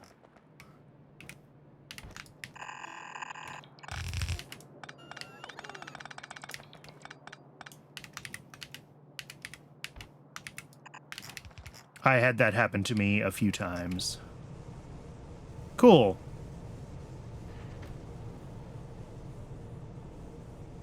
This is working fine.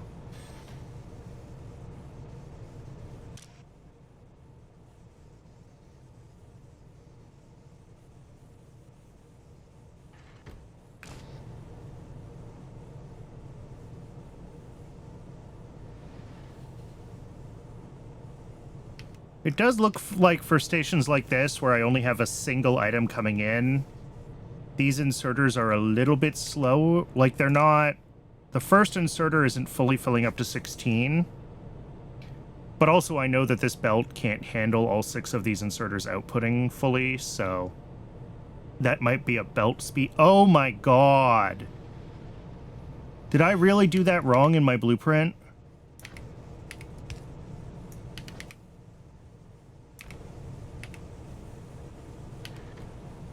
Is it just the underground that's wrong? Well, it's easy to fix at least.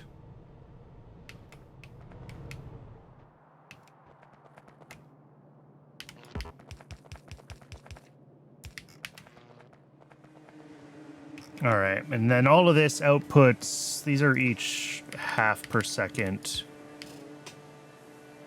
I am using CyberSyn.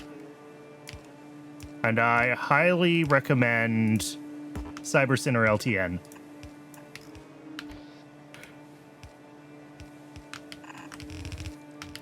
Especially with hard mode, because you can't easily get rid of byproducts. You're kind of gonna always have to deal with priorities, because you want secondary products to get used before they get made as a primary output and things like that. And like, yes, you can build priority systems on top of vanilla trains. People have done it. I don't enjoy combinators that much.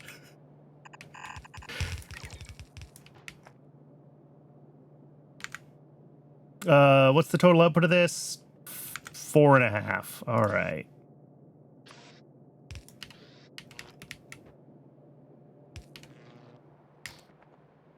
That is a whole bunch more green silicon carbide.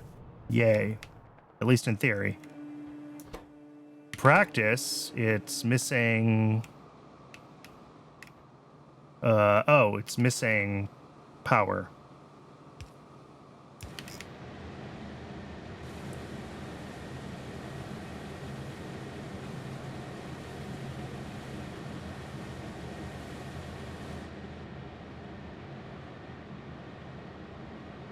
All right, it's going to take a second for all these belts to kind of merge their way up here, but...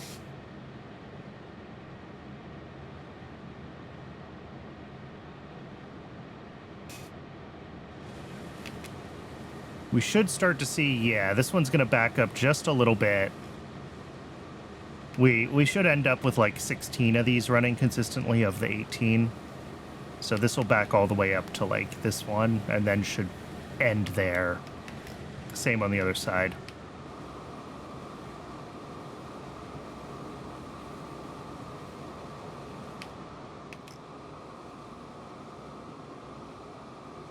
Cool. I see things turning on.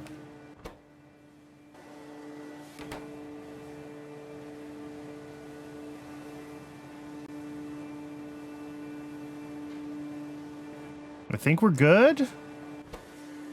The electric arc furnace is, like, one of the most obnoxious building sounds in the game, so I try not to stay zoomed onto it too long. For my sake, and for all of you in the audience. I think this is fine.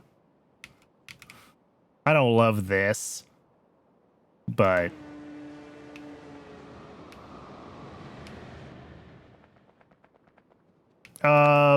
on rails, I'm managing liquid fuels through selector combinators. Let me find a place where I make something that I can use as a fuel, and I will show you. So here we've got gasoline, and gasoline is used both to process some things and also as a fuel.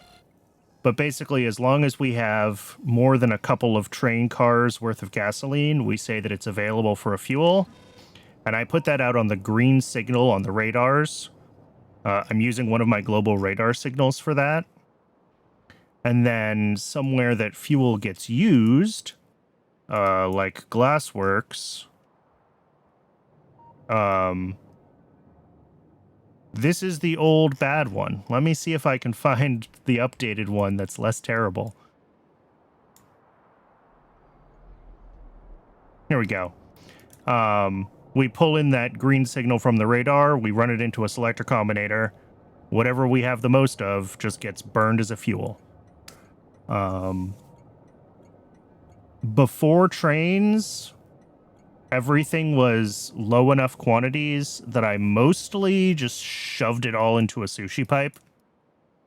I don't know if I still have the sushi pipe. Yeah, here's the old sushi pipe and the old glassworks hooked up to it. But, like, if you follow this pipe up to wherever its origin is...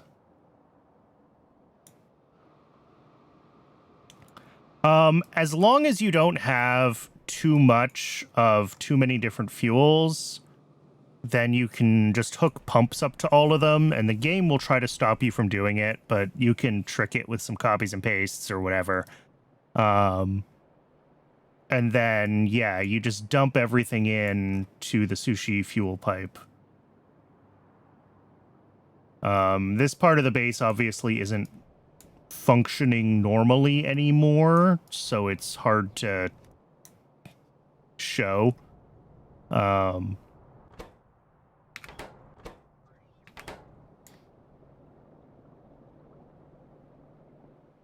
yeah, with Fluid 2.0, you can get away with pumping multiple fluids in. It helps to have tanks and some circuit conditions to, you know, choose which fluid you're going to pump in, but it's really not a big deal to just burn it all. Once you get to the point where you have, you know, larger quantities of fluids, then like the switching time is going to slow you down, because it has to fully burn through all the first fluid before it can push the second one into the pipe, right? The pumps can't mix the fluids, so...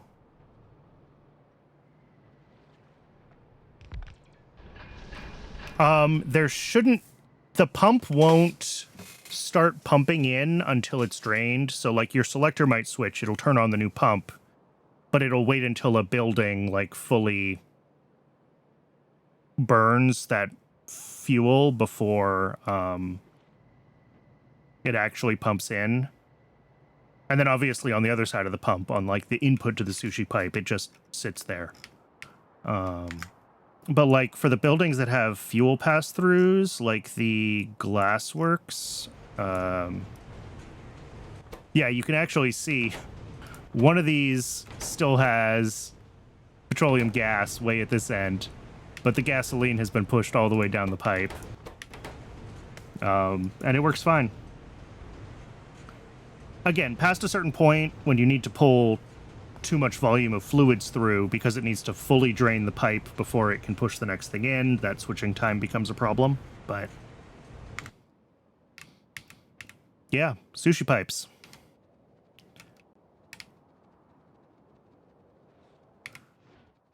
Oh, let me drop off this green silicon carbide in my inventory before it just ends up in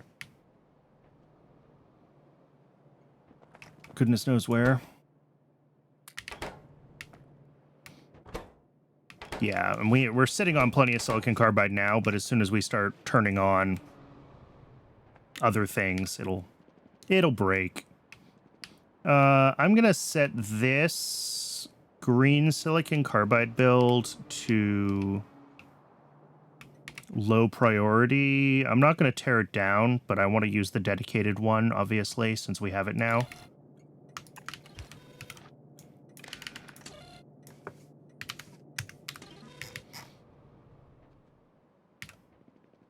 And that way we can still use that one, but we basically should never use it.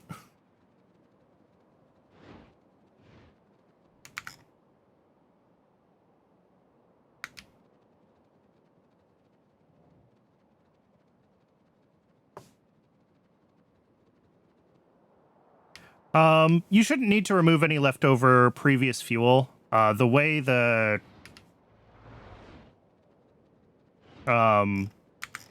because it'll burn through its entire internal buffer and then just swap to the new fuel transparently. It doesn't care.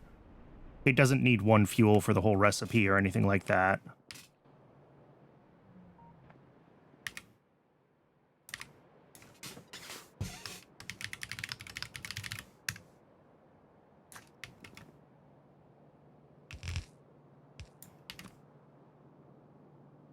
That's as good a spot as any for that.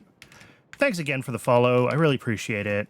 If there's anyone that thinks they should be on this wall, if you followed when I wasn't playing Factorio, or if I missed a notification, always feel free to let me know and I'll get your name on the Wall of Fame. Yep, that's right. The buildings just stop in the middle of the recipe. Yeah, sushi fuel pipes are kind of embarrassingly overpowered, actually. Like, I think they only work because of Factorio 2.0, like the changes to fluids, but they work really, really well. Okay, new silicon carbide is built. This is expanded, not expended. So I think, we're ready to do diamond wire, which is a quick and easy build. And then after that, we will need to upgrade silicon wafers to use the diamond wire.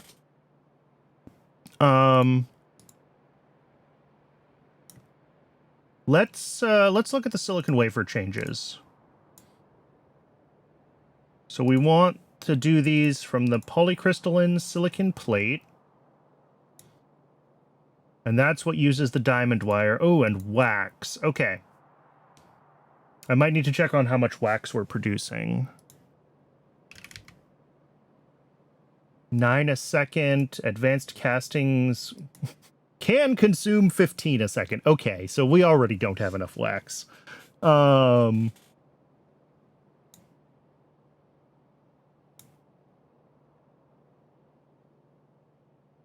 Also, why do I have this at 6 a second?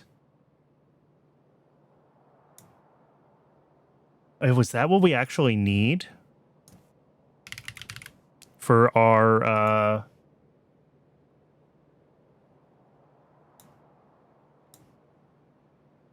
2.25 plus 2.25 is 4.5. Yeah, 6.25. Okay, so this is what we actually need to do. And what I should do is I should just delete the old silicon wafer sheet. Done. Gone. And you are now our real silicon wafers.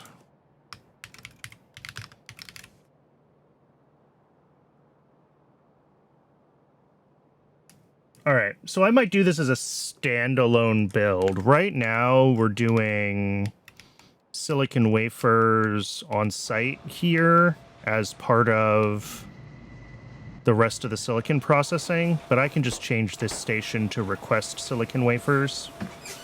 And then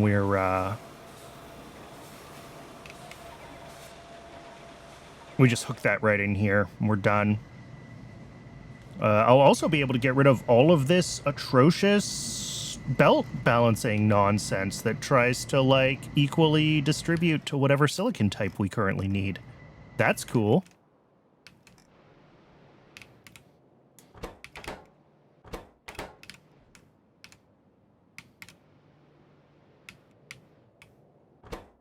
Yeah, we're out of MOSFETs, so it is time to be working on silicon. We had managed to buffer a bunch of the silicon products while other things were broken, but I think things have been fixed long enough that, well, batteries are still a problem, but MOSFETs are going to be a problem soon.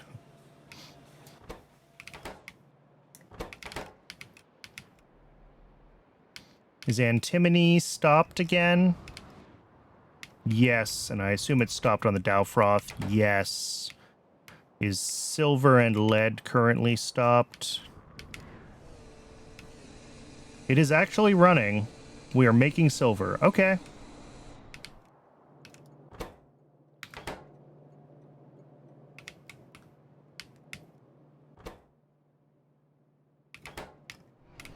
Not like great amounts, but some. I think one more delivery, if we can get one more delivery of antimony lead alloy to this, we'll sort of kick off the whole loop again. But yeah, ethylene glycol is still just a problem.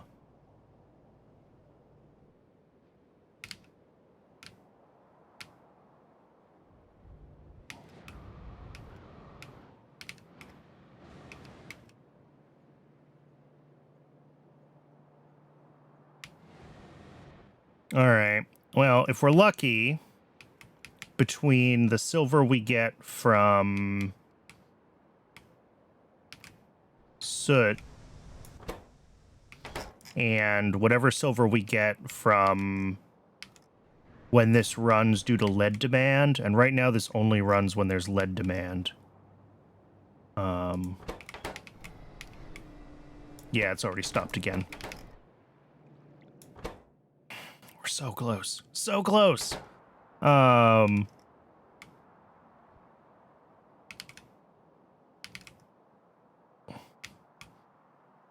But yeah, as soon as we get a delivery of silver to here, like, we'll get ethylene glycol again, we should get another Dowfroth 250, right? Yeah, that's sitting at just under a train's worth. So it very nearly closed the loop, and I'm hopeful that next time through it will manage to close the loop.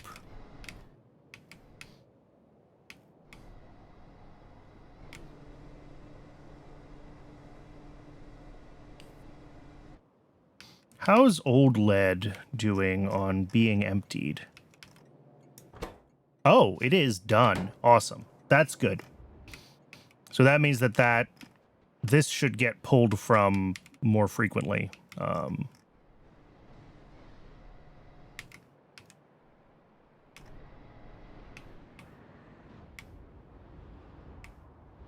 What is that? Oh, that's a lead ore delivery. That's not helpful. I may have deleted the old silver build too early. Yeah. I think between soot silver and the occasional lead demand, it'll figure itself out. Or I can hand deliver a couple of things to close the loop if I really have to.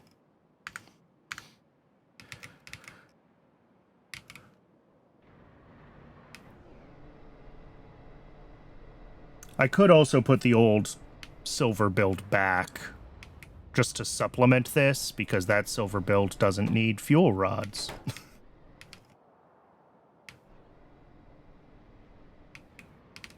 But it's just so inefficient.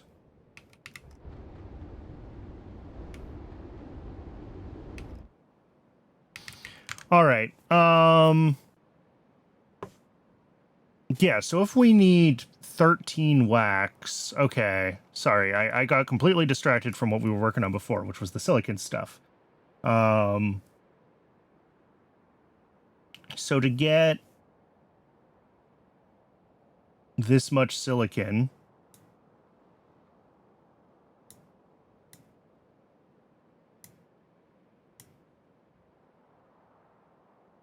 which should be 6.25, not 6.15. I think that was a typo. None of these take prod. Okay, these do take prod modules. Ooh. All right, that helps. It helps a lot with the diamond demand, actually. Okay. I don't think I'm doing crucibles yet, so I need to look into that as well. But we need 10.3 wax. Advanced castings can use up to 15. So we need to... Mark II machines for double prod. Ooh, that's...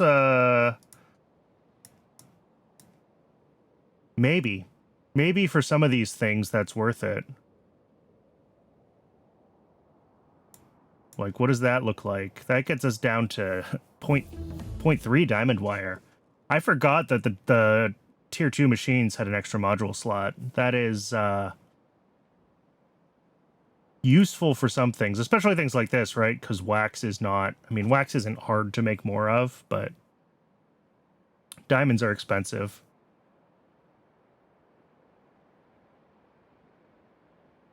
Plus, this is just a big build to begin with.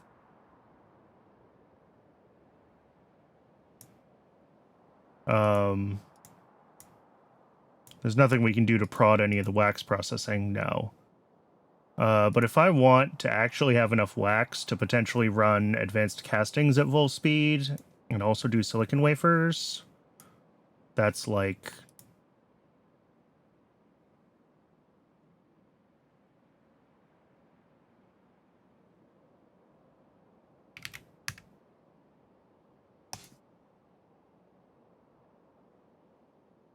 And that gets us up to 0.16 Ulrichs.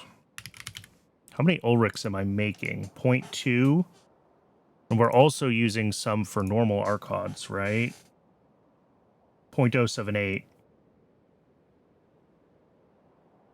Alright, so that would push us beyond what we can do with our current Ulrich build. Not that the current Ulrich build is all that big. Like, we could scale this up.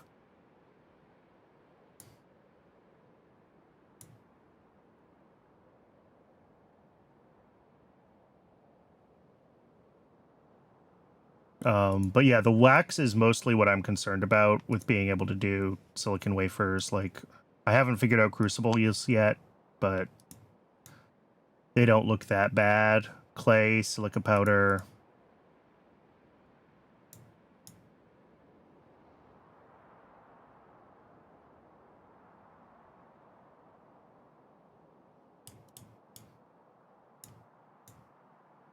Yeah, that's not that bad for a few crucibles.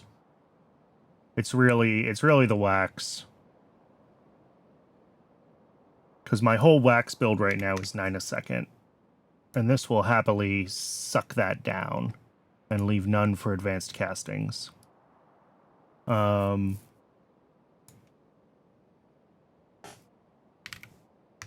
do 18.12 Ulrichs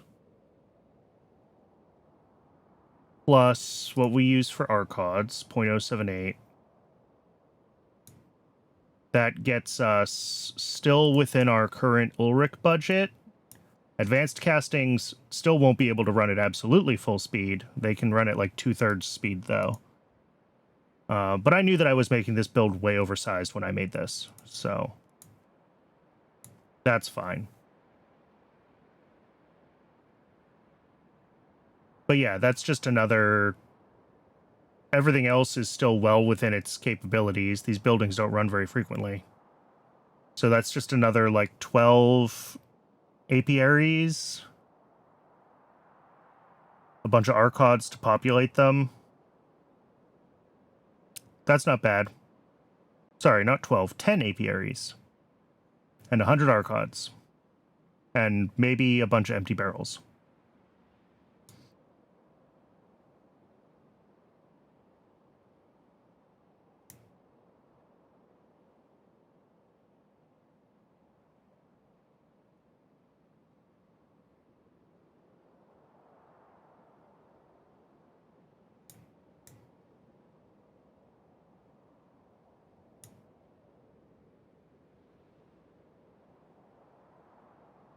I guess we do have a better... Well, no, I haven't researched Archod Stage 2 yet, I don't think. I have not researched Stage 2 yet. Alright. So yeah, let's do that. Let's double wax. And then... with Tier 2 machines for the silicon wafer processing and the double prod, we don't need heaps and heaps of wax.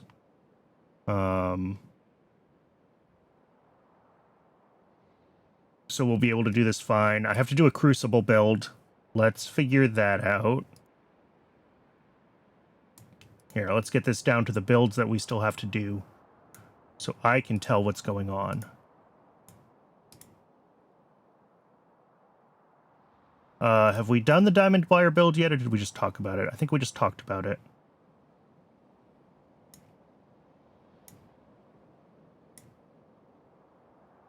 And then crucible.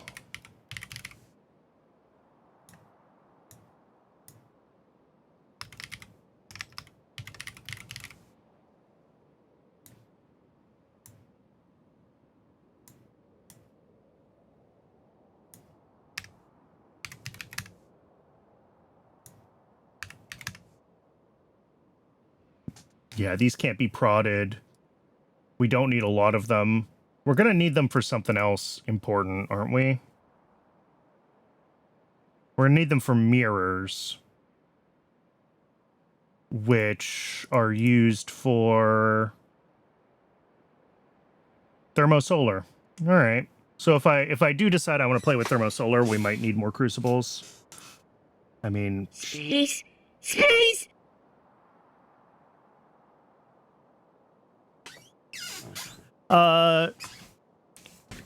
Maesterigra, I'm so sorry I butchered that pronunciation. Thank you so much for the follow.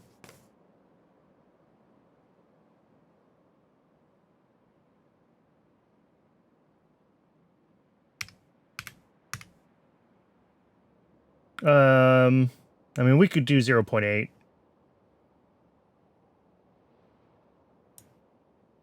I imagine at some point we're going to want to keep scaling silicon, right?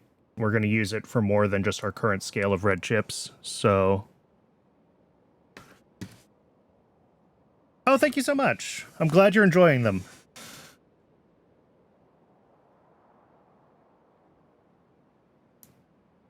So, like... Interesting, you can prod module clay pits.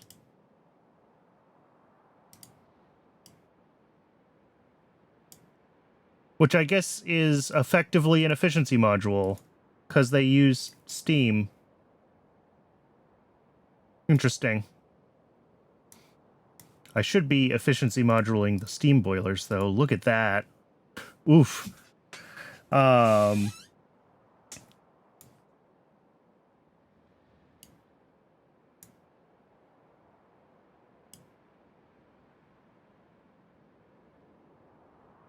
It's not as big a deal for this one because, like, we're only using 30 megawatts, but some of my builds have, like, 10 of these.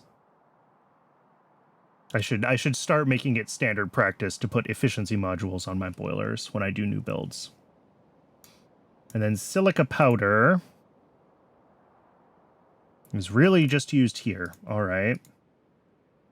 We can prod that. Sodium silicate is really just used here, and we can prod that. And that is totally normal things that we can bring in from anywhere. Okay. So that's crucibles. Oh, and water, I guess. That's crucibles. Fairly low quantity, common inputs. I mean, pure sand is always painful, but whatever. The nickel silicon, I'm not sure how much we're currently making and how much we need. We're making 1 a second. MOSFETs will use half of that. So 0.8 is more than we need, or more than we're currently capable of producing. But also, this is like 3 times the crucibles that we actually need, so the answer is it'll be fine.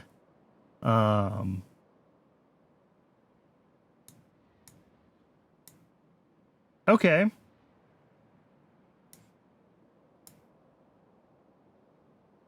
So these are the builds that we still need to do. The diamond wire, which I could also, I guess, go for double prod on if I was feeling spicy.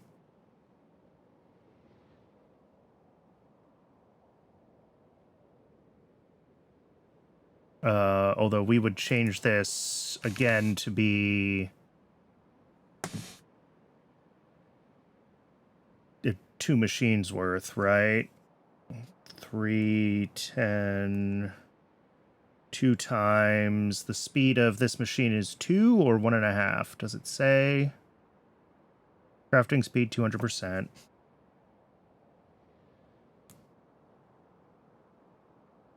1.08. That can't be right. Oh, nope, that's 3 machines. 0.72. That's 2 machines. Oh, and that still brings in, yeah, 1 a second stainless, 1 a second diamond. Perfect. That's what we want. Do I have a science per minute target? Yes. Sort of. Do I remember what it is? No. Let's check in YAFC. YAFC knows what I'm making.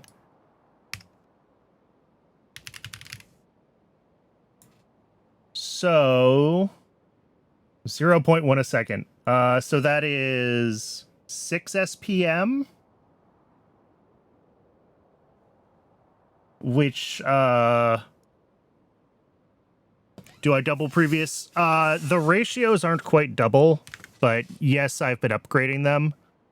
By the time you get here, you know, it ends up with 2, 3, 6, 10, and I believe when I get up to the next pi psi, it'll be, yeah, 1, 2, 3, 6, 10, 20. So they go anywhere from 1.5 to 2x sort of at each tier. But yes, you have to keep upgrading them because of how pi does its inputs. But my goal is that, I mean, it says 6 SPM, but, you know, realistically, I have 3 whole machines here. So it's whatever that ends up being with prod modules, etc. A little bit more than that.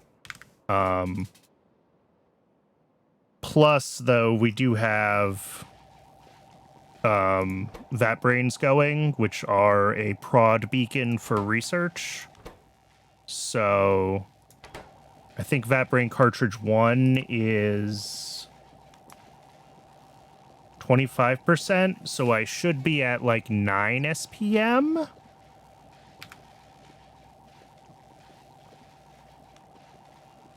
Equivalent on average.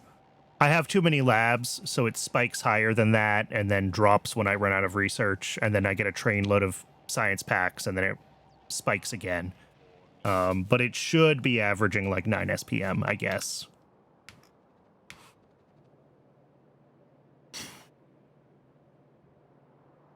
But yeah, I have all the other ones scaled appropriately based off of this progression.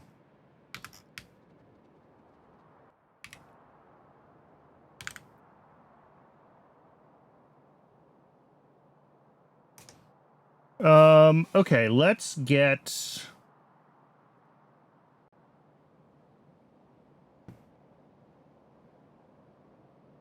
I mean, now I'm just like, do I just start using Mark II buildings more regularly anywhere I want prod? Because, like, why not?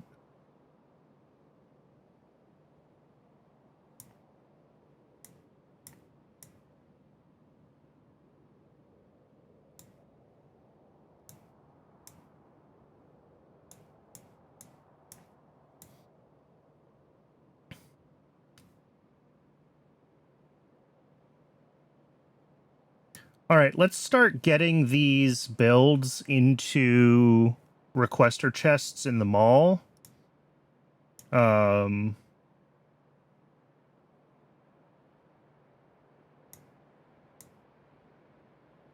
Wax, we're going to have to just, I think, upgrade by hand. Hopefully I built wax in a way that I can upgrade it relatively easily.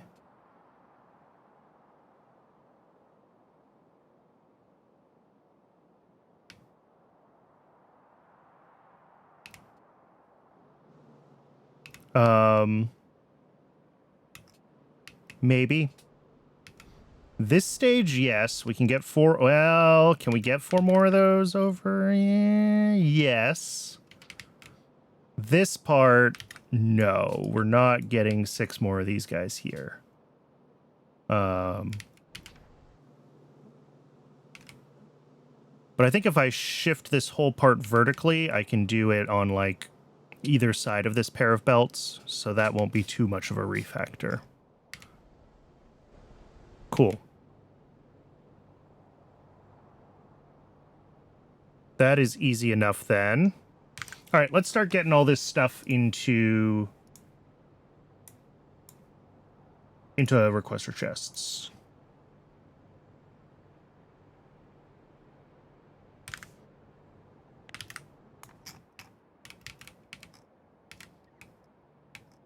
And then we're probably going to have to add, well, we're definitely going to have to add some things to the allow list for the mall, because we don't have a lot of the Mark II buildings in the allow list yet.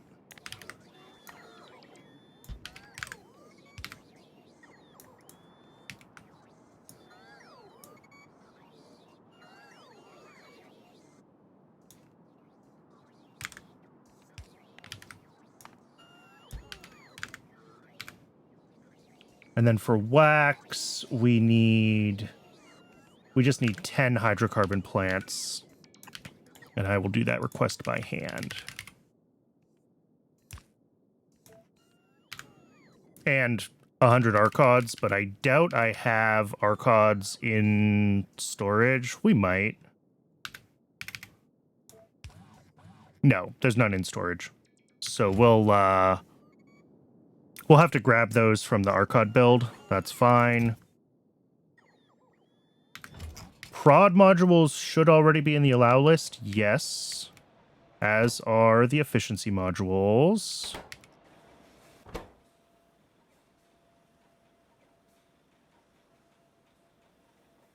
We might not have enough control panels. I might have to manually deliver some control panels if we don't have enough for a full train load.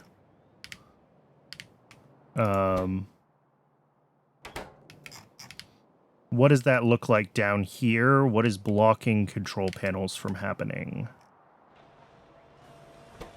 Oh, they're running. Cool. How close are we? Not super close. How close is this to backing up? Very. So it'll get there. Okay, I might hand deliver some if we need them, just to get all of these builds like ready to go. But definitely we need the tier 2 high pressure furnaces allowed, and the tier 2 ball mills allowed, and the tier 2 assemblers.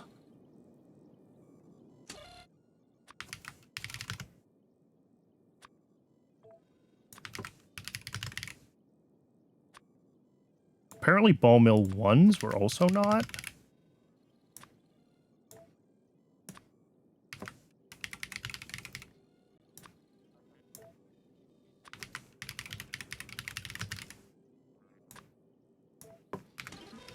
All right.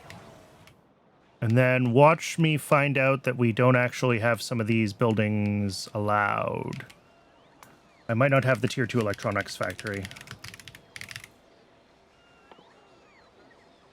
Yeah, I don't have that yet. Okay. Let's grab that then. And maybe I'll just drop Mark 1s in for now. Just so that we have the build done.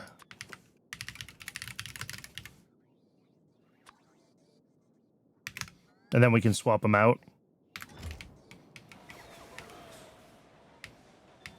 And probably, okay, we do have the automated factory Mark II. I see the ball mill Mark II.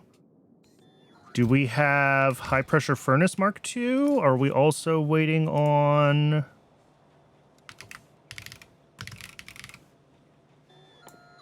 Oh, that's hiding in smelters? Oh, that's gross.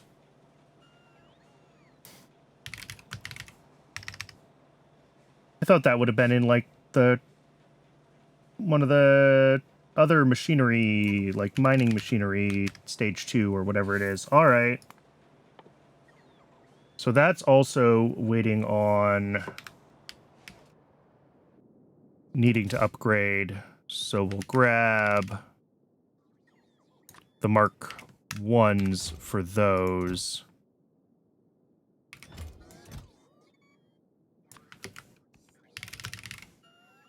Kemsai has too much good stuff? Yeah. Why is this a mix of tier 1s and tier 2s in this build? Sorry, I just fat-fingered my displays. Oh, because this one doesn't take prod modules, and it's just 2 buildings, so it wasn't big enough to bother making a tier 1. Okay. But yeah, if we turn this back to a tier 1, we end up needing... We're not making 1.0 one of them. We'll make one of them with 1 prod module, and then we'll upgrade it.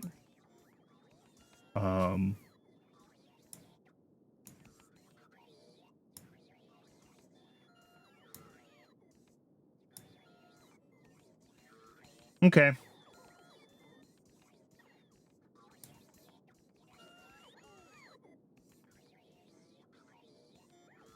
So, yeah, just 1 more high-pressure furnace Mark 1 in that build, then.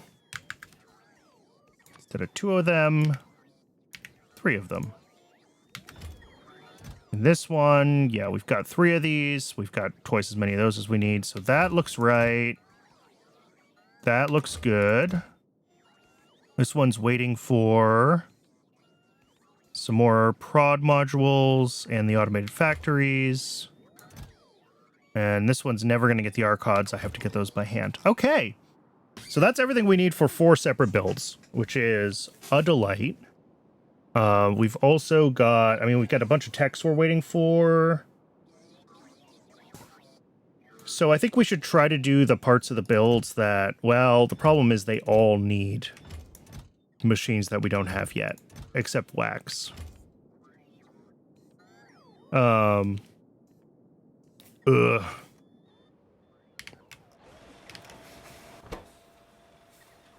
Alright, it looks like we did get enough control panels for all the modules for this build, so we at least don't need to hand deliver those.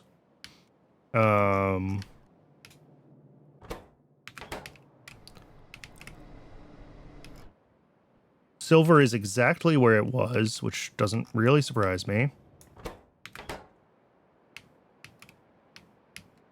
Other silver is what? Yeah, not getting soot. Which is weird. Where's tar quenching? Did my tar quenching break? Yeah, it's going. Alright. It just doesn't actually make that much tar. Okay, that's fair.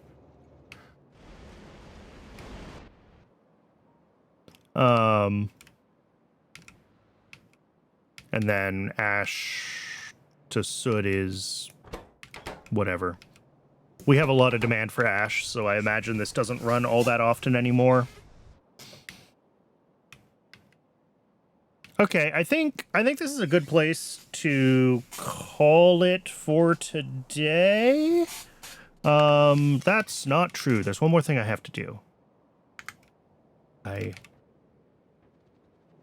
have one more person's name to throw on the Wall of Fame for following today. And then we're going to call it a day. We did good progress with diamonds. We're waiting on this tech to be able to fix our iron niobium alloy problem. And I should double check if there's any other alloys that I get better recipes in this tech and if I want to upgrade them. And then after that, we'll, you know, we need the advanced electronics and smelters 2 to finish what we were doing with the silicon upgrade.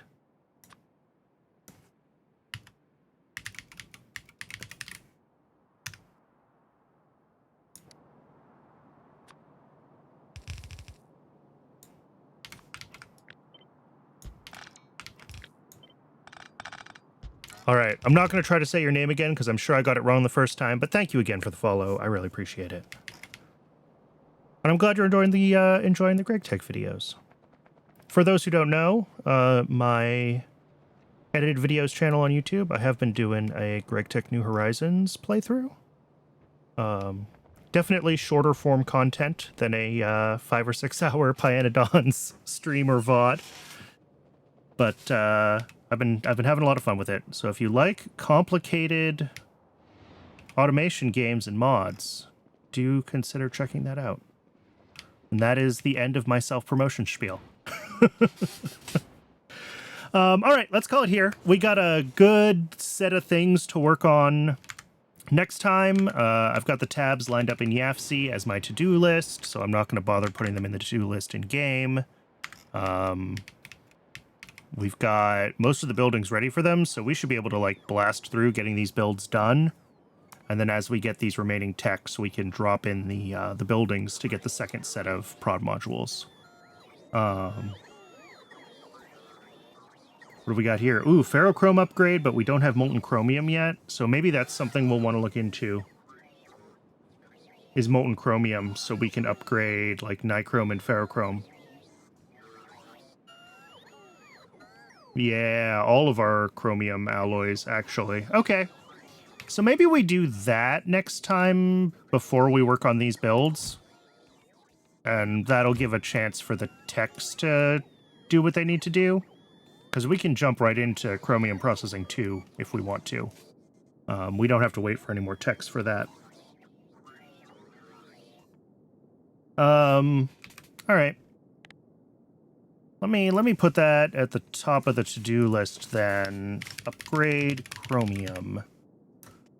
Kill time until the alloy tech is ready and be prepped for converting chromium alloys to molten metals. All right. That might be a good to-do as well for next time.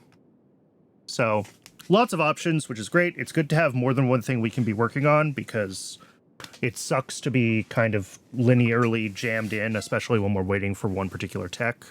So if we've got a couple different things we can do, then that's good. All right, thanks very much, everybody, for tuning in. I really appreciate it. If you found this on YouTube and want to watch live, there's a link to my Twitch in the description.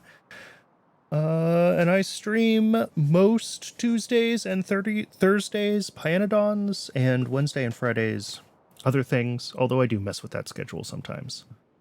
I really appreciate everyone for tuning in, and I will see y'all next time.